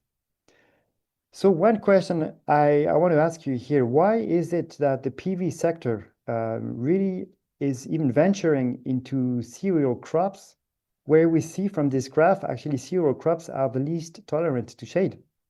Actually, we all know the answer. The answer is, obviously, we want to do a PV site, so we're looking for a site which is appropriate for PV. We want a large site, we want a regular shaped site, and we want no obstacles. If the agri sector would go to the PV sector and says, hey guys, this is where we need shade and this is where our plants tolerate, we would go for the bottom half of the graphic here for our greens and for many of the trees actually, which tolerate a very good diffuse light and reduced light intensity. So now moving on to the next principle here, it's the sunlight and the process of desertification. So you read this graph from left to right. This is a timely graph where you go from the left here to a fully mature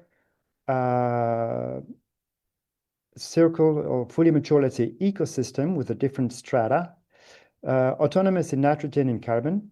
I don't know if you're aware that about 20 to 30% of the carbon which is captured by photosynthesis is actually re-injected into the soil by the plants to feed soil life. And in exchange, the soil life will release minerals and other micronutrients to feed the plants. So such a system is actually autonomous in carbon and in nitrogen. If you remove in this ecosystem, for instance, the top strata, as you would do if you would deforest a rainforest, or if you change other factors, such as if you reduce rainfall, or you change rainfall pattern, you would have, let's say, lower vigor in some of the plants who will gradually perish. This has two effects, which is then going into a vicious circle. First one is the dying trees would less feed the soil life, and hence the system will become less and less autonomous in carbon and nitrogen. But the other effect is that you actually allow the sunlight to reach the soil, which is really detrimental to soil life. So in a matter of weeks, if you deforest a rainforest, for instance, this combination of not feeding the soil life plus the sun directly reaching the soil is really detrimental and is a vicious circle to deteriorating the system and just degrading the land. So the good news, you can read this graph from right to left. That's regeneration process. So you can start from a, let's say, poor or desertified land and using regeneration agricultural practices or regenerative hydrology, you can reverse this process by planting the different vegetation strata, by using soil cover crops to avoid the sun from damaging soil life. And gradually, within 5 to 10 to 15 years, you could restore or regenerate degraded soils into, again, this virtuous autonomous system. So this is basic principle of regenerative agriculture. But imagine now you could further speed up this process by adding your canopy halfway up the process or at the beginning of the process. And with this canopy, you could make the trees below the lower strata benefit from diffuse sunlight, plus also make the soil benefit from reduced sunlight conditions. Using these two principles, actually, you can further speed up this regeneration process, because the highest strata in a, let's say, in a pure, in a conventional regenerative process, the highest strata will take 10 to 15 to 20 years to reach its maximum height. So bearing in mind these two main principles on the fact that plants, or many plants, benefit from diffuse sunlight plus this regenerative process, I'm going to show you now what we have put in place in La Campagne, our farm. So we're based in southwest France between Bordeaux and Toulouse. We funded the farm in 2021. We follow agroforestry and regenerative principles. So we strictly no-till, we don't touch the soil, and we use no chemicals. So we have rainy winters and really hot, dry summers. And we have really poor conditions to start growing fruit and fruit trees. We have sandy, silty soil, very low organic matter and very compacted. And we have hydromorphic conditions in winter, quickly going to dry in summer. That means that really we have overload of water during the winter and shortage of water within a couple of weeks. From the month of March to April, we have too much water, and within weeks we have too little water. Both conditions being obviously not good for tree growth. And we're severely hit by climate change in that we're going from let's say well spread rainfall to 2 seasons, which is hot dry season in the summer and wet season in the winter.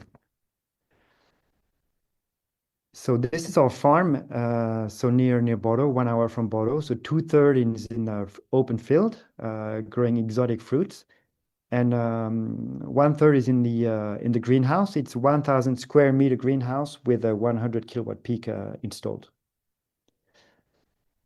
So when I drew the concept of the greenhouse, I followed the principles I showed before with diffusing light, the vegetation strata, and the use of the canopy. So here the left side is the south, and north side is the right side is the north. So basically the first 3 row using bifacial module with a 20% transparency and diffusing glass. This is key to me, and this is really game changer in agri-PV, because this leaves in just sufficient light for the plants, and the diffusing light is very beneficial. As I said, plants much better use diffused light than direct sunlight. The other principles we're using here is that even though the panels are above your head, the cast shadow is not on you, but it's behind you. So what we're trying to achieve here is that in the summer solstice, we see here in the top half, we're trying to protect the plants from as much direct sunlight as we can, which is good because the sun is high. So we are really protecting these plants from sunburn. In the winter solstice, on the other hand, we're trying to have as much greenhouse effect as possible and give access to as much sunlight as possible to the plants in the greenhouse. So how it looks now on the ground, we planted the trees in mid-July 2024. So mid-summer is obviously the worst to plant because it's too hot and too dry. But the construction site took 8 months delay because of severe rainfall the previous winter. So all the plants were waiting in pots, which is obviously not optimal. So as we planted these trees, we planted summer cover crops. So we have here sunflowers and others. Sunflowers went from seed to flower in 45 days, even though they have reduced light intensity conditions. Then came the winter. Obviously, our summer cover crops are all dead, and we planted here winter cover crops. So we have oats plus legumes for nitrogen-fixing cover crops. And none of the cover crops are obviously derooted. They're all and where they are to contribute to soil life and increase the organic matter of the. So here, this picture was taken mid-May after pretty severe winter last winter. And 5 months later, here in mid-October, we really have the regeneration process completely taken over with really amazing results. So even though we see on top here, we have our semi-transparent modules with only 20% light transparency. So for the trees we have here, we have avocados, we have guava, passion fruit, some bananas, and we also have some perennial cover crops such as nettle. Nettles is super interesting because it's a bioaccumulator. So basically, goes deeply with their roots, takes some mineral. And when we chop and drop the leaves, it obviously makes phosphate very quickly available for the other plants. So all these are tropical plants, and they're basically frost resistant to -5 or 6, which is the temperature we had last winter. We had -9 in the open air and we had -6 in the greenhouse. All resisted fairly well and started very well from May. So here we have another picture. We also have some citruses. So we have oranges, clementines, and lemons. Everything's looking really, really well and healthy, and the regeneration process is really well underway. So just to finish off here on let's say our lessons learned for the first 18 months. The first row, so if you remember on my graphic here, the first row, the southernmost row actually receives too much light. So it's not the most vigorous row. The best rows are really 2, 3, and 4, where they have these reduced light conditions and the growth is impressively more than the first row, twice as much really organic matter at the first row. Another lesson learned we had is that winter dormancy is key to avoid frost damage. What happened last year is that in December, we had a very sunny December. So we had 20, 25 degrees in the greenhouse. So obviously all the plants were still sprouting and making baby leaves, which were severely hit in January, just a couple of weeks later when it was -5 in the greenhouse. So the optimal temperatures we observe is 25 to 30. So it's really in the spring and in the fall. It's slightly too hot in the summer. In the summer, we have about 5 degree, when all the windows are open, we have about 5 degree temperature delta between inside and outside. So this summer we had 39 in open field and 44 inside. What's interesting though, is that we had no sunburn or sun damage in the greenhouse by 44, whereas we had a lot outside by only, if I may say, 39 degrees. So we really see here the effect of the diffusing shade and obviously the significantly reduced water needs and evapotranspiration. So here, just to show you on the left side, it's some guava they call strawberry guava, which really doesn't grow here in the region. And we had a first harvest this fall. So really looking forward to more, let's say, bigger harvest next spring and summer. So this is all from my side. Happy to take your questions. You can find us on the social networks and here are my details. But I'm happy to get your questions now. David, thank you very much. I'm not sure the microphone picks up the applause, but very I hear the applause. impressive Thanks. presentation. I don't Yes, see you guys, but I hear the applause. Good. Yes, Yeah. thank you for sharing your little tropical paradise in southern France. It was very impressive images. Do we have any questions from the room? I see we have in the center left, my left end, 2 questions. Yeah. Hi, David. Thanks very much. Richard Randall-Boggis from Syntef here.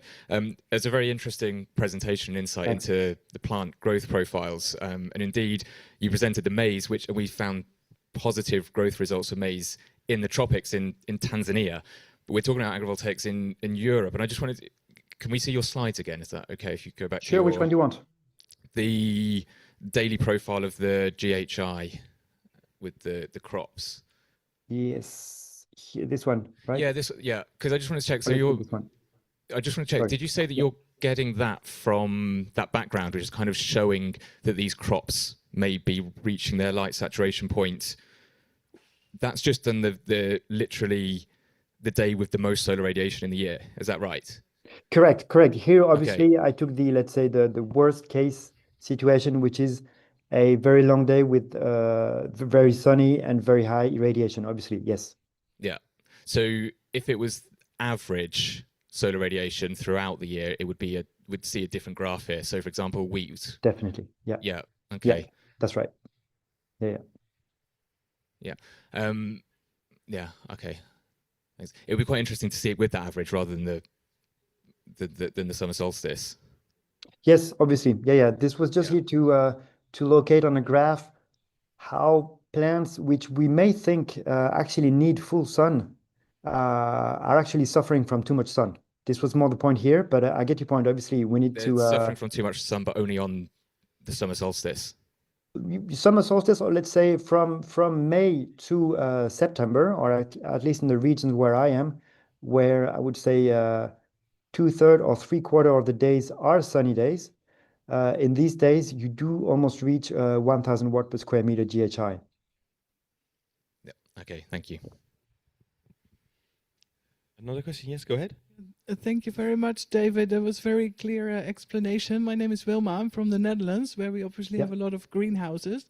And if I understand correctly, you have a canopy inside your greenhouse, but you also have solar panels on top of the roof of the greenhouse.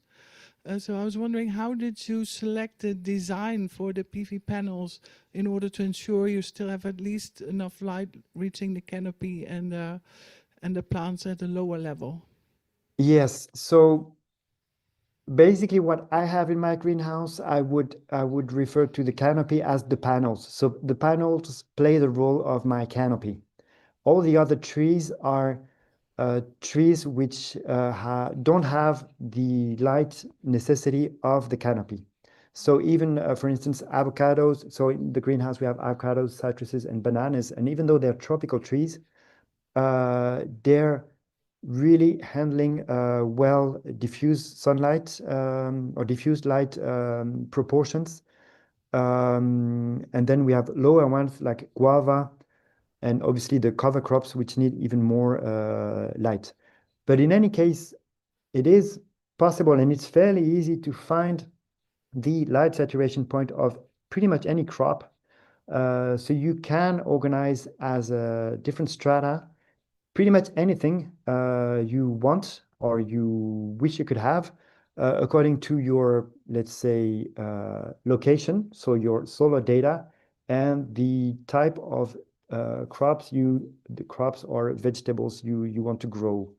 So each time it's, let's say, a dedicated exercise with your solar conditions and what you want to grow. But it's fairly easy to make this exercise with available literature on all the plants' light saturation points. I don't know if it answers the question. Yeah, it does. Thanks. Okay, thanks. Yeah. I have another question in the front here. Yes.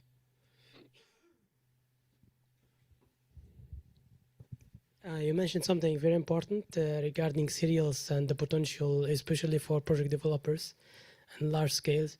So, can you give more? Can you elaborate more? Like, how do you see this?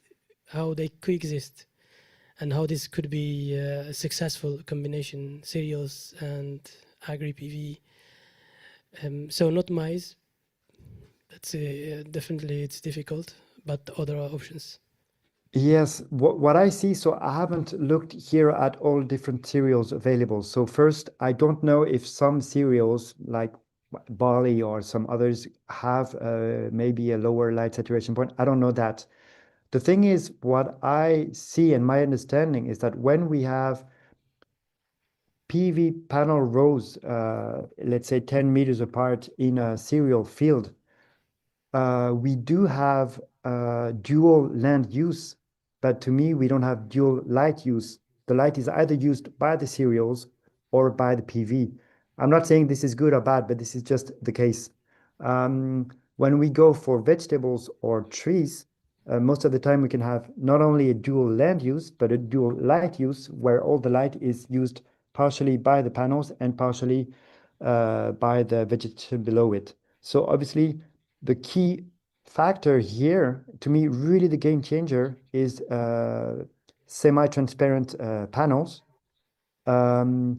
I don't know to which extent there are, or let's say it's becoming more and more used to use semi-transparent panels with cereals, but most literature I see and where we see trackers and where we see rows and so on, most of the time it's conventional bifacial panels, meaning they are not semi-transparent. So to me, if there was probably a way to have cereals and panels in a more dense way, it can only happen with semi-transparent panels. We don't need that much transparency, as I showed. 20% transparency is actually very beneficial because of the diffusing factor. So I don't know if that answers your questions. Yeah, thank you. Gave me another perspective. Thank you. Yeah. I think we have to leave it there. But David, thank you very much. It was a very interesting presentation. Thank you very much. Yeah. Greetings from Rome, and thank you again for calling in. Yeah, thanks. Bye-bye. Cheers. And then we're moving to an in-person case study again by Harald Hagenström, Chief Sales Officer at Winkelmann Foundation Screw, who's going to talk about sustainable foundation technology for agri-PV, what is required for a successful agri-PV installation, what Winkelmann Foundation Screw does in this field, and also how the foundation sees the requirements for this. So, Harald, the floor is all yours. Thank you very much. Pleasure being here. I'm impressed by the stamina with which the whole audience is following one talk after the other, 8:30 in the morning to 6 in the evening. My respect. So maybe it will be easier to follow my presentation because it's for a little bit different. There will be no pictures of agri-PV systems, although we are related to that, and that's why we are presenting. So I hope get an insight into foundation systems. Many of you are familiar with ramming, but there are options and alternatives, and I would like to introduce you with that. Okay. That's a quick overview, who we are, what it looks like, and why it matters. Little bit picture here. Here it comes. So the Winkelmann Group, of which we are part, is a family-owned company operating since more than 125 years in metal forming. And one of our younger products is the screw pile foundation. So we produce in Europe. We have a certified quality, so our products carry product certification. In Germany, for the moment, we are specialized in foundation screw system for several applications, among them very clearly also agri-PV, but also other solar applications. Not so much ground-mounted PV, but systems where higher loads apply. And as such, we operate in a way where we engineer solutions. So if you just say, I have this load and it's easy and I just do it somehow, that's not our way of operating. You can do that otherwise. We have engineers, structural engineers, who calculate solutions for higher loads. Higher loads in a certain time frame, what you can do with a screw pile, but in that area we're specialized. And so we design solutions based on a standardized pile module system, which I have a sample outside. I should have brought it on the picture, but you will see it anyway in a moment. That is one way how you can imagine looking at that. A pile is built up with a modular system to extend for the length that you need according to ground conditions. Typically a screw element at the bottom and extension elements further up, potentially also added with some additional load capacity boosters for horizontal loads up there and for strengthening for vertical loads further down. Well, this is industrial type production, a special type of metal forming that differentiates our technology from others that you have in the screw pile area. If you are interested in details, I'm happy to explain. Our system and also our layouting really is compliant with the typical applications in the PV area. High load agri-PV systems are what we are talking to you. At the moment, we've realized 2-axis trackers, which are typically high and have high, mostly bending moments or also tension loads. Obviously, these kind of systems do not require any excavation or concrete. And since they are really a point foundation, it's the minimum impact on the ground we are talking about. So we design and produce, we deliver and assemble together, especially also assembly works obviously are not done only by our company. We work with partners in order to deliver cost effective and in the right quantity on the right spot. Yeah, so I said we demonstrate proper structural properties. We hand out a structural report to the design. Here's a small insight of what we are doing. This is a typical setup for testing purposes, especially for larger installations. If you do tests on site, you are allowed to diminish your safety factors, and that pays off immediately if you have, I would say, more than 25 foundation points. It will pay off, and you will have you're more able to comply with the structural loads that you have. I would like to show that quickly on a short video. This has been shot during a training event. This is why you have so many people standing around, but you still get an idea. You have a load traverse. You fix the load onto the pile head. You read out basically you read out the reaction of the pile with the increasing load, and then you record that. And there is a standard to it which says if your pile head is moving by more than that, then the pile has failed, and you have a precise picture what the absolute load capacity is for your situation. You can do that both in tension, but also in compression, or also for horizontal load. So depending on setup, you can precisely determine the load capacity of all of that. Okay, yeah, so that's that one. And so installation relies on really compact and simple machines. That's one aspect. So we've heard about, especially in AgriPV, is do you do any damage to the ground while during installation and construction period? So this kind of equipment can be mounted with mini baggers, quite simple. So their load is between 2 tons, typically with Caterpillar type. That's really low invasive, comparatively fast, and you can install that also year round, so you're not very much bound to each season. So, I mean, if you have 30 centimeters of snow on your working field, then it's getting difficult, but as long as the field is clear, I think you can work even under frost conditions.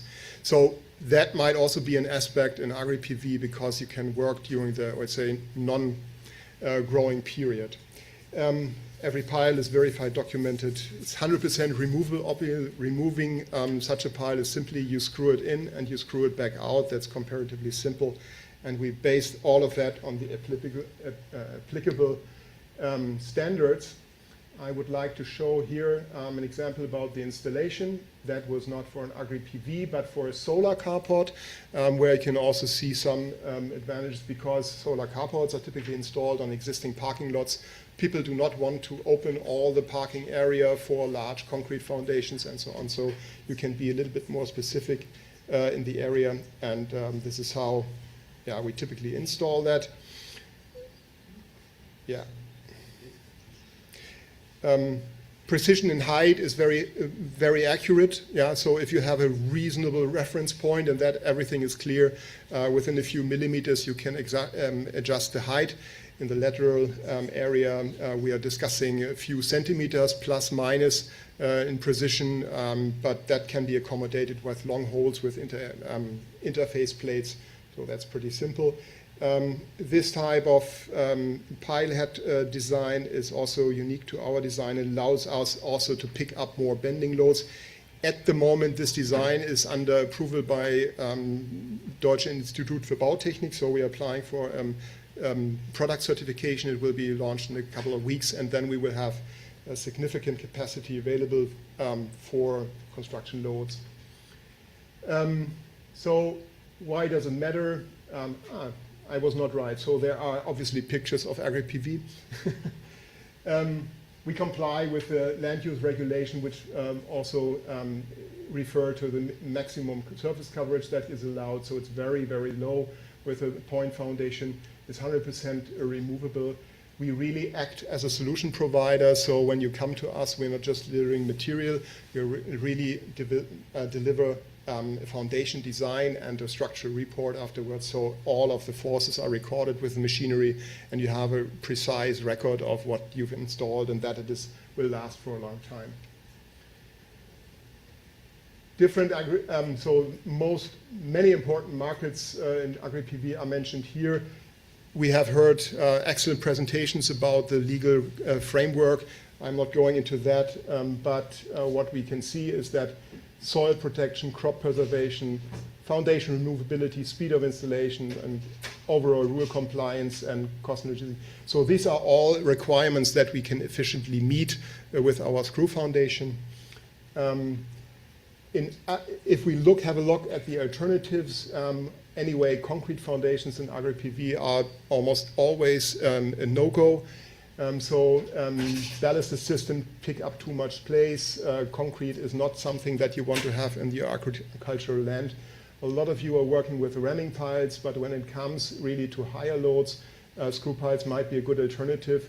Also, vibration impact is something that is not happening in screw piles, so it's really vibration free and with very low impact. So bringing that together, CO2 reduction, compliance, we have a patented system, versatile, so we can work in many ground types from soft to hard. I would say not in every, but in many. At somewhere you're reaching the limits of what's economically feasible. And we are quite flexible. We can, especially interface designs, we can tailor to the needs of the upper structure. With our own designers, we can do that quite simply. So we meet the requirements for agri-PV, and that's summarized here again, I think. So we produce in Europe, in Poland, and so we have a local product that might be of relevance also for funded projects in Europe. So I think we can meet that requirement. I'm happy to further talk with you. Please come up to me. Sometimes I'm at the booth, have a look, get in touch, and I hope to help you. When you have questions, designs, you're welcome. Thank you very much. Thank you for that presentation. I see we have a question in the front. Yes, and another question in the back. The microphones are heading your way. Hi. When we do civil engineering lab testing of the soil, often in agricultural land, we end up finding soil that is very aggressive to steel. How do you address that? Yeah. I mean, there's a clear. You can look in textbook what the lifetime of steel in different types of grounds is. You can study that. Typically, we tailor the design to the lifetime to some extent. First of all, the material is zinc coated, yeah, hot dip galvanized, so that secures for some lifetime. In ground class 1, we can safely assume with 3.6 millimeter steel wall thickness that we survive in the range of 25 to 30 years, which is probably compliant with most agri-PV installations. If you go to ground class 3, I would say really contaminated, corrosive grounds, the situation is different. So in those circumstances, the zinc coating doesn't help at all. You can just as well work with raw steel. The only option that you have then is either to go with higher wall thicknesses, so 5 millimeter can help, or really elaborate on more resistant coatings. However, that will drive the cost and has some other aspects. So I would say on complicated landfills, on dump sites, you really have to look what you're doing. This is only so much you can do, and at some point it gets economically non-feasible. There are some ramming, or there are some pile solutions which are based on either, again, concrete, if you want that, or you can go in the direction also of plastic systems, but that depends what you do. So I think in most cases we can comply with the needs of PV installations in the field. We have another question here in the front. Yes. Hello. Hi. Hans Branda from MKG Go, sorry. How do you, in order to do the testing for to determine the bearing capacity of the soil, you go by yourself, you hire external, or you make a loan from the machine? How does it work that? Yeah. So obviously the first step to determine properly what the load capacity would be is to look at the ground report, ground investigation. so they get a first picture. That's important for larger installations. That pays off anyway because it takes away a lot of uncertainty about your foundation system.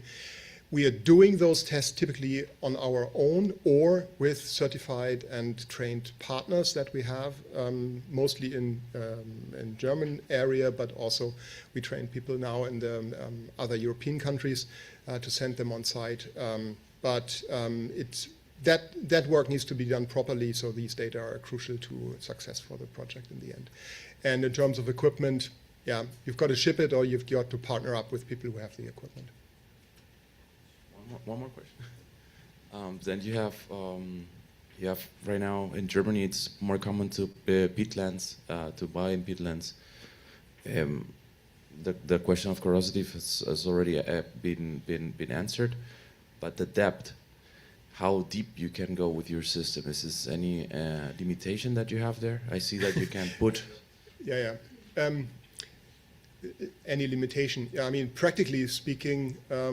I think anything beyond 20 meters gets a little bit ridiculous. That means that the ground above is basically totally soft. But you can realistically have situations where you go down 6 to 12 meters, and that's something that we can do. Average size for normal grounds are between 1.5 and 2.5 meters.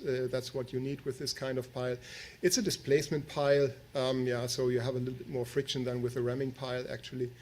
And then you tailor the diameter, which gives you more circumferential friction the bigger the pile's getting. So we can tailor that also. And I had on one picture, I had these kind of boosters also. You have these large, I would say, pedal system on the top. So if you're very soft ground, that gives you more resistance and horizontal forces. And if in the depths you feel that you need a little bit more support from the ground, you can put a plate also on this unit that supports a little bit. So your question, I mean, technically speaking, I think beyond 20 meters, that doesn't make a lot of sense, but going in the 10-meter range is absolutely feasible. But that happens only if you have peat layers. Yeah, if you have anything else, your torque will rise soon enough. Thank you. I think we have to leave it there for time reasons. Thank you very much, Harald. Thank you. And if there are more questions, like Harald said, please feel free to look for him in the break. Because we have one more speaker before we head into a break, and that's Silvia Puzzo, Project Development Engineer at RP Global Italy SRL. And she's going to talk about the integration of agrivoltaic systems into the territory, microclimatic analysis, and also the comparisons with field data. So Silvia, the floor is all yours.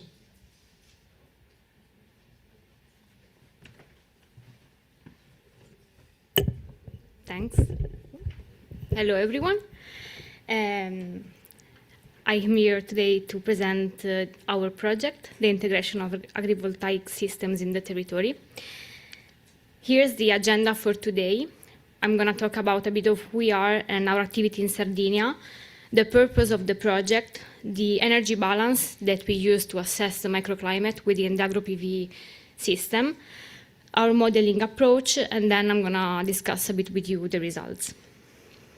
First of all, RP Global is a large-scale developer whose main business is to develop, finance, and operate different types of renewable energy systems. Globally, it has more than 14 gigawatt in the development pipeline, and the company headquarters are in Austria. However, since 2022, RP Global started its activity in Sardinia, and at the moment we have approximately 470 megawatt in the development pipeline, and the company has already invested 10 million euros. Of course, the main business, the core business, is the electricity production, but there is also a strong focus on the agricultural performance, and can be achieved through a better management of the water resources and land fertility improvement. Of course, the optimization on the agricultural activities aimed at continuous and efficient monitoring during the farming activities, of course, And the company is also involved in supporting the agricultural actors in the capital expenditures. As we mentioned yesterday, many of you mentioned already this document. It's a very important one in order to have an harmonized and an harmonized process, authorization process for the agri-PV systems in Italy. This document is represented by the guidelines, and they basically try to achieve a very ambitious goal, the one of having the integration of renewable energy with active and continuous farming. Therefore, in this context, RP Global decided to open an industrial PhD position together with the University of Cagliari in order to keep up with these guidelines and to develop land use efficiency paradigm. Therefore, here I am studying this topic through numerical modeling and with the help of fluid mechanics. Also, I believe that the industrial PhD position is very useful because while addressing the gaps in the literature, we research this in this field by actually listening the needs of farmers and developers. So the aim of my project is to investigate the fluctuations of temperature and humidity within the agri-PV systems, and we do that by an integral energy balance. This integral energy balance is made by numerical modeling and encompasses different types of heat exchanges and phenomena occurring within the agri-PV systems. We have the radiation, the convection with air, the conduction to the soil, and of course we have the electricity generation and the evapotranspiration among different systems. We're gonna see it later. All the calculations that are inside the model are referred to a periodic unit. That it's a generic unit placed at the center of a string in the middle of the agri-PV farm. The integral balance is made up of different energy balances at the different levels. We have the panels, we have the canopy, and we have the soil. At the canopy, we have, of course, the radiation that is split into the shortwave radiation. There is one coming directly from the sun and partially reflected back into the atmosphere. And then we have the long wave radiation.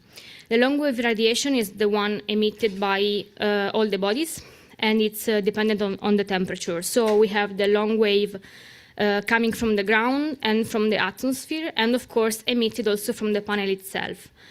And we have computed also the power output. At the canopy level, instead, we have the heat fluxes coming mainly from the convection with the air and due to the ventilation. While for the soil, there is the conduction. So we basically solve this equation that you can see here, and it's a time and space dependent equation. We use this in order to capture the actual behavior of the soil during the day-night cycle and due to the hysteresis of the soil. Our modeling approach, it's this one. So we have some input data that we need that are meteorological, like radiation, ambient temperature, and wind speed, and operational. We need a tracking angle, power output, and layout parameters of the system that we want to assess. As I said before, our model, it solves different equations hourly. So we have the heat fluxes across elements, the panel heat conduction, the convection with the canopy, and the ground heat conduction balance. What we get are temperatures. Temperatures at the panel, both at the bottom surface and the upper surface, we get the canopy temperature and the soil temperature.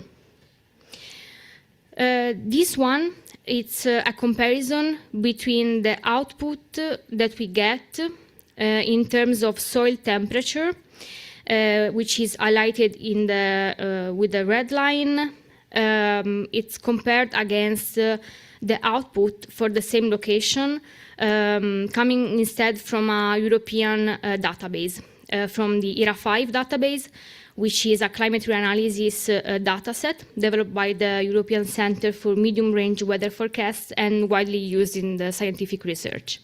So as you can see here, we are sure that our soil model is working properly because it accurately reflects the behavior, the one coming from the European dataset. Here we have the same data, but plotted as correlation plot. So here we have the entire series, and the bisecting line corresponds to the perfect match of the data coming from the model and from ERA5. So we can see here that there is a slight underestimation of the temperature. The scatter is about 5 degrees, but being this a series of more than 9,000 points, we are very satisfied with the result. In order to further validate the model, we went to an operating plant. Unfortunately, it wasn't an AgriPV because there aren't many, but we went to a PV farm to retrieve the data that we needed to validate the model. And so as I said before, the meteorological data and the operational ones. We went to this PV farm located in Villa Cidro in Sardinia, and we retrieved the meteorological data such as temperatures, wind speed, radiation, and the operational ones. So in the left picture, you can see a pyranometer for the radiation, and in the right one, there is the meteo station. So this is an example of the result that we can get. This is a temporal series of hourly data. These are the temperatures that we get. And I'd like you to focus on the solid yellow line, that it's the temperature of the bottom surface of the panel modeled by us. And while the dotted black line is the one actually measured from the sensor. So we can see that, again, we are capturing correctly the behavior. And also the values of the temperatures are quite accurate. You can see here it's around 30 in the peak hour. This is a summertime, even though, of course, maybe you cannot see it, but yeah. Again, here the correlation plot with the same data. The difference here is that we can see in the color map, we have the cloud cover. So we can see that it's a slightly overestimation of the temperature instead when the clouds are present. This is because our model originally was meant to be sky clear. So we modeled without the clouds, and then we had the coverage, and we have this kind of slight overestimation. So we have to work on it, but overall the comparison, it's more than satisfactory and of high quality. This result is very important for us because it's an histogram. So on the y-axis you have the number of occurrences, and on the horizontal axis we have the difference of temperature within, canopy compared to the surrounding ambient. In the values, the yellow values stacked in the background are the ones that are occurring at night. So we just disregarded because it was the radiation is 0. The color map is the radiation, so we can conclude that the difference of temperature in the canopy as the radiation increases doesn't exceed 2 degrees Celsius, depending on the day. Here we have the same result, but the difference of temperature is ground versus surrounding temperature. As here, instead, we can see that, as many of you also pointed out before, as radiation increases, instead, the ground is way cooler than the temperature. And this difference is assessed between -2 to -7 degrees, depending on the day. And we conclude like -4 degrees can be unacceptable values. value. And here, the last slide of results is the difference with and without the panels. Difference in the temperature in the two scenarios. Again, as we can see that as radiation increases, the temperature is cooler. And this, of course, it might be because the panels, they got all the radiation, they catch all the radiation, and they cast shadows on the ground, making it cooler. Yeah, so these are the conclusions. In the canopy, we have a difference of temperature of about 2 degrees, and the ground temperatures is always cooler. And therefore, we can state that our model is capable of predicting the temperatures in an accurate way. Of course, there are some improvements that we can do. We want to couple an hydrological balance at the ground in order to have a full picture, in order to know how much water can be retained, and in order to have the full cycle of the characteristics also of the ground. Because, of course, then we want to test some cultures underneath. And also, lastly, we're gonna perform an economic analysis in order to assess different economical and feasibility scenarios. That's all from my side, and I thank you for your attention. Thank you very much, Sylvia. Do we have any questions for Sylvia? No questions? Yeah, I think just before a break is always a tough time. But thank you very much for your presentation. Then we'll head into a short networking break. So everybody would say get a cup of coffee, and then we'll continue with the last part of the day. Thank you very much.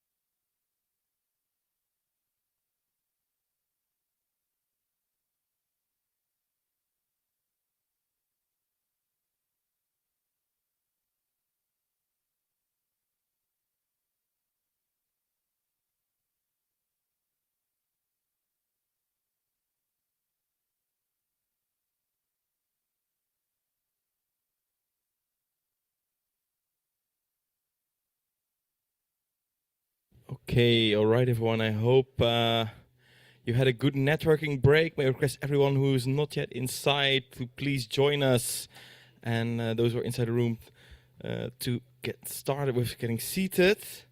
This is the final stretch.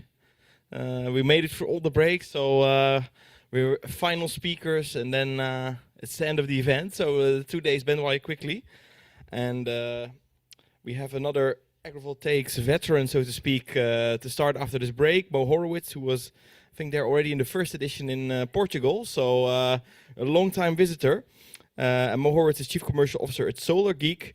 And Mo is going to talk about how Solar Geek is turning AgriVoltaics from a pilot technology to financially viable technology which can be scaled in terms of projects.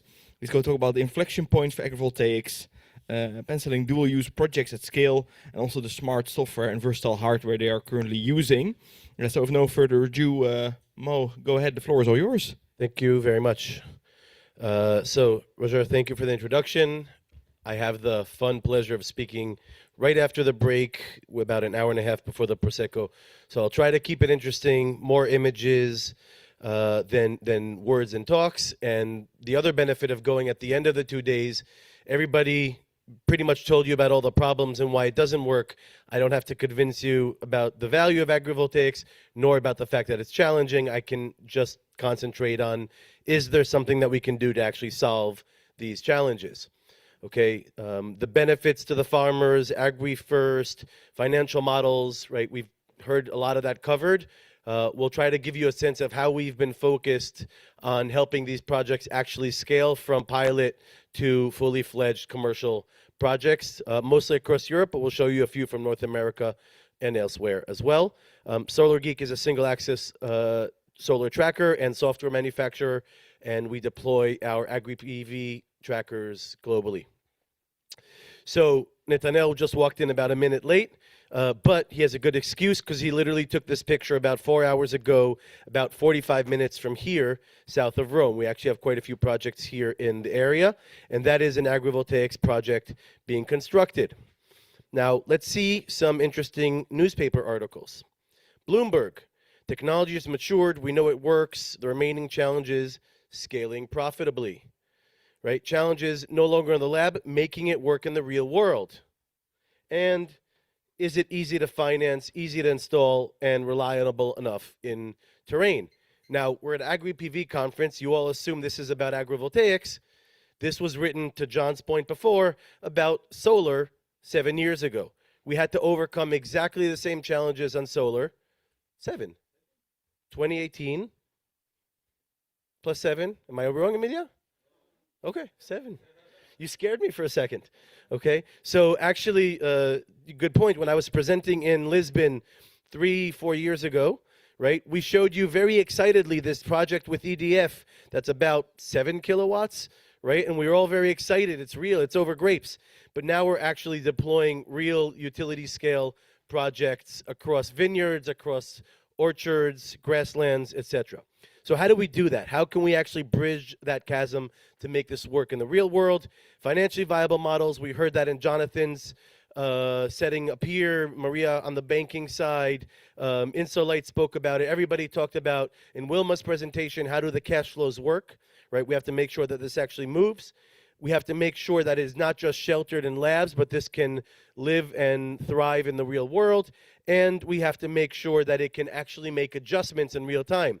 Right? We looked at a lot of the benefits to the crops. We looked at some of the challenges on the solar, but how can we make sure we can actually balance, make those decisions in real time, not just when we said it and hope it will be okay in the future. So most of the presentation today is going to be how do we solve these types of challenges. First and foremost, how do we make these projects financially viable and as comparable and close to standard ground mount as we can? Why? Because those are more financially viable. We can want to give all the benefits to the farmers to save the farms, but if we can't make it pencil, banks don't finance it, so it has to actually work on the balance sheet. So easy task, right? Let's start. Well, structures cost more, not good. Labor costs more, not good. OpEx, harder to manage and sustain these over time. Also in the wrong direction. Is there a saving grace? Nope. we might actually produce less energy if we have to do anti-tracking. So if all this is leaning to one side, how on earth are we going to tip the balance to the other side? So here's where we start adding our magic. First of all, we're going to provide structures that are at least not negative. They're as close as possible to standard ground mounts. We're going to be able to increase and improve land access to do this in land that previously could not be used. Presumably, and we've seen this happen, if you can get to those lands, they'll typically be a little bit cheaper, right? Incentives, we spent 2 days talking about that. Some jurisdictions no, some jurisdictions yes. We have to make this work even without getting any incentives, and it has to fit into the financial model. So if we want to build something like looks like this in Munich, Germany, we need to look at an IRR calculator. Now, we're going to come back to this at the end of the presentation because it's very easy for me to tell you, look, we're going to install 2 megawatt more, 20% more in this project with our trackers. And you can call on it, but we'll actually show you how we can do this. Now, we're showing installation costs indeed go up by about 20%. Balance of system will go up 23%. But here's where we start seeing some evening, right? The racking, and these are real numbers from recent projects, the racking, instead of being 30 to 40% higher, as some assumed, we're able to get it around 10 to 15% above standard ground mount, right, at elevated heights. That's what we're talking about. We're able to save on grading. Right, so all those projects that have funny slopes that we'll show you in a second, we're able to reduce that, put that back in your pocket. We're able to, we're accounting for higher O&M costs, right? So where you see red, it means that we know that there's a downside for the agrivoltaics, and then we're assuming that we can get roughly a 7% improved lease on the land, and that allows us to generate more energy and equal out the IRR. Again, it's easy for me to write these numbers. Now I'm going to actually try to convince you that it's possible to do in the real world. So, real world projects on complex terrains. If all the projects looked like this, we wouldn't be sitting here. Everybody would either farm that land or build standard projects. But this is where we need to build. This is literally the site of a 20 megawatt project that we just deployed here in Italy. Materials on site being built as we speak. 25% slope, 2.5 meters in the air, right? We were literally the only ones who were crazy enough to try to take this on. Hopefully it works. It will work. So these are the types of challenges that we need to solve. And to do that, we need different tools, because if we take standard solar tools or standard agricultural tools that were optimized for that individual use, they will not work. If I take big building blocks, they'll be fine. I can build something as sophisticated as a 5-year-old, but if I want to build a Taj Mahal, a project that can allow me the level of optimization that is needed for these projects, I need more granular, smaller, more accurate tools that gives the flexibility to the designers and the farmers to make this fit in the land that they're going to build. So again, 3 major challenges to make this pencil: building at height, building on slopes, and increasing the density and the land utilization to make the maximum of the land that we're actually leasing. So, building at height and above crops. This is the 3 megawatt project that I mentioned before. It actually had existing trellises, so we did not have to ram the initial trellis. We were able to build on top of it. I'll show you some pictures from the construction in a second on stills. But you see what we're doing here is we're actually lifting the tables that were built on the ground to attach them and connect them above the crops to avoid all the land compaction that we kept on hearing about. This is what's allowing us to build on this existing site without harming any of the vineyards there. Okay, you can see here what I was talking about. We're able to get to the height here with simple ladders because the trellises already existed, and then by lifting the tracker tables with the crane, we're able to protect that crop. Now, this isn't going to always be possible, and this is also up to the EPC at times. This is another project we just finished building in Colorado. I wish Byron was here to see this. 3.5 meters in the air above a vineyard for Colorado State University for a test site. You see they use a different approach, but notice the top right. There's already a short foundation in the ground, so we didn't need to dig the big, massive PD10s that can drive the massive piles. We were able to use smaller machinery to at least try to be considerate of the land. So again, focusing on construction approaches, a versatile tracker that does not require the big, heavy machinery. And then what you get are these types of constructions, right? You'll see, again, some vineyards. You'll see some orchards. You'll see apples. Actually, with Aquo, if they're still here, this is in Portugal together with them. This is a Munich grazing site. And these are more grazing sites. We took the recommendation to also focus on cattle. We know that in North America and some parts of Europe, cattle is going to be big, not just sheep. So we need to elevate it to the level where it's not going to hit the cattle or make the foundations strong enough. We talked about agricultural machinery, right? We want to make sure that we can adjust for that as well. So different crops, the crops we'll get to in a bit. We can also connect sensors to them, right, to know what's going on. But you see here the versatility. If you're an EPC or if you're a developer or an investor, an IPP, and you want to know that the equipment will fit on all the different projects that you need to build, you need to choose a system that can be adjusted and used on all of those sites, right? You see here grazing, standard European heights of 2.1 meters across the different countries, and new from about a day ago from France, from the Loire. You can see the harvester, 3.5 meters in the air, able to go under the panels. And again, multiple projects globally that are penciling at scale. So that was the height. Now we promised you some slopes. So what's the challenge with slopes? Again, 1.5 days, you heard about compaction. We need to be able to make sure that grass or grazing or crops will work. We cannot touch the ground. So how do we do that? How do we then install trackers on slopes where we cannot touch the ground? The biggest challenge for a tracker is power transfer. If I want a 2-string, 3-string, 4-string tracker that's very long with a single motor, it can't fit on a slope. It either needs joints or it needs to be broken or it needs cut and fill. What we're doing is we're making smaller building blocks that can then fit on those lands without needing any of those adjustments. And then we're able to save tremendous amount of money on the cut and fill that comes back into the IRR calculator that we looked at, and it speeds up permitting. It allows you to avoid some of the biggest challenges that you'll face. On the left, a analysis that we did for a 4-megawatt project in North America.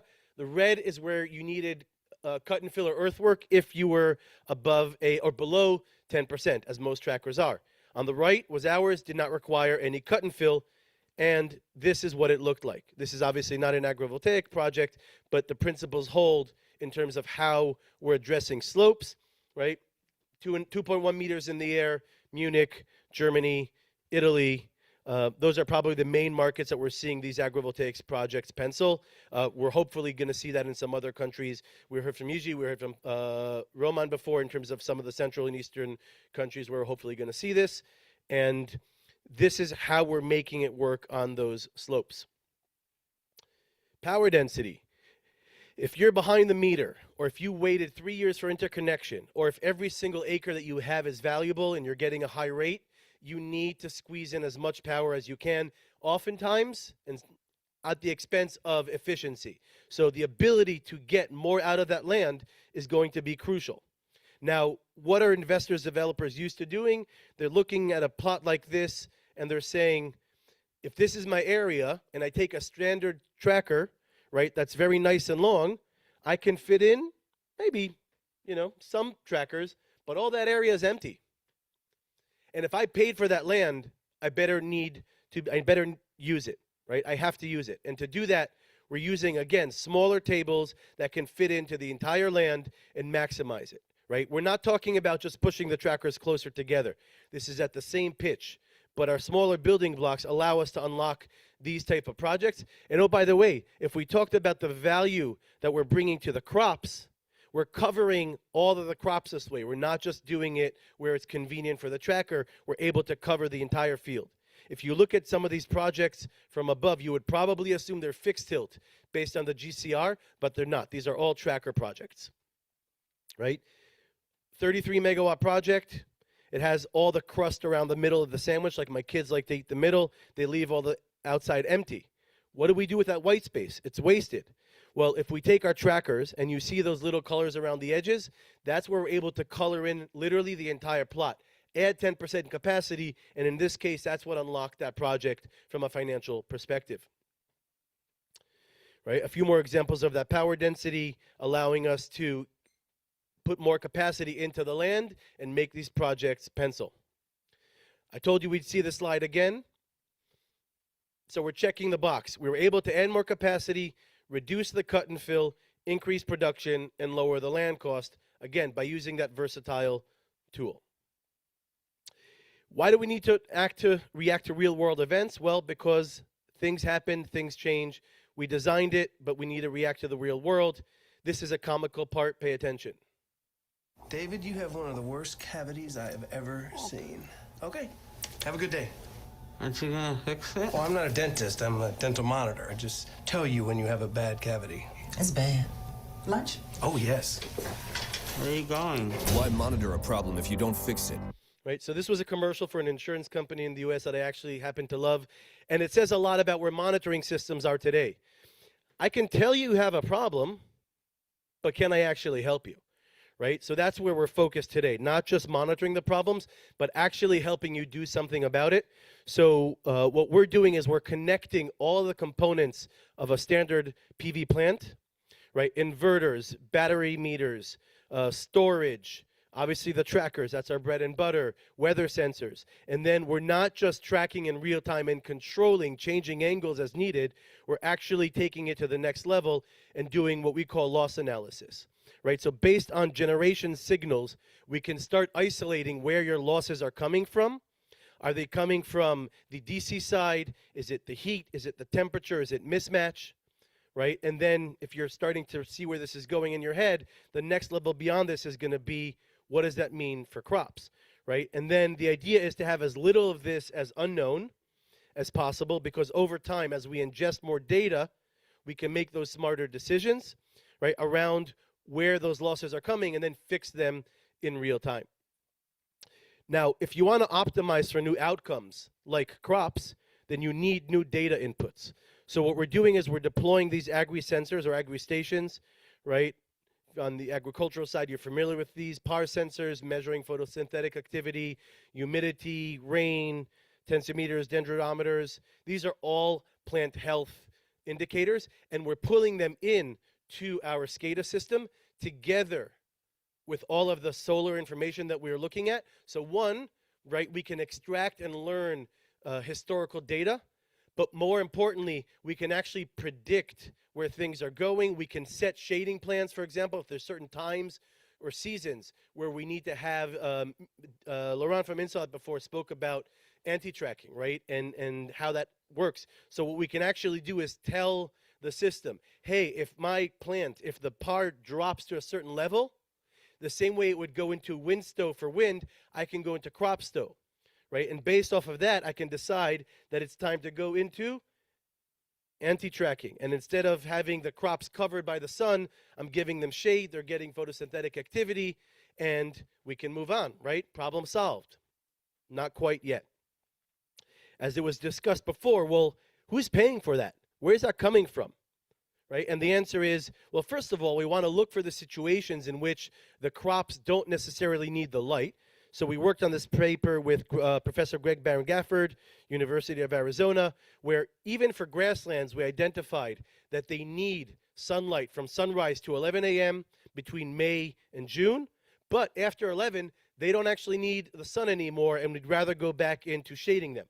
So we analyzed that by doing that, we would lose about 10 to 12%. Is that good? Is it bad? I don't know. But at least now we can actually go with that number to the bank and say, this is what we're actually trying to pencil the project with, rather than some imaginary number. Now, another thing that came out of this research is, if I can do this, then suddenly, instead of needing to be at a 6-meter pitch, or we know in some regulations a 40% low, for example, in Italy and other jurisdictions, right, that have your max GCR, because that's assuming that you don't know how to prioritize the crops.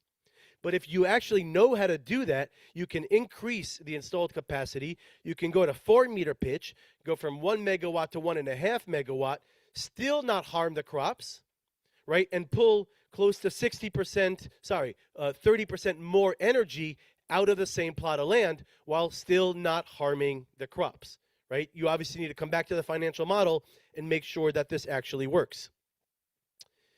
So until about 3-4 weeks ago, the presentation would have roughly ended here, but we've made another push recently into this world of AI, which is fun, right? Most of you recognize these icons. Many of you probably use this on your daily basis, whether for work or for fun, right? I might or might not have used some of these apps in putting this presentation together, but it's becoming part of our day, right? Imagine a situation now that you can communicate with your solar plant the same way you would with a ChatGPT and just talk to it, right? Introducing Sunny AI, our natural language agent that we connect on top of our SCADA, right? And we can actually communicate with it in natural language. This is now deployed with a few of our beta customers and design partners, and it allows you to ask simple questions and get answers that are different from what the dashboard would show you, right? The dashboard that you typically have is what I want you to see. But what if you want a different time frame? If you want to compare between two different sites, if you want to try to dive deeper and to figure out why is this site performing better than that site, or look at different historical context, this is allowing you to do just that, right? If you see in the background here, it's pulling graphs, it's making those insights from the specific information. And I'm about to wrap up. Another thing, we talked for the past 2 days about the farmers and the investors as if they're two different entities, but it's one project and one piece of land. And what we're doing with this software is providing that transparency for all of these sides to see what's happening, right? You can still decide how you want to balance out the control, right? Maybe the farmer does have the right to move the panels into stow position for when he or she needs to do their maintenance. Maybe the IPP comes in and does their monthly maintenance, but now you have records that each side can see, so you can actually work out a mechanism, right, for those two parties to agree on what happens during that time. I was talking to John about this yesterday. For example, if you're a farmer and you go to the market, you buy your seeds, your fertilizer, your water, right? It's one of your inputs into your project. If you're a farmer and you have this AgriPV on site and you don't necessarily own it, it's sort of like you now have to buy your sunshine, right? You want to get it during cheaper times. You want to allow your partner, i.e. the IPP, use it during the times that are more valuable for them, and then presumably that's paid back to you in the rent for the land. So this is the system that allows all the parties, or even the regulators, right? We talked about how in France you need 90% of the annual yield to show that you're generating it. Or for the Avanzado in Italy, that you're doing everything you can to monitor the projects. This is allowing you to do that in one platform. Okay? A few of the companies we work with, and thank you very much, and I'm open to some questions. Thank you, Mo. Do we have any questions for Mo? Yes, in the back. Hi, could you run it back a few slides? Because there's something that did not quite make sense to me. You said you could make your plant a little bigger, even though when you take off some of the sunlight, right? Mm-hmm. You can make your plant a little bigger. This was before Sunny. And that didn't make sense here, this one. I didn't really understand what you said here because you're taking away sun in the early hours, not in the peak production hours usually. That's when it's good for the plant. So if you could clarify that. Sure. So this is assuming a set amount of land, right, a square land. And if you keep on the left, if you keep the trackers at a 6-meter pitch, right, you can only install 1 megawatt DC, right, at a 6-meter pitch. And with that efficiency, right, you're going to generate either 2.07 without anti-tracking or 1.83 with anti-tracking. Now, what I was saying is if you know how to avoid harming the plants, you can actually install a higher capacity closer to each other, right? You can squeeze in more capacity to the same area, so you can get 1.5 DC in because those panels are closer to each other. So you're increasing the capacity, but because you know how to control them, you're able to not harm the land. The reason you typically have to keep a large pitch is to minimize the time of day in which you're shading the crops. But if you're not shading the crops, you can have a higher capacity. It is coming at the expense of efficiency, right? It is coming, so you're losing 10%, right? In that case, 11% of the efficiency, but you were able to install more capacity. But if the land is your bigger bottleneck in this situation, you can choose to make that choice. It's not going to pencil every time. That's what this specific pilot was aiming to see is, can we do this? Not saying that this has to happen on every project. Thanks. Any other questions? This was the last question. Thank you very much, Mo. Cheers. Then we'll be heading to our next case study by Claudio Pesenti, Senior Technical Advisor at Vector Renewables Italia. She's going to talk about Claudio. My apologies. My apologies. Sorry, he is going to talk about optimizing agrivoltaic systems, a comprehensive analysis, the design constraints that they're currently facing, and also what the authorities want to see, how to choose the right agrivoltaic system, and the importance of simulating irradiation. So, Claudio, the floor is all yours. Thank you very much. So I'm going to present very briefly how to optimize agrivoltaic systems for utility scale projects.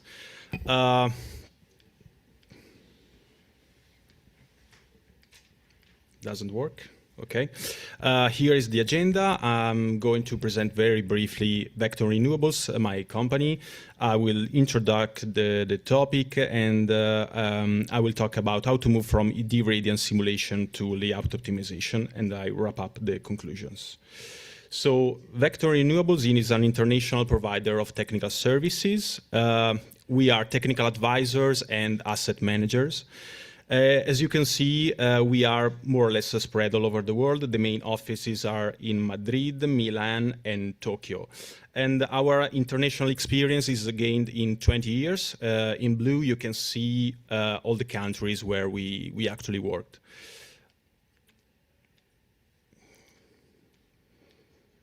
There's an issue here.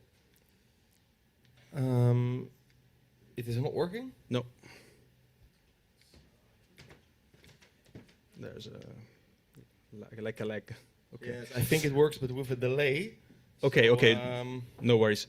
Okay, so here there are on the right, you can see the technical services that we provide. In blue, technical advisory services, and in light blue, asset management services. And on the left, our track record. As you can see, we provide services for solar, wind, and storage industries. And we cover all the life cycle of utility scale projects, from development to construction up to operation. It's quite tricky here to...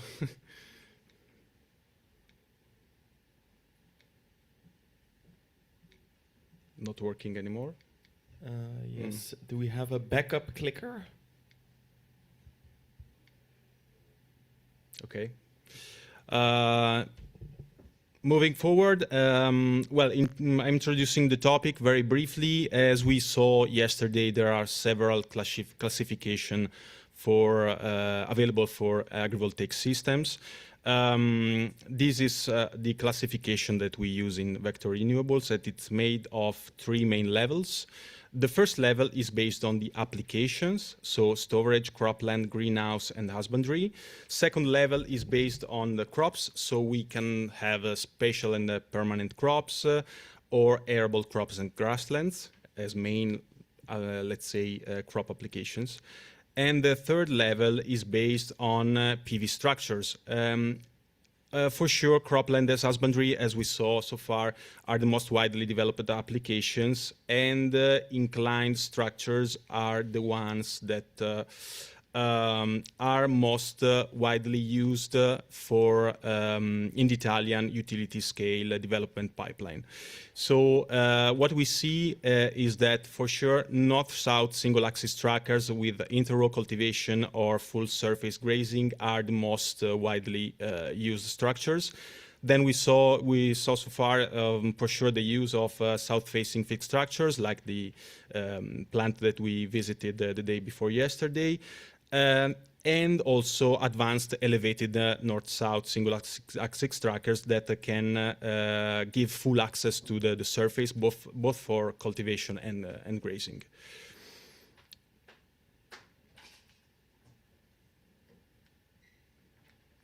Okay, let's move to the topic of this lecture. we want to understand how irradiance simulation is important for the optimization of utility scale layouts. So the first step, of course, is to design a preliminary layout. So basically, our clients, developers, utilities are using some kind of microscopic criteria that guide the design. For instance, they want to use their own standards, like I want to use that pitch, that number. They want to maximize the installable capacity. They want to optimize the energy yield. They want to lower as much as possible the capex and the opex. They want to combine the criteria in several ways, and so on. But here, the main topic is that we miss, since we are talking about agrivoltaics, we miss the presence of the crops if this tool is working. Is there no chance to have a replacement because it's in the back at the quite difficult surface, in this way? Is there a backup available? Looks like a no. Okay. Okay. Here we have, for instance, like we selected a crop that probably is feasible for our project. As you can see, this sketch will be useful for the full presentation in both side view and top view, and the structures are, let's say, north-south axis trackers, which is the most widely used application.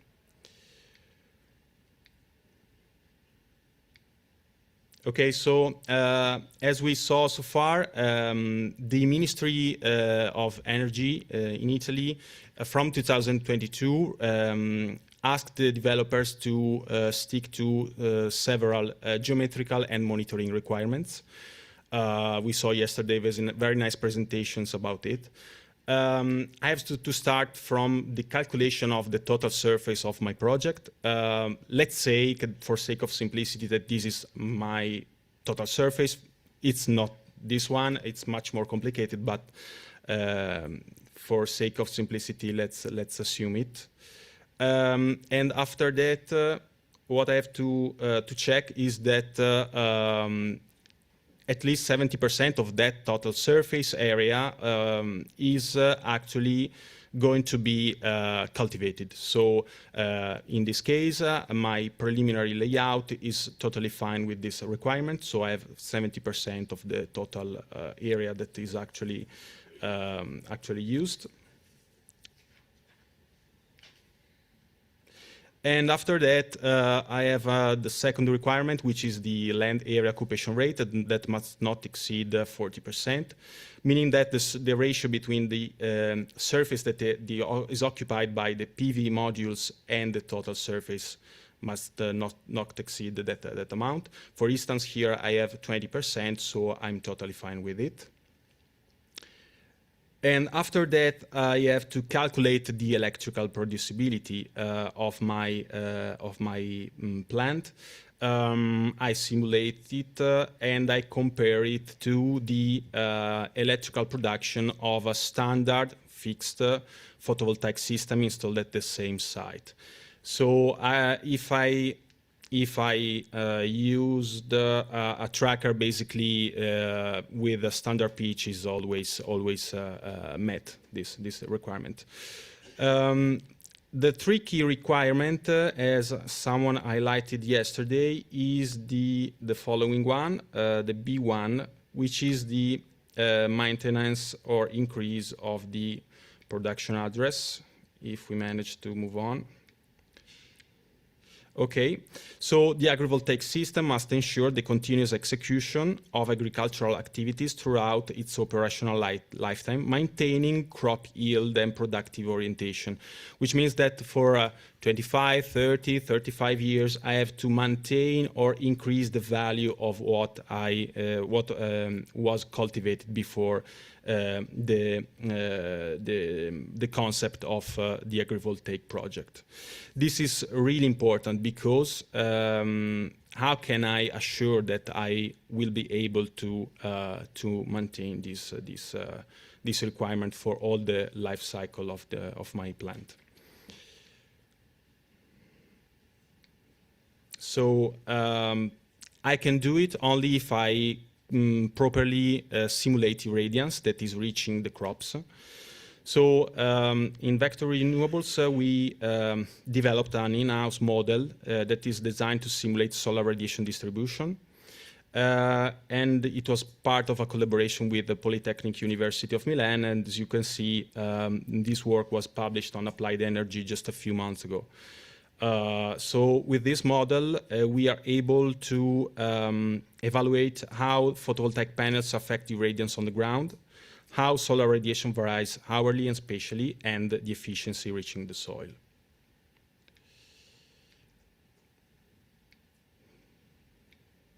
So the model works with meteo data, and after that, I have just to select some parameters that are quite easy to catch because I have the module width, the structure height, the pitch. I can enable the backtracking option if I have trackers, otherwise I'm simulating a fixed structure. I have to input the location coordinates, the time zone, and the model gives us hourly values of the GHI, DNI, and DHI, the efficiency with and without panels of the irradiation. And as you can see on the bottom right, I have like a segment-wise irradiance distribution across the interrow area, which is very useful because it's very important to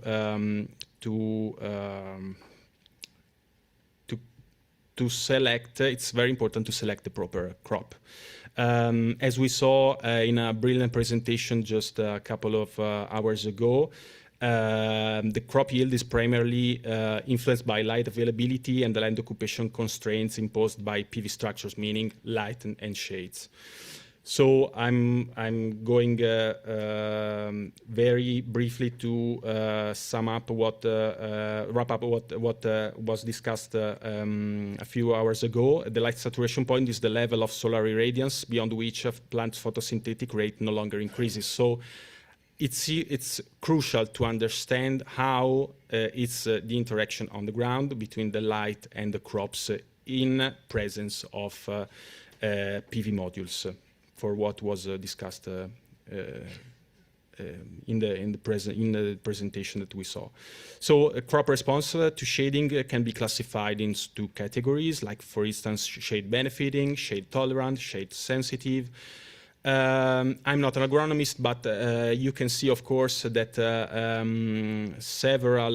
that each crop has its own light saturation point. So this is the key point of all this topic. It's really important to understand how light interacts.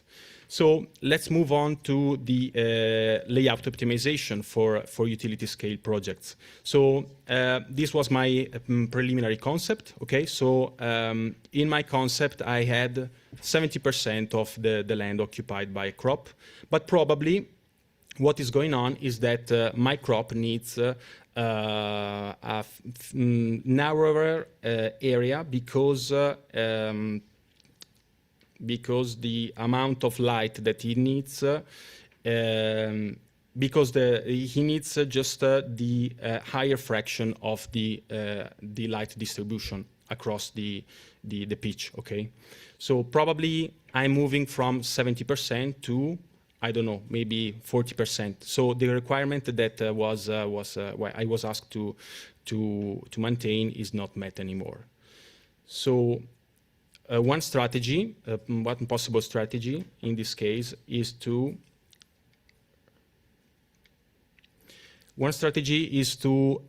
understand a possible inter-row zoning due to shading caused by the PV modules, because they basically affect water evaporation, temperature, and soil erosion. So I can move to a zoning concept across the pitch between one structures and the other.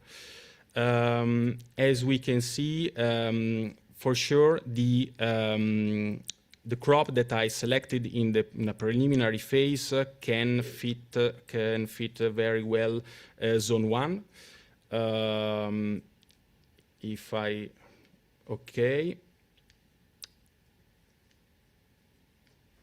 can fit zone 1, and I can select another crop for the zone 2, which is more for shade benefiting crops.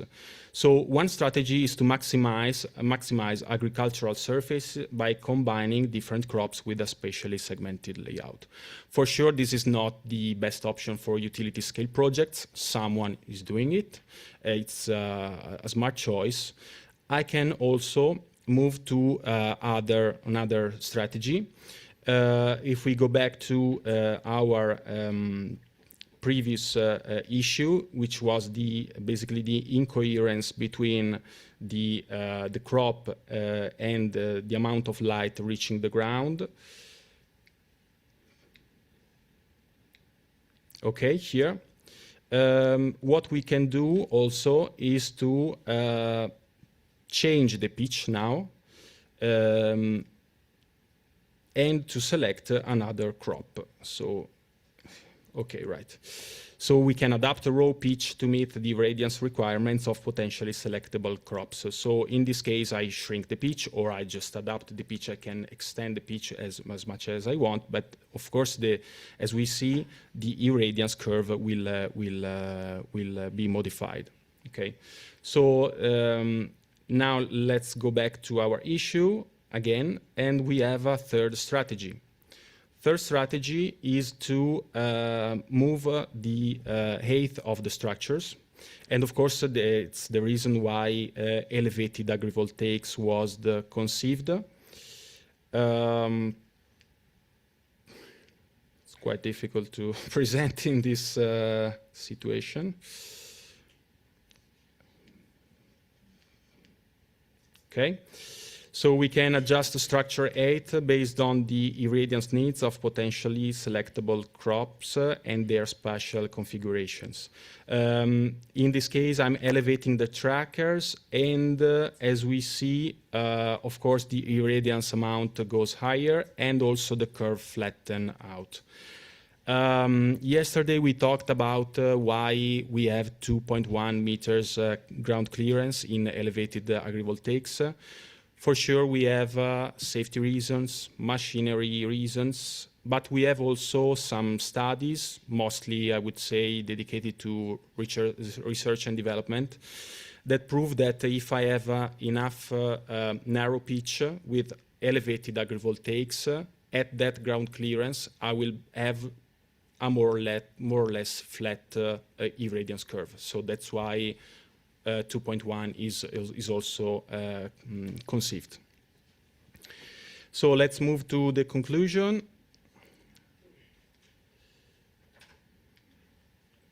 Okay, so we developed an in-house model designed to simulate solar radiation distribution, as we saw, part of a collaboration with Polytechnic University of Milan, and it was published on the Applied Energy. And we developed like a workflow from preliminary layout design to the final design with an iterative process that is composed of irradiance simulation, crop selection, and layout optimization. So that's it. Thank you very much. Thank you, Claudio. Any questions for Claudio? No questions? In the front here, yes. Microphone is heading your way. I think it's best to ask a question that does not involve going back to old slides. Yeah. Thank you, Claudio, for these different strategies. Have you tried the strategy of offsetting a bit the tracker to improve the uniformity? Because sorry? To offset the tracker, instead of full north-south, you offset it a little bit, so right. that in azimuth, then you increase uniformity. That's what we have seen. No, honestly, well, we provide services for, let's say, big developers, and they just wanna conceive the plant as they want, so they are stick to north-south as much as possible. So that's why, for sure, in the tool you can also move the azimuth. So it's one option. Yeah.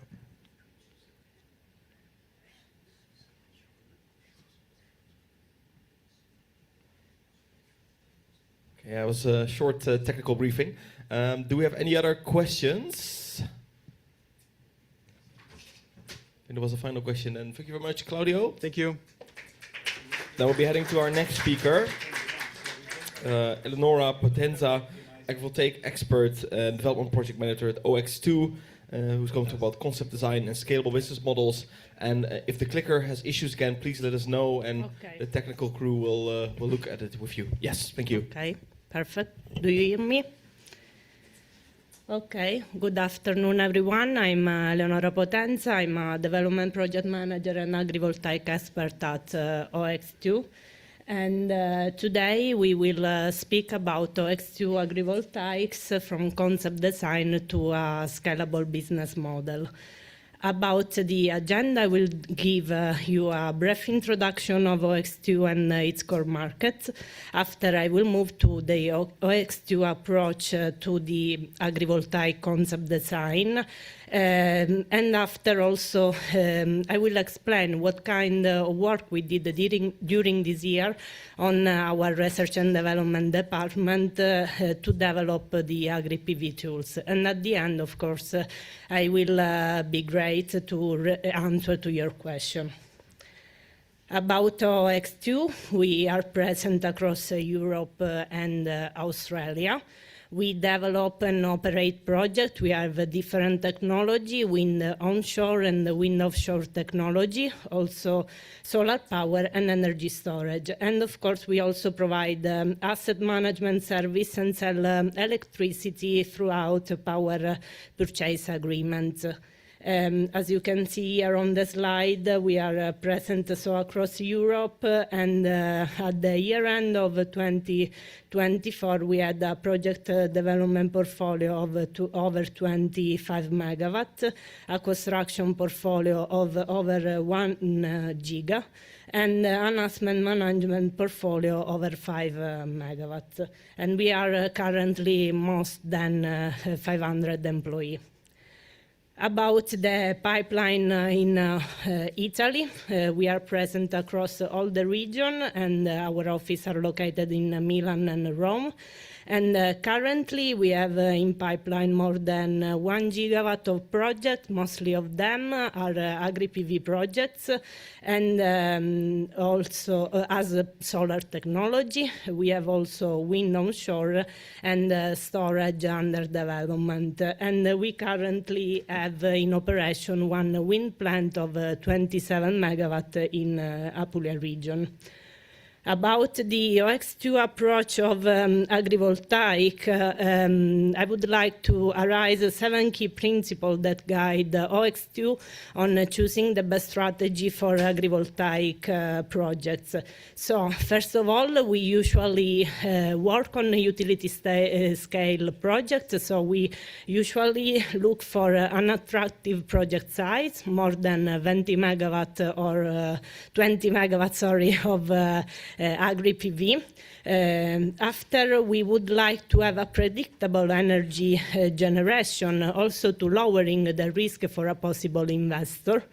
We would like to have a competitive energy generation and also minimize the complexity between the agri part and also the energy activities. That means combining as much as possible also the O&M operation with the agricultural operation.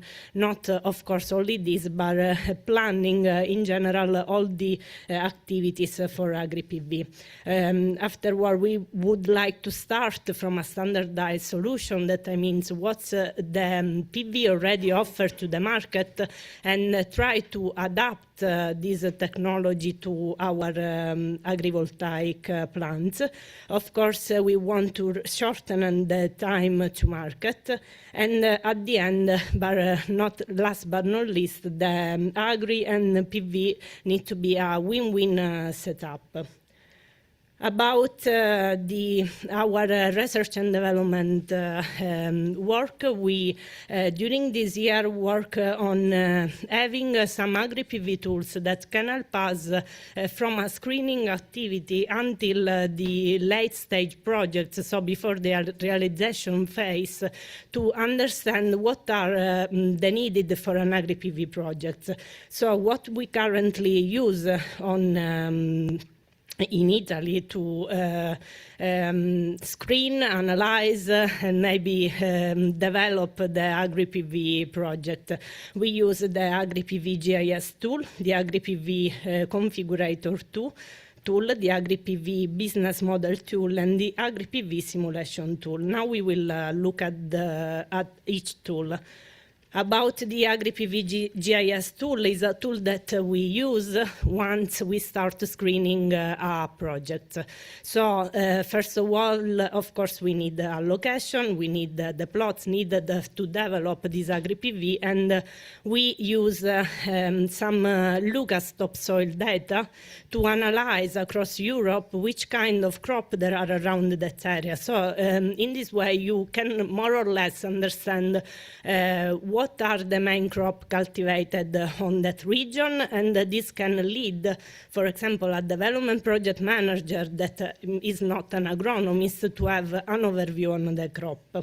And of course, here you can see, for example, that we divide the crop for different categories, such as forage crop, vegetables, cereals, fruit trees, so what are on that area.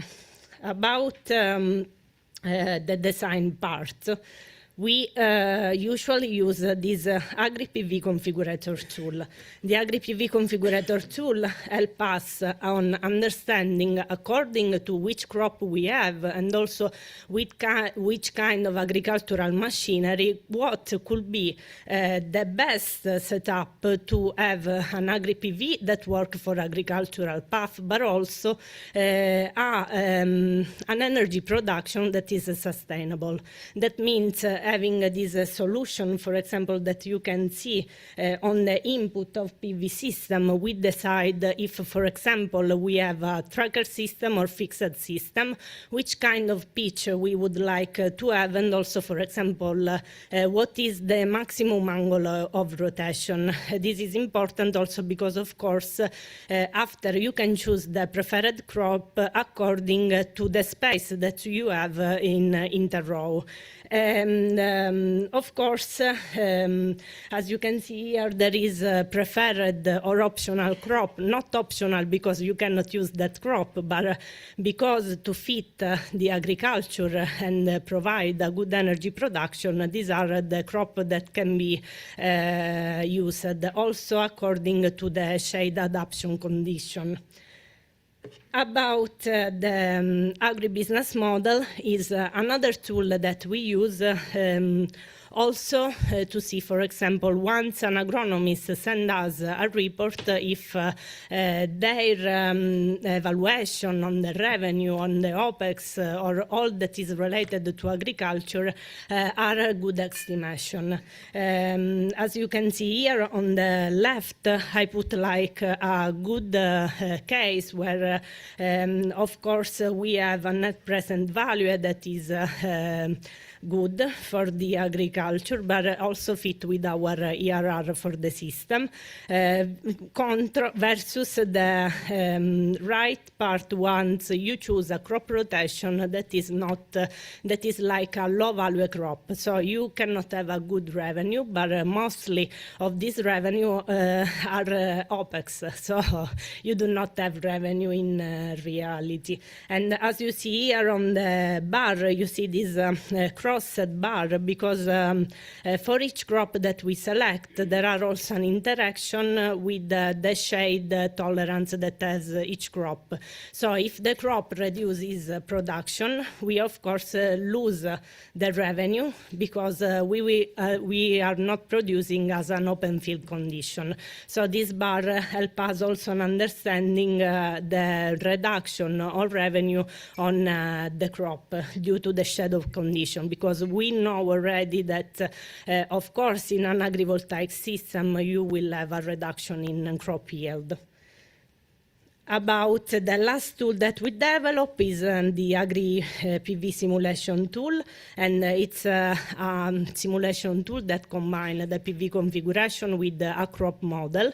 We have developed a light and shade model that can forecast the light that arrive at the crop with a grid resolution of half square meter. That means that you can forecast each single half meter how the crop reacts to the light. And at the same time, it's combined with a crop model. In this case, we used sticks. And we used it because it's one of the most common crop model used, and also because it's the one that can be easily developed on a crop model. About the Agri-PV simulation tool, we put the input such as the TMY that given you the idea of the meteorological data on that specific location, and of course the PV configuration, so if it's a tracker or fixed, and all the parameters related to each configuration. And at the end you can select which kind of crop you can select. For now we have implemented 20 crops to select according to family categories that can allow us to understand more or less this family, how it can react to the agrivoltaic condition. And the output are related to light distribution on the interrow space. So usually we use the photon flux, photon density. In that way we can understand how photosynthetically the crop reacts to this light condition. And also we have this simulation as an output for the crop yield. Furthermore, because we know that it's really important also understanding maybe the water saving of the crop, we can have info on the water balance of the soil compared to from open field to agrivoltaic system that give us an idea of how many water saving there are per each crop due to the shade condition, and also the crop height, because during the crop height it's a parameter really important to understand at which height we need to put our structure, also according to the crop. Usually is 2.1 meter at the torque tube, but of course if there is some crop that grow taller, we just modify it. And at the end you will have a result also on what we call Agri-PV on open field ratio, that given you an idea of how much reduction you have in crop yield compared to an open field condition. So that's all for the day, and thank you for your attention. Thank you, Eleonora. Any questions for Eleonora? No, then maybe a question. You showed a bit of the tools, also the trends you see. How do you see the future of agrivoltaics, the development of it for you? What kind of direction do you think it will go? Mm-hmm.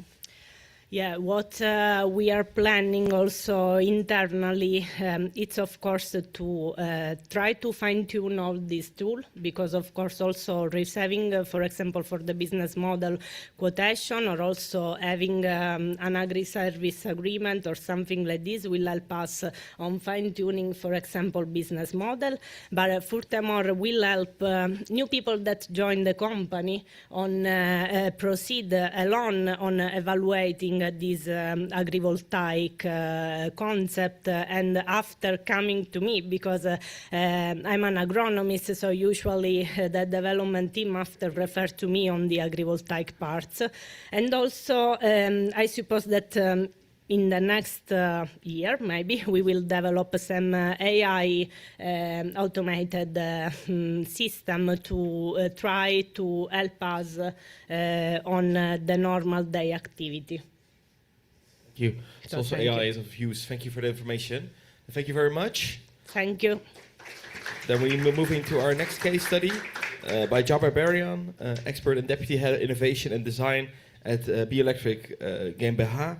He's going to talk about from north to south, tracker design for profitable and farm-compatible agri-PV in Italy, the design challenges, the smart alternatives that are there, how energy yield is impacted by different tracking modes, clearance modeling, capex and other structural factors, and MPV trade-offs. So with that being said, Jabbar, the floor is all yours. Yeah, thanks for the introduction, and hi everyone. Second time at this event. I would like to thank the organizers for the invitation. First time was in Netherlands, this time in Italy. What I learned from yesterday, that the Netherlands, it's a bit tricky and weird situation. And now in Italy, I see there are many projects and there are some regulations. So I think we are in the right place to speak and get more projects. So I choose this title because of the analysis we did. We would like to understand the Italian market because we have also electric in Italy. So we'd like to have our opinion on the system design in Italy. I will take you through our analysis and also share some thoughts on the AgriPV design in Italy. Yeah, for those who do not know Belectric, so Belectric started back in 2000, 2001 as a pioneer of solar energy in Germany, then grown to be APC, and today Belectric provide more services than APC, and since 2021 is owned by Elevion Group.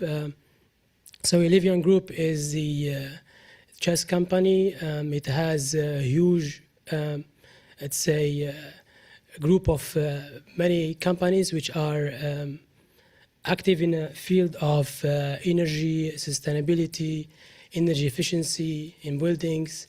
So this actually for us, what does it mean? It's strengths, financial stability, and also networking in terms of having projects from different dimensions. So as I mentioned, Belectric is more than APC. So from consulting to project development and O&M, these are the core 4 businesses. I'm from the Innovation System Design Department. Here you see some key numbers in terms of APC and O&M and the key projects which Belectric made. So we are active not only in solar but also batteries. Especially recently, batteries in Germany are becoming very, very important due to the grid issues and the solar capture price, as you might know, which of PV is not good. So also focused a lot on batteries. So I would like to start by defining AgriPV because everyone defines it maybe slightly different. Let's align on this.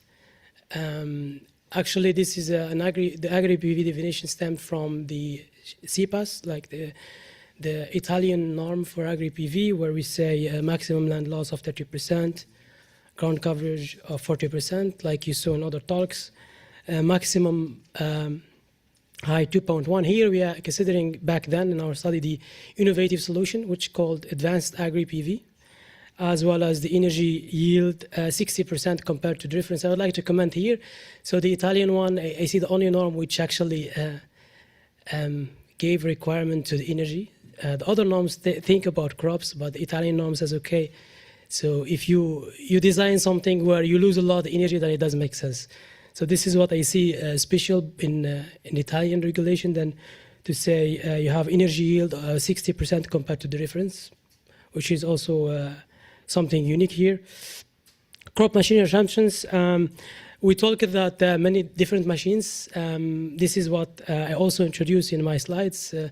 When we go to farmers, often they have different machines, and the farmer, often they don't want to spend money to change the machines. Therefore, taking the machine width into design is very important. And here I have small, medium, large.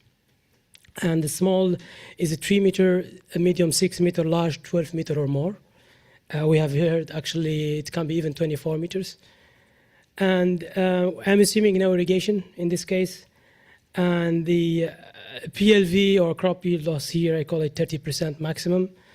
And assuming annual crops, shade tolerant crops, not the permanent trees. So this is annual crops. Stakeholder consideration is very important to align on this before talking on business case, who's owing what. So in our case, we talk about large scale. Often we see the farmer is not the investor in PV. A farmer is the landowner, and energy company operates the PV, paying the land lease to the farmer. So this is the constellation you have here. So of course we need to have a reference. We are coming from ground mount, therefore I have ground mount there. and the ground mount is 3P 25 degrees. The Italian norm actually did not specify exactly what is the reference. This is a bit tricky regarding the 60%. So for us, the 3P, let's say the reference will be the normal one, ground mount you would do, which is economically optimized. Nowadays is a 3P, 25 degrees with 0.8 hub height, 3 meter row spacing. This is easy putting as many modules on the field.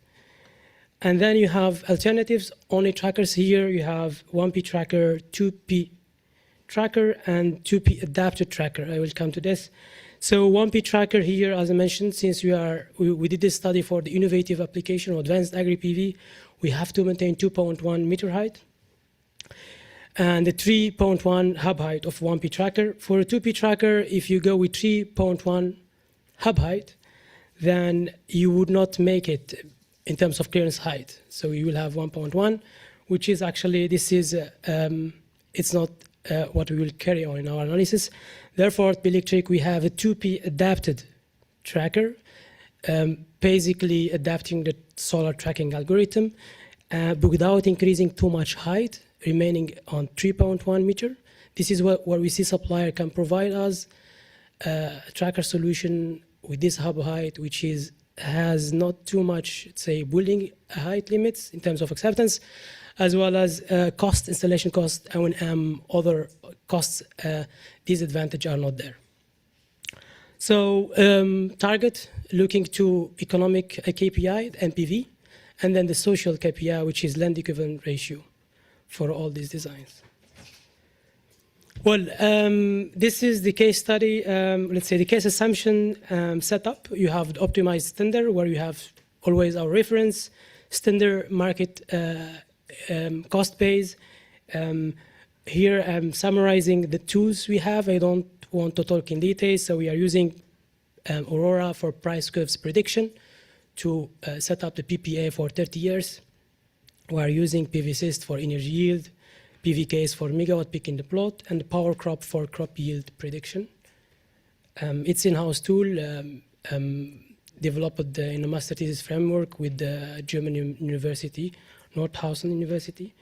So we have then three alternatives. What we took, actually, we took 3 locations, north, center, south. This is how the incentive in Italy is. So you have actually in the south a base one, which is 80 euro per megawatt hour. We took this from PV Magazine release of the first tender, which was 80 in average, and then 84 if you are in center and 90 if you are in the north. There is a CapEx reduction of 40%. We assume 20% or nothing.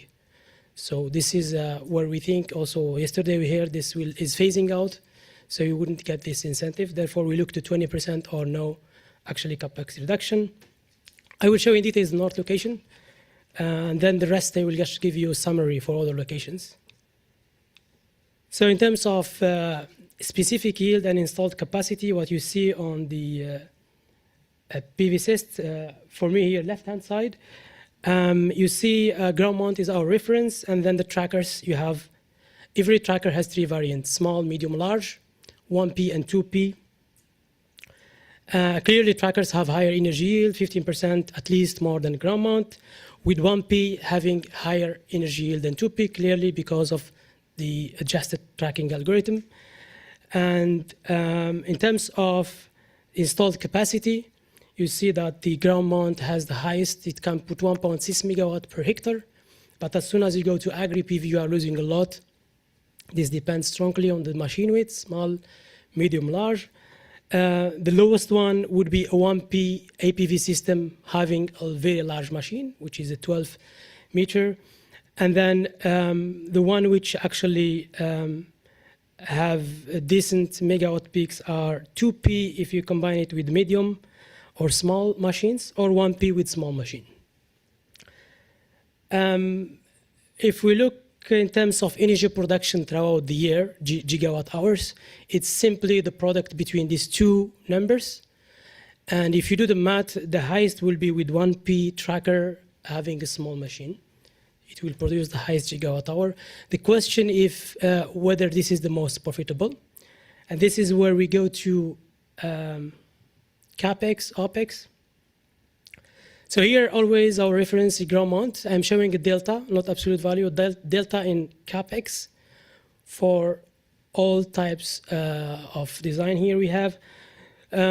What you see clearly, there is quite an impact due to this incentive of CapEx, which provide in Italy. So you see the delta, it's around 40, 50, 60, I mean, for most of them, which is normally you don't see it if you don't have this incentive. Normally it should be very high because only the delta between ground mount substructure to a tracker is about 50. But this is, I'm talking the entire CapEx is about 40. This is actually the impact of the incentive. But if you don't have any subsidy, I give an example for one APV small, then you are easy above 150 euro per kilowatt peak more in total CapEx. So all in all, if you see here in terms of designs, one APV large has the highest CapEx compared to ground mount in these designs because simply apart from the substructure elevation, installation cost, there is a huge impact of fixed costs. So you are comparing a 16 megawatt peak versus a 3 megawatt or 3.9 megawatt due to this large machine and small megawatt peak in the plot. So you have the installed fixed cost impact. In terms of OpEx, always compared to ground mount delta, here we have same OpEx, 3 euros. This is actually still, we are learning about OpEx, about AgriPV, but the rationale behind is that normally if you go to standard PV project, not AgriPV, trackers often have 1.5 to 2 euro per kilowatt peak per annum, higher OpEx. In AgriPV, there is a huge advantage. You don't need grass mowing or area maintenance. There is a gain for trackers, but those trackers, AgriPV trackers are higher. So O&M is a bit higher. There is moving parts, as well as in advanced AgriPV in Italy, you have to invest in O&M of monitoring for crops. So all in all, our best guess based on our long-term experience in O&M would be 3. And we don't see really a difference if you have these small, medium, large machines in OpEx. Therefore, we assume 3 euro for all of them. Now to the results. Here we are looking at delta MPV. What does it mean here? Is the net present value for 30 years, assuming the case assumptions I mentioned before, the CapEx reduction, the offtake advantage. For the ground mount is the PPA based on price curves. Here also is the deltas. So compared to ground mount, all APV designs are less profitable. This is what we see here. The most, let's say, the least deviation is with one APV small. So if you manage to have an AgriPV project where you combine a small machine with 1P tracker, is the best here. But what we see also with 1P trackers, they are actually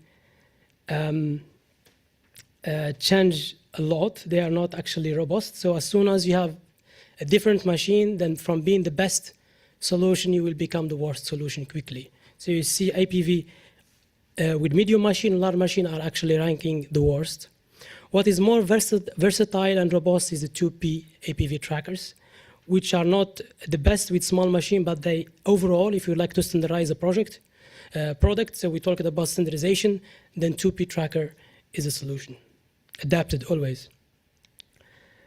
Now, if you go without subsidy, which is the future, unfortunately, you have actually even more, let's say, worst case, where you go deep in the negative delta in present value, but the ranking doesn't change.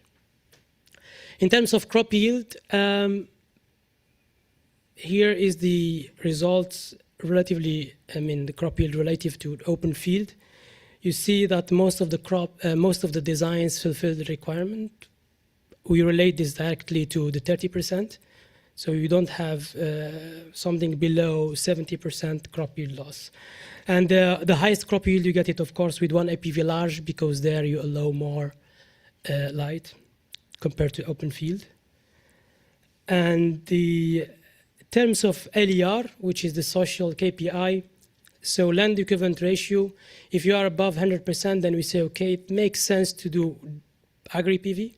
If you are below 100%, then it doesn't make sense to do AgriPV. It's better to do PV only, agriculture only. But you see here for all designs, the LER is above 100%. This means they're all justified for the use of land. And what does it mean, actually? So our analysis is 10-hectare analysis, and in average, we can save 2.5 hectares using agri-PV compared to separate, let's say, application of agriculture and PV. What is interesting also to see here that the ranking in terms of LER does not change a lot compared to the ranking in terms of net present value. What we learned, at least for our case study, that the energy has more value than crop yield. That's why the LER is weighed more by the energy, and that's why the MPV and the LER ranking are quite close. Well, for other markets, we've found actually clear segregations in terms of machine width across regions, either north, central, south. So if you have a small machine, go with 1P. If you have a large machine, consider 2P adapted. And by this, I would like to conclude that so this APV subsidy we have helps a lot in the CapEx, but actually eliminating this APV subsidy, which what we heard yesterday, and treating the same, let's say the agri-PV same as ground mounted, it's actually would make significantly the agri-PV less attractive in Italy, because already it's bad now, but if you remove this, it actually investors would prefer to go to ground mount. One APV tracker costs and revenues vary greatly with agricultural activity type, whereas 2P are actually versatile and robust if you have different machines. But I will see both use cases for 1P and 2PV adapted. So we ask you to collaborate. We are actually exploring agri-PV projects, validating our tools. So we are happy to collaborate in this direction as well. We are open for this. Yeah, that's all, and I'd like to thank you for your attention. Thank you, Jaber. Any questions following this presentation? See a question here in the front.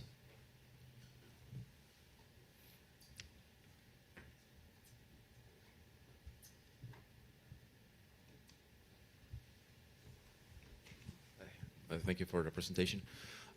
Do you have made any scenarios based on fixed tilt also, or only on tracker based for agri-PV? For agri-PV, no. In this case, in Italy, no, not fixed tilt, only trackers. So fixed tilt I showed is always the reference, is not agri-PV, no. Yes. Any other questions? This was the final question. Thank you very much, Jaber. Then we're going to move on to our next case study by Richard Randall Boggis, research scientist at Syntef, who's going to talk about agrivoltaic lifetime, the operation, maintenance, and cash flows of agrivoltaics. So an overview of agriculture-specific O&M conditions, Power AV, an upcoming toolkit for agrivoltaic O&M across Europe, and how to assess energy agriculture cash flows. So with that being said, Richard, the floor is all yours. Thank you very much, and good evening, everybody. I think we can say good evening now. I'm Richard Randall Boggis, a research scientist at Syntef, which is an independent research institute in Norway, and we have projects across the world as well. Mo opened by saying one of the things we're going at the end is everyone's presented the challenges, they've presented some of the financial models, and now he can present the solutions. So I'm going to present some of the challenges, some of the financial models, and a tool as a solution.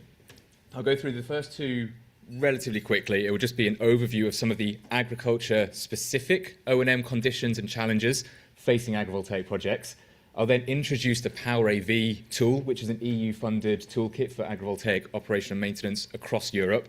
And then I'm going to provide a financial assessment, but the unique part here is that it's applied to projects in East Africa. So the tool can be applied across Europe. It's a standard tool that we've already heard much about over the last 2 days already, but we've applied it to our projects that were in Kenya and Tanzania.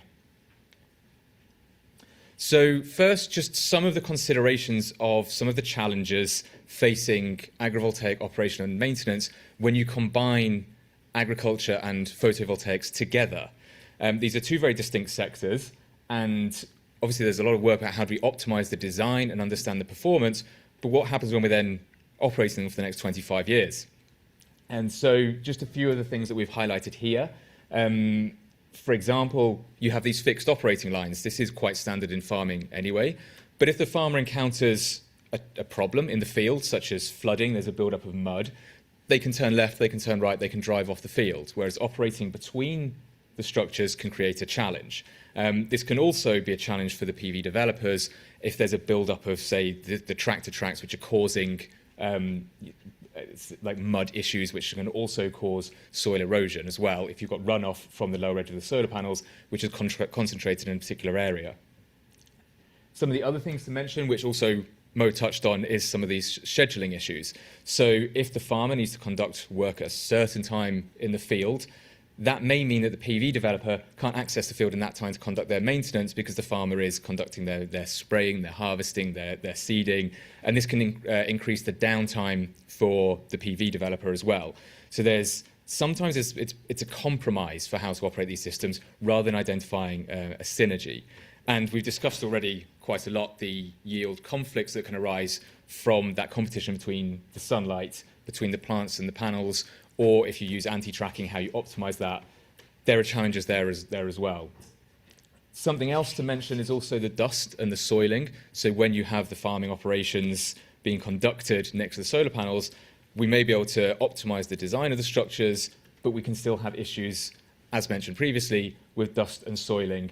There's vibration as well, and also the potential for damage and the implications for insurance. So considering all of these different aspects from both the farmer's side and the PV developer's side, this is where we need an agrivoltaic-specific operation and maintenance tool. This is similar to actually what Mo presented. I wish I was presenting before him.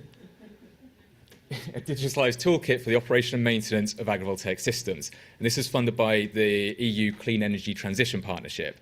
The primary objective is to create a toolkit that can be applied across Europe in the different climate zones. And the main output will be the toolkit for predictive and reactive maintenance. And the overarching tasks of this project, first is understanding the stakeholder needs. So this is led by Aarhus University in Denmark, to understand what do the different stakeholders need, what challenges do they foresee with operating agrivoltaic systems, and how can the toolkit be designed for them. ODTU Gunam in Turkey are creating a sensor package for monitoring the performance of PV panels and the stresses placed upon them. So monitoring the temperature, monitoring dust buildup, monitoring PV performance built into the sensors. Sintef, we're then leading a package on modeling what the impacts of different environmental conditions and agricultural practices will have on PV performance over time, which can then be used for predictive maintenance. Fraunhofer ISE are then working on the tracker control systems. We've heard a lot about this already, including anti-tracking and how to optimize the tracking management. And then this will be packaged up by a toolkit, as I've mentioned, by Sintef. And this is just showing that one of the nice things about this project is that we have a nice coverage across Europe from the subarctic through the temperate regions in Denmark and in Germany down to the Mediterranean, with partners also in Spain and Turkey as well. And this is a diagram which just highlights what the Power AV project will encompass. And I just highlight here the main features that we will be focusing on with this. So we have, as I mentioned, the stakeholder co-design for building the system. The red is highlighting the PV integrated sensors, the tracker control system, which, as I mentioned, we've already discussed a lot, and then the PV management tool for which will be AI driven, of course, which is what everybody's doing now. Thanks, Mo. So I'm now going to move on to the more novel aspect of the presentation, which is the financial viability of agrivoltaics in East Africa. So we've already heard about these various tools for assessing, for example, the internal rate of return, NPV, different cash flows, etc. We've built a similar tool, but we've applied this to the data that we have from Kenya and Tanzania. So this is a simple overview of the inputs that go into the model, so the CapEx and OpEx costs, also considering the crop sales and the electricity values, and then we consider the PV degradation rate, the lifespan of the project, a discount rate, and then that gives us a range of financial metrics.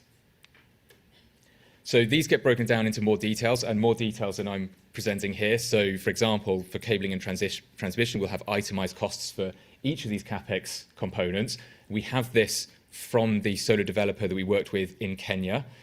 We also have the OPEX from the energy side and the farming side, so we can consider what's the holistic OPEX cost over the lifespan of the project. We then consider the electricity value, which considers your modeled PV generation, and then whether this is provided with a feed-in tariff or a power purchase agreement, or in some cases just savings from energy bills. For the crop sales, we consider what the crop type is, seasonal market value, the changes in the microclimate, the number of growing seasons that the crops go through throughout the year, and then also considering weather and climate shocks as well. And then, as I mentioned, we put in the PV degradation rate, lifespan, and discount rate.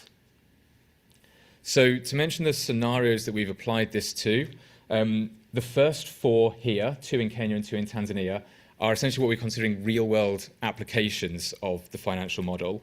The ones in bold, which is 2 and 3, those reflect our actual pilots that we have in Kenya and Tanzania. So a 62 kilowatt peak pilot system, which is grid-tied. It doesn't have battery storage, and there isn't a feed-in tariff in Kenya, so we're not utilising all of the electricity generated. So unfortunately, some electricity is curtailed, or it's wasted. Whereas the other systems, that we have 100% utilisation that we've modelled. We then consider if we add batteries to the system in Kenya, then we can utilise all of the electricity. And in Tanzania, we built a mini-grid system. So the second one on the right, that's the 36.6 kilowatt peak mini-grid system that has battery storage. But in Tanzania, they do have feed-in tariffs, and they have different feed-in tariffs for mini-grids and for grid-tied systems. So we then also modelled a larger grid-tied system, which, because of the feed-in tariff, we didn't use batteries because we could sell all of the electricity to the grid. We then considered a 5th scenario, which is what if there was a change in policy, not we changed the policy, what if there was a change in policy and a feed-in tariff was applied in Kenya? So we could then remove the need for either the batteries, or we could utilise all of the electricity rather than curtailing it. So first, thinking about that breakdown of the CapEx costs, as we know, the battery storage and mounting structure are some of the biggest costs, so we can quantify what the different costs are for developing an agrivoltaic system. We compare our agrivoltaics with a conventional ground-mounted solar park. These data are provided from a solar developer in Kenya. It's the developer that built our systems, and then they provided us with an updated quote, which is in line with market values in 2025. And you can see that the main change for agrivoltaics is the raise in the mounted structure. There will be some other differences here, but like I said, these are the data that are provided from the solar developer in Kenya and from the farmers that we worked with in Kenya and Tanzania for the OPEX costs as well. So looking at the electricity values, we don't need to focus too much on all of the details here, but one of the main things is the electricity is the largest of course, the largest source of income when you're thinking about both the electricity and the crops. It's over 90% in most of the cases of the income is coming from the sale of electricity. And the different units, for example, so in Kenya, this is the price of the electricity that the Agribusiness Training Centre is paying on their bills. So that's what they would be saving. And then in Tanzania, we have the 2 prices for the different feed-in tariffs for a mini-grid system or for the grid-tied system. And then we applied the grid-tied price to a feed-in tariff in Kenya. Of course, there will be some differences to consider. They are different countries, but we just wanted to model what would be, say, if we took that lower rate and applied that to Kenya as well. For the crop values, we based this on our experiments that we conducted in Kenya and Tanzania. So we have a range of different crops. Some of them showed that the yields are actually increase compared to the compared to the open field control. So actually some crops had higher yields under a 50% panel density. And we took the average of these crops. So even including some of the crops that performed lower, we took the average of those crop yields to then get the market value to apply as the input to the system. And as I said before, the crops it's around 6 to 11% of the income of the full system. So then when you have that, when you have your CapEx and your OPEX that go into it, you have your farming OPEX as well, your electricity value and your crop income, then that provides a summary of your cash flow, or what goes into the cash flow. We then add a discount rate. So if I go back a second, we use a lifespan of 25 years, PV degradation of 0.99% a year, and a discount rate of 8.75%. And this is probably the thing that needs to have the biggest circle around it, or biggest question, because the discount rate has a huge impact on the financial results, of course, and this will vary depending between Kenya and Tanzania. We base the 8.75% on an IEA survey of solar projects in Kenya in 2022, and that's the closest that I could get for a discount rate. We have also modelled it with a higher and a low scenario. So you modelled it with 3.5%, which is reported by Fraunhofer ISE for agrivoltaics projects in Europe, and we modelled it with a 13.5%, which was an estimate from Andrew Roche, who's part of the Consortium for Sustainable Agrivoltaics that we've been working with. And you'll hear more from Chris Hedegorn about that later. But Andrew's been helping provide some of the figures for this as well. So we do also model that 13.5% discount rate. But I'm showing the baseline here based on the survey of Kenya 2022. So we get cash flow results like this. You can see for the systems with battery storage, we need to have a reinvestment because obviously the battery lifespan isn't as long as the PV system. So at year 16, we then need to reinvest in batteries. And for that, we forecast a 45% reduction in the price of batteries based on two sources we found which forecast battery prices to come down between 35 and 55%. So we took it in the middle, and we have that reinvestment there. The main thing to see here is similar to what other people have presented, is that actually the differences in some cases, some results between ground-mounted agrivoltaics isn't that big. The biggest differences is between the different scenarios. So whether you had battery storage or not, which country you're in, whether you're having feed-in tariffs or not. But actually, when you have a look at the two systems, there's not a huge amount of difference. And if you were to then consider something such as, say, if we had incentives based on some of the sustainability features of agrivoltaics, so if there's an incentive for developing a PV project which addresses multiple sustainable development goals in semi-arid regions, in the tropics, then that could close that gap between the green and the solid line. Just to explain what this is, so the solid blue line, the solid blue line is your conventional ground-mounted solar park.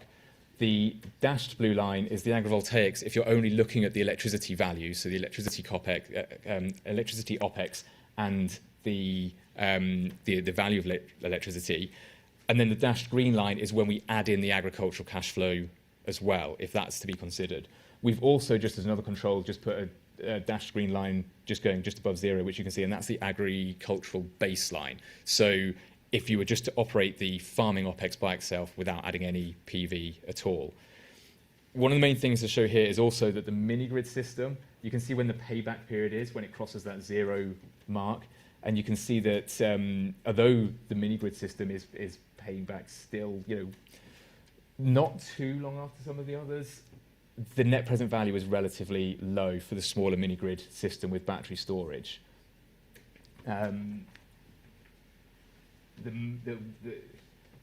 The most profitable system is the system in Tanzania without battery storage because you don't have that initial capex up front as well. We also look at the levelized cost of energy with these. The main things to look at here are just the blue bars. So we have the LCOE of the ground-mounted system and the LCOE of the agrivoltaic system. And in blue, just for experiment, we wanted to see what would the LCOE be like if you considered the agricultural cash flows. But that was more of just a theoretical kind of exploratory exercise. But the main thing is looking at the blue bars, with the dashed ones being the agrivoltaic system.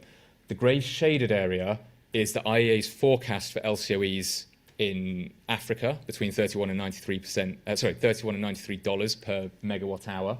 And you can see that we are just about in there. So actually the grid-tied system without battery storage and with the feed-in tariffs in Tanzania is right in the middle of that range, which is quite nice to see. And the system in Kenya is at the upper end. But when you look at the agrivoltaics, they do start to be above the forecast range, which is to be expected because you have that higher capex.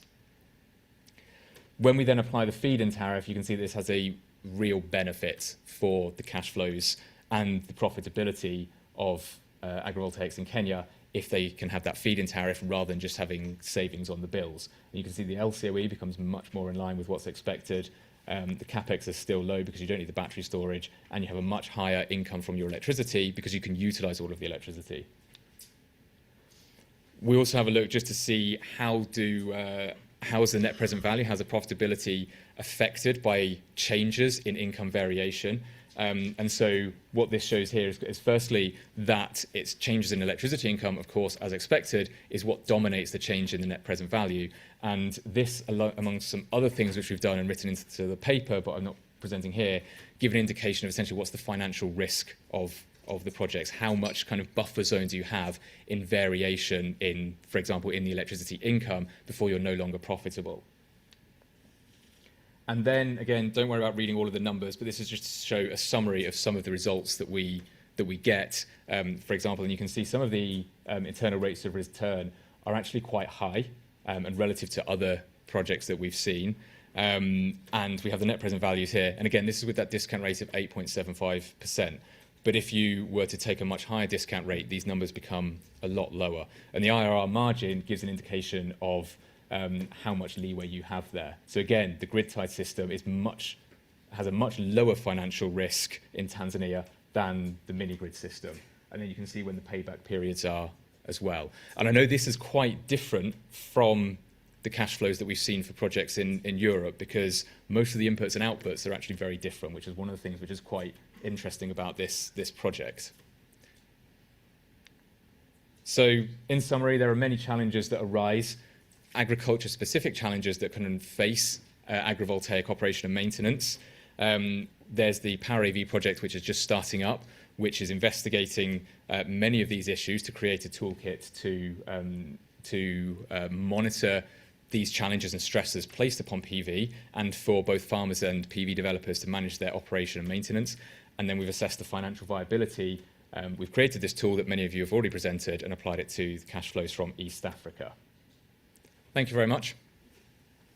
Thank you, Richard. Do we have any questions for Richard? Yes. Question in the back. Thanks a lot, Richard. I was wondering if the capex values that you presented are valid for that system size, or if they're also valid for larger scale projects. That's a good question. So some of what we've done with this, some of the items are scalable and some of them are fixed. So the scalable ones you would scale to your kilowatt peak, whereas the fixed costs, you would have to consider, would they change for a larger project? So some of them is just a set cost. So for example, the transportation costs, we would set that as a fixed cost because it's going to be approximately the same. Whereas if you've got a much larger project, if you're talking megawatt scales, then you would have to consider whether those fixed costs would then need to be changed as well. So it basically varies, but many of them, they are scalable, and we actually have the prices per kilowatt peak. Thanks. Any other questions for Richard? So that was the final question. Thank you very much for taking us through all those numbers and seeing the cash flow and MPV. Very interesting. Then we're heading to the final case study of the conference. So we're nearing the end. This is a virtual case study. So it's our speaker on the other end line. Great. Chris, can you hear us? I can hear you very well. Can you hear me? I think, let me look at the audience. I think we also have a good audio. Then I'll give a brief introduction and I'll give the virtual floor to you. So we will be hearing now from Chris Hagedorn, adjunct professor of global food politics at Sciences Po Paris, who's going to talk to us about agrivoltaics and sustainable food systems, a powerful partnership. And with that being said, yes, the floor is all yours. Go ahead.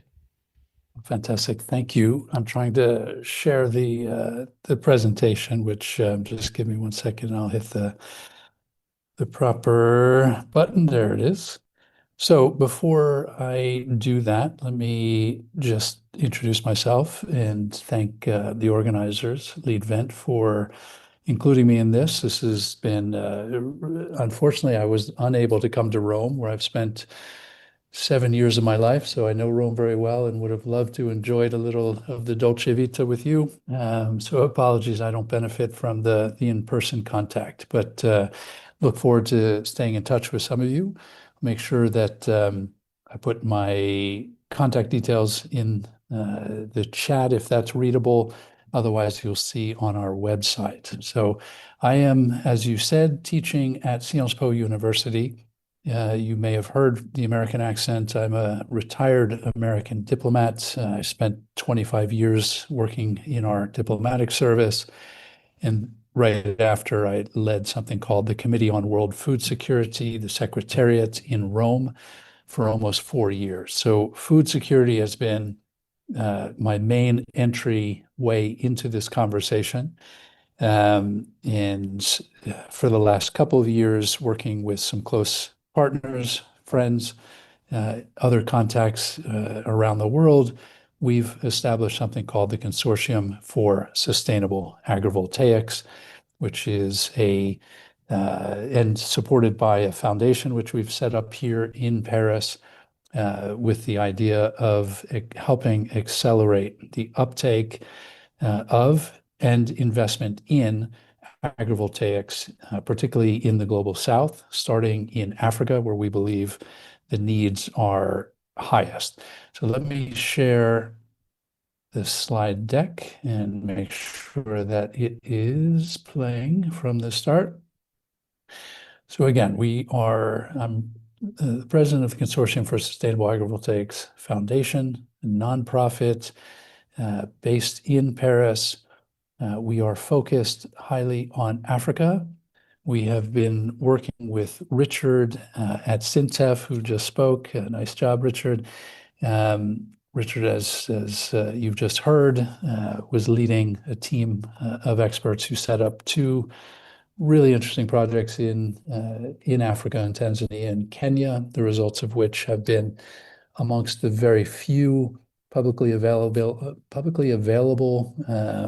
peer-reviewed studies on agrivoltaics in Africa, though we know there are other examples being pursued in places like Botswana and Namibia. We have partnered with Fraunhofer ISE, and we have been working with them, learning from the work that they have been doing in places like Namibia and the Gambia, other places.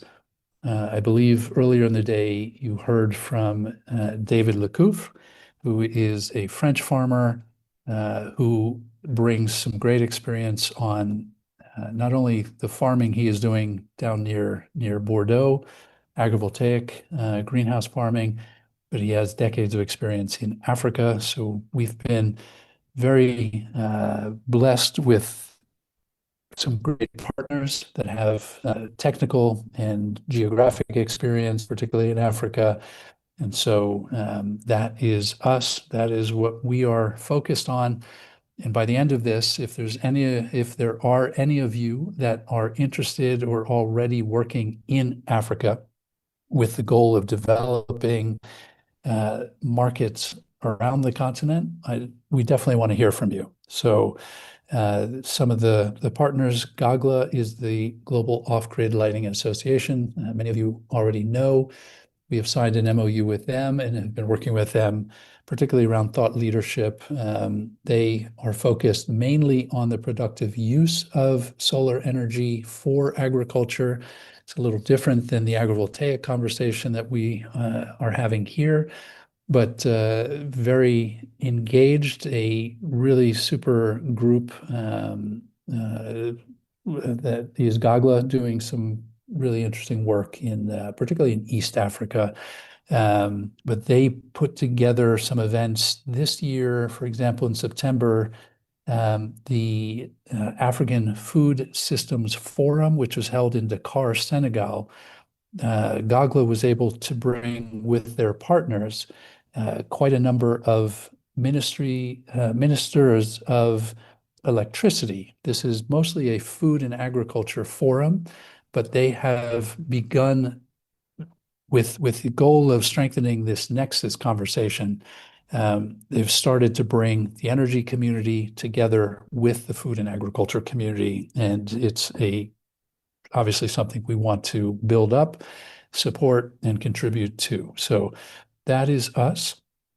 You can find our website, which will contain our vision statement, a manifesto, some background documents to explain to those less informed than you kind of why agrivoltaics makes a lot of sense for African markets. And so our goal is to establish agrivoltaics as a cornerstone of climate smart agriculture, which enhances food security, sustainability, and the well-being of farmers and communities worldwide. So many of these conferences are very heavy on the energy community, a lot of engineers and technical experts. We love working with you guys because we're learning a ton about the electric and the power generation community. But we come at this with a very heavy lens on food security, food sovereignty, and food systems transformation.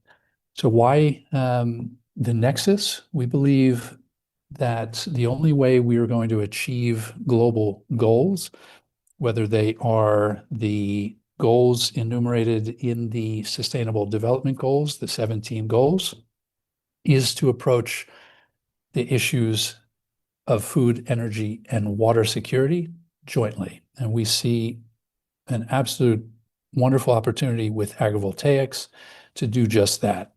We all are living in a global crisis, which from a policy perspective, that is what I teach at Sciences Po. That is what I work on in terms of stress testing food systems with a variety of institutions and organizations.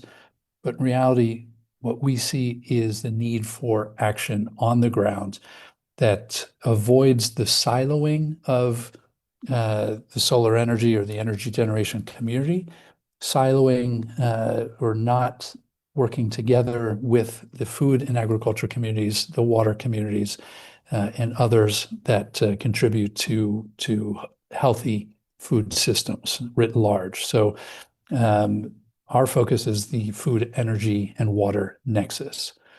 Now, why Africa? Africa is hugely behind in terms of energy access. 45% of the African population either has no or very little access to energy. This is 600 million people. So economic development, livelihoods are held back because of that lack of energy. And I think that's what Mission 300, the World Bank, Rockefeller Foundation, a number of other global institutions are investing in right now. And we're seeing great progress, but it is still, the needs are high. The traction has slowed down over the last 6 months, perhaps for geopolitical reasons, but we still see the need for energy access is hugely valid, and clean energy obviously will help obviate the need for diesel energy, especially in agriculture, and fossil fuel use. Now that's 54 separate markets, so we don't treat Africa as one entity.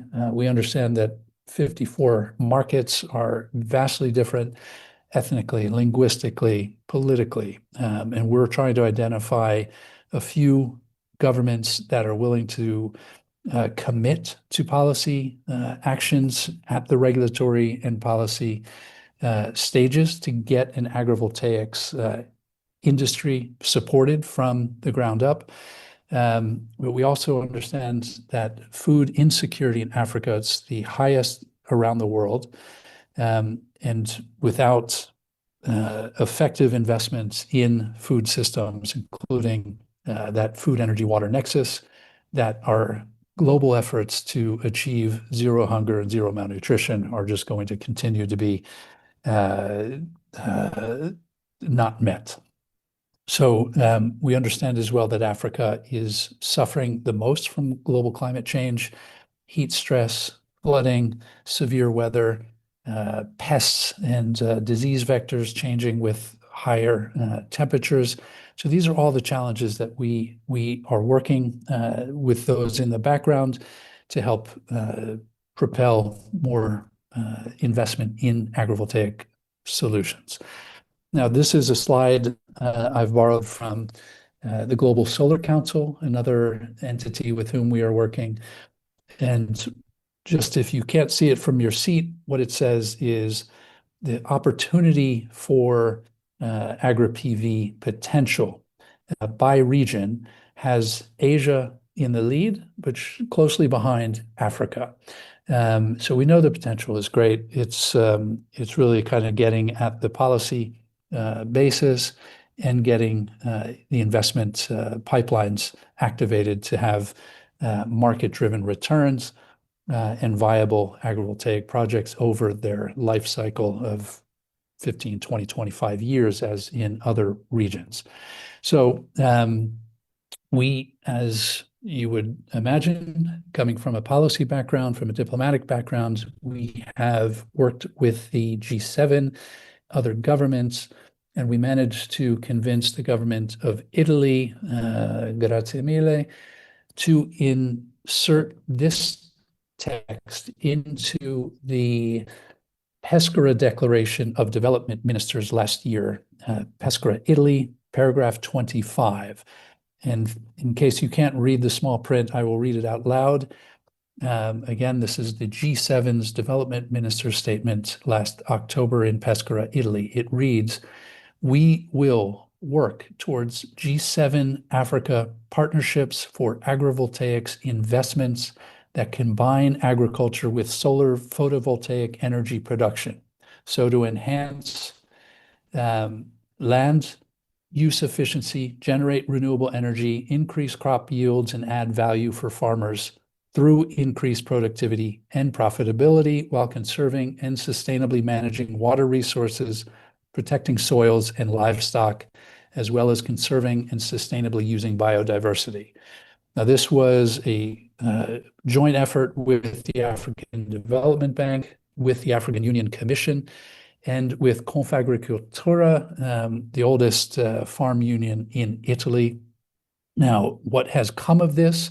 I know the government of Italy is working in its development work to promote energy access, productive use in agriculture, but the rest of the G7 has yet to make any visible progress on this language. We are working with the Canadians, and we hope to work with the French next year to live up to this commitment in writing on behalf of the G7.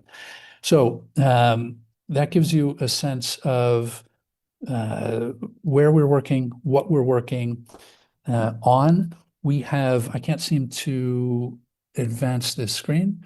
There we go. So apart from thought leadership, that's including in our website, including in public events such as this, we are also looking to build relationships with African governments and local developers or international developers with an interest in Africa. And that has included probably half a dozen governments with whom we are in various stages of discussion. We also are negotiating the construction of a center of excellence in East Africa, where we would be setting up different agri-PV designs, including some cold chain designs, including agri-PV for livestock and crops and horticulture. So that is ongoing. We are looking for partners and sponsors for funding, but the goal is to really drive a support network for an industry to prosper and thrive in an African context. So I'll leave it there. I'll ask any question or answer any questions, or if you'd like to follow up by email, you have our email addresses on the bottom. So again, thank you. I know this is the last speaking slot. You've had 2 very long days, and you probably have some very delicious food waiting for you for your aperitivo. So over to you. Thank you very much for the final presentation, Chris. Indeed, yeah, I don't know if we have any final questions, because I can imagine people are maybe looking forward to their plate of pasta or pizza, whatever they're planning to eat. I do see one question in the back, or I thought one. Someone was holding their hand up, but do we have a question? No, Chris. I think the people here after 2 days difficult, but Chris, thank you very much. Oh, question over there, yeah. Yes, thank you for your presentation. The question is related to the market in Africa.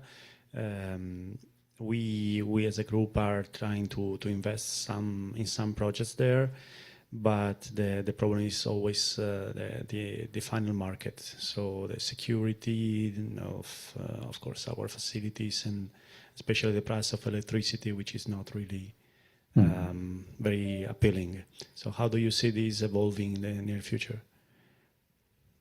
So thank you for that question. And that's exactly, where the rubber hits the road is the financial models and the viability from a market perspective.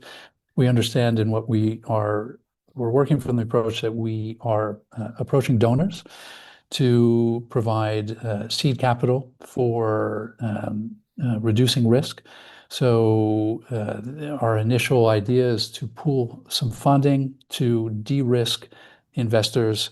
But again, my earlier point about 54 different markets, there is going to be a very different ecosystem from one country to the next. We are aware that there is some progress in Kenya, for example, along the North Africa Mediterranean coast. There's quite a bit of development going on. I'll be in Morocco later this month visiting some agro-PV research plants near Marrakesh. Tunisia has had some work done for its government on agro-PV development. So it really depends on where you're looking. And each country has got a very different set of conditions. But we are looking to do some research of our own on the market viability, including energy price, including agriculture output prices. We understand the electricity component is going to be probably 80 to 90% of the value generated, but still that agriculture piece would give farmers a dual income, obviously one of the benefits of agro-PV. So yeah, happy to follow up with you separately if I can be helpful in answering that question. But yeah, we see several years of work ahead of us just to get to the core research and value proposition stage. Thank you very much. Any other questions? This was the final question. Then thank you very much for joining us, Chris, and we'll eat a plate of pasta for you over here. Grazie. Thank you. Yes, have a lovely evening. You too.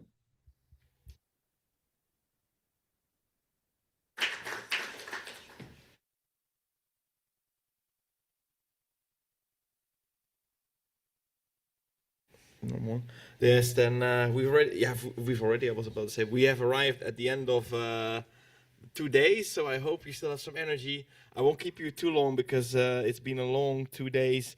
I would really like to thank all of you for the very lively discussions and questions. It was really very lovely. Also during the breaks, I really enjoyed chairing the conference for 2 days, and I also want to thank Lead Vent Group, who of course made this all possible. Teresa, who ran all over the room to bring you the microphones, and of course organizing this. So I really want to give you a special shout out. We have the sound crew in the back who of course made sure we could all be heard and seen, and also with these video conferences that went well. And Mika, of course, who took such lovely photographs, including the photo shoot during the break with the Solar Saves Farm sign. So yeah, it was a great experience. Also, of course, want to thank the sponsors. So KSI, Solar Geek, AgriBeam, RP Global, and Winkelmann Foundation's crew for making this all possible. And I will also say as a last thing, keep Lead Vent Group's social media or the email list you're on in mind for any future conferences. And that being said, I hope all of you have a great time in Italy if you have some time to visit around. And thank you very much. And I hope to see you again next time.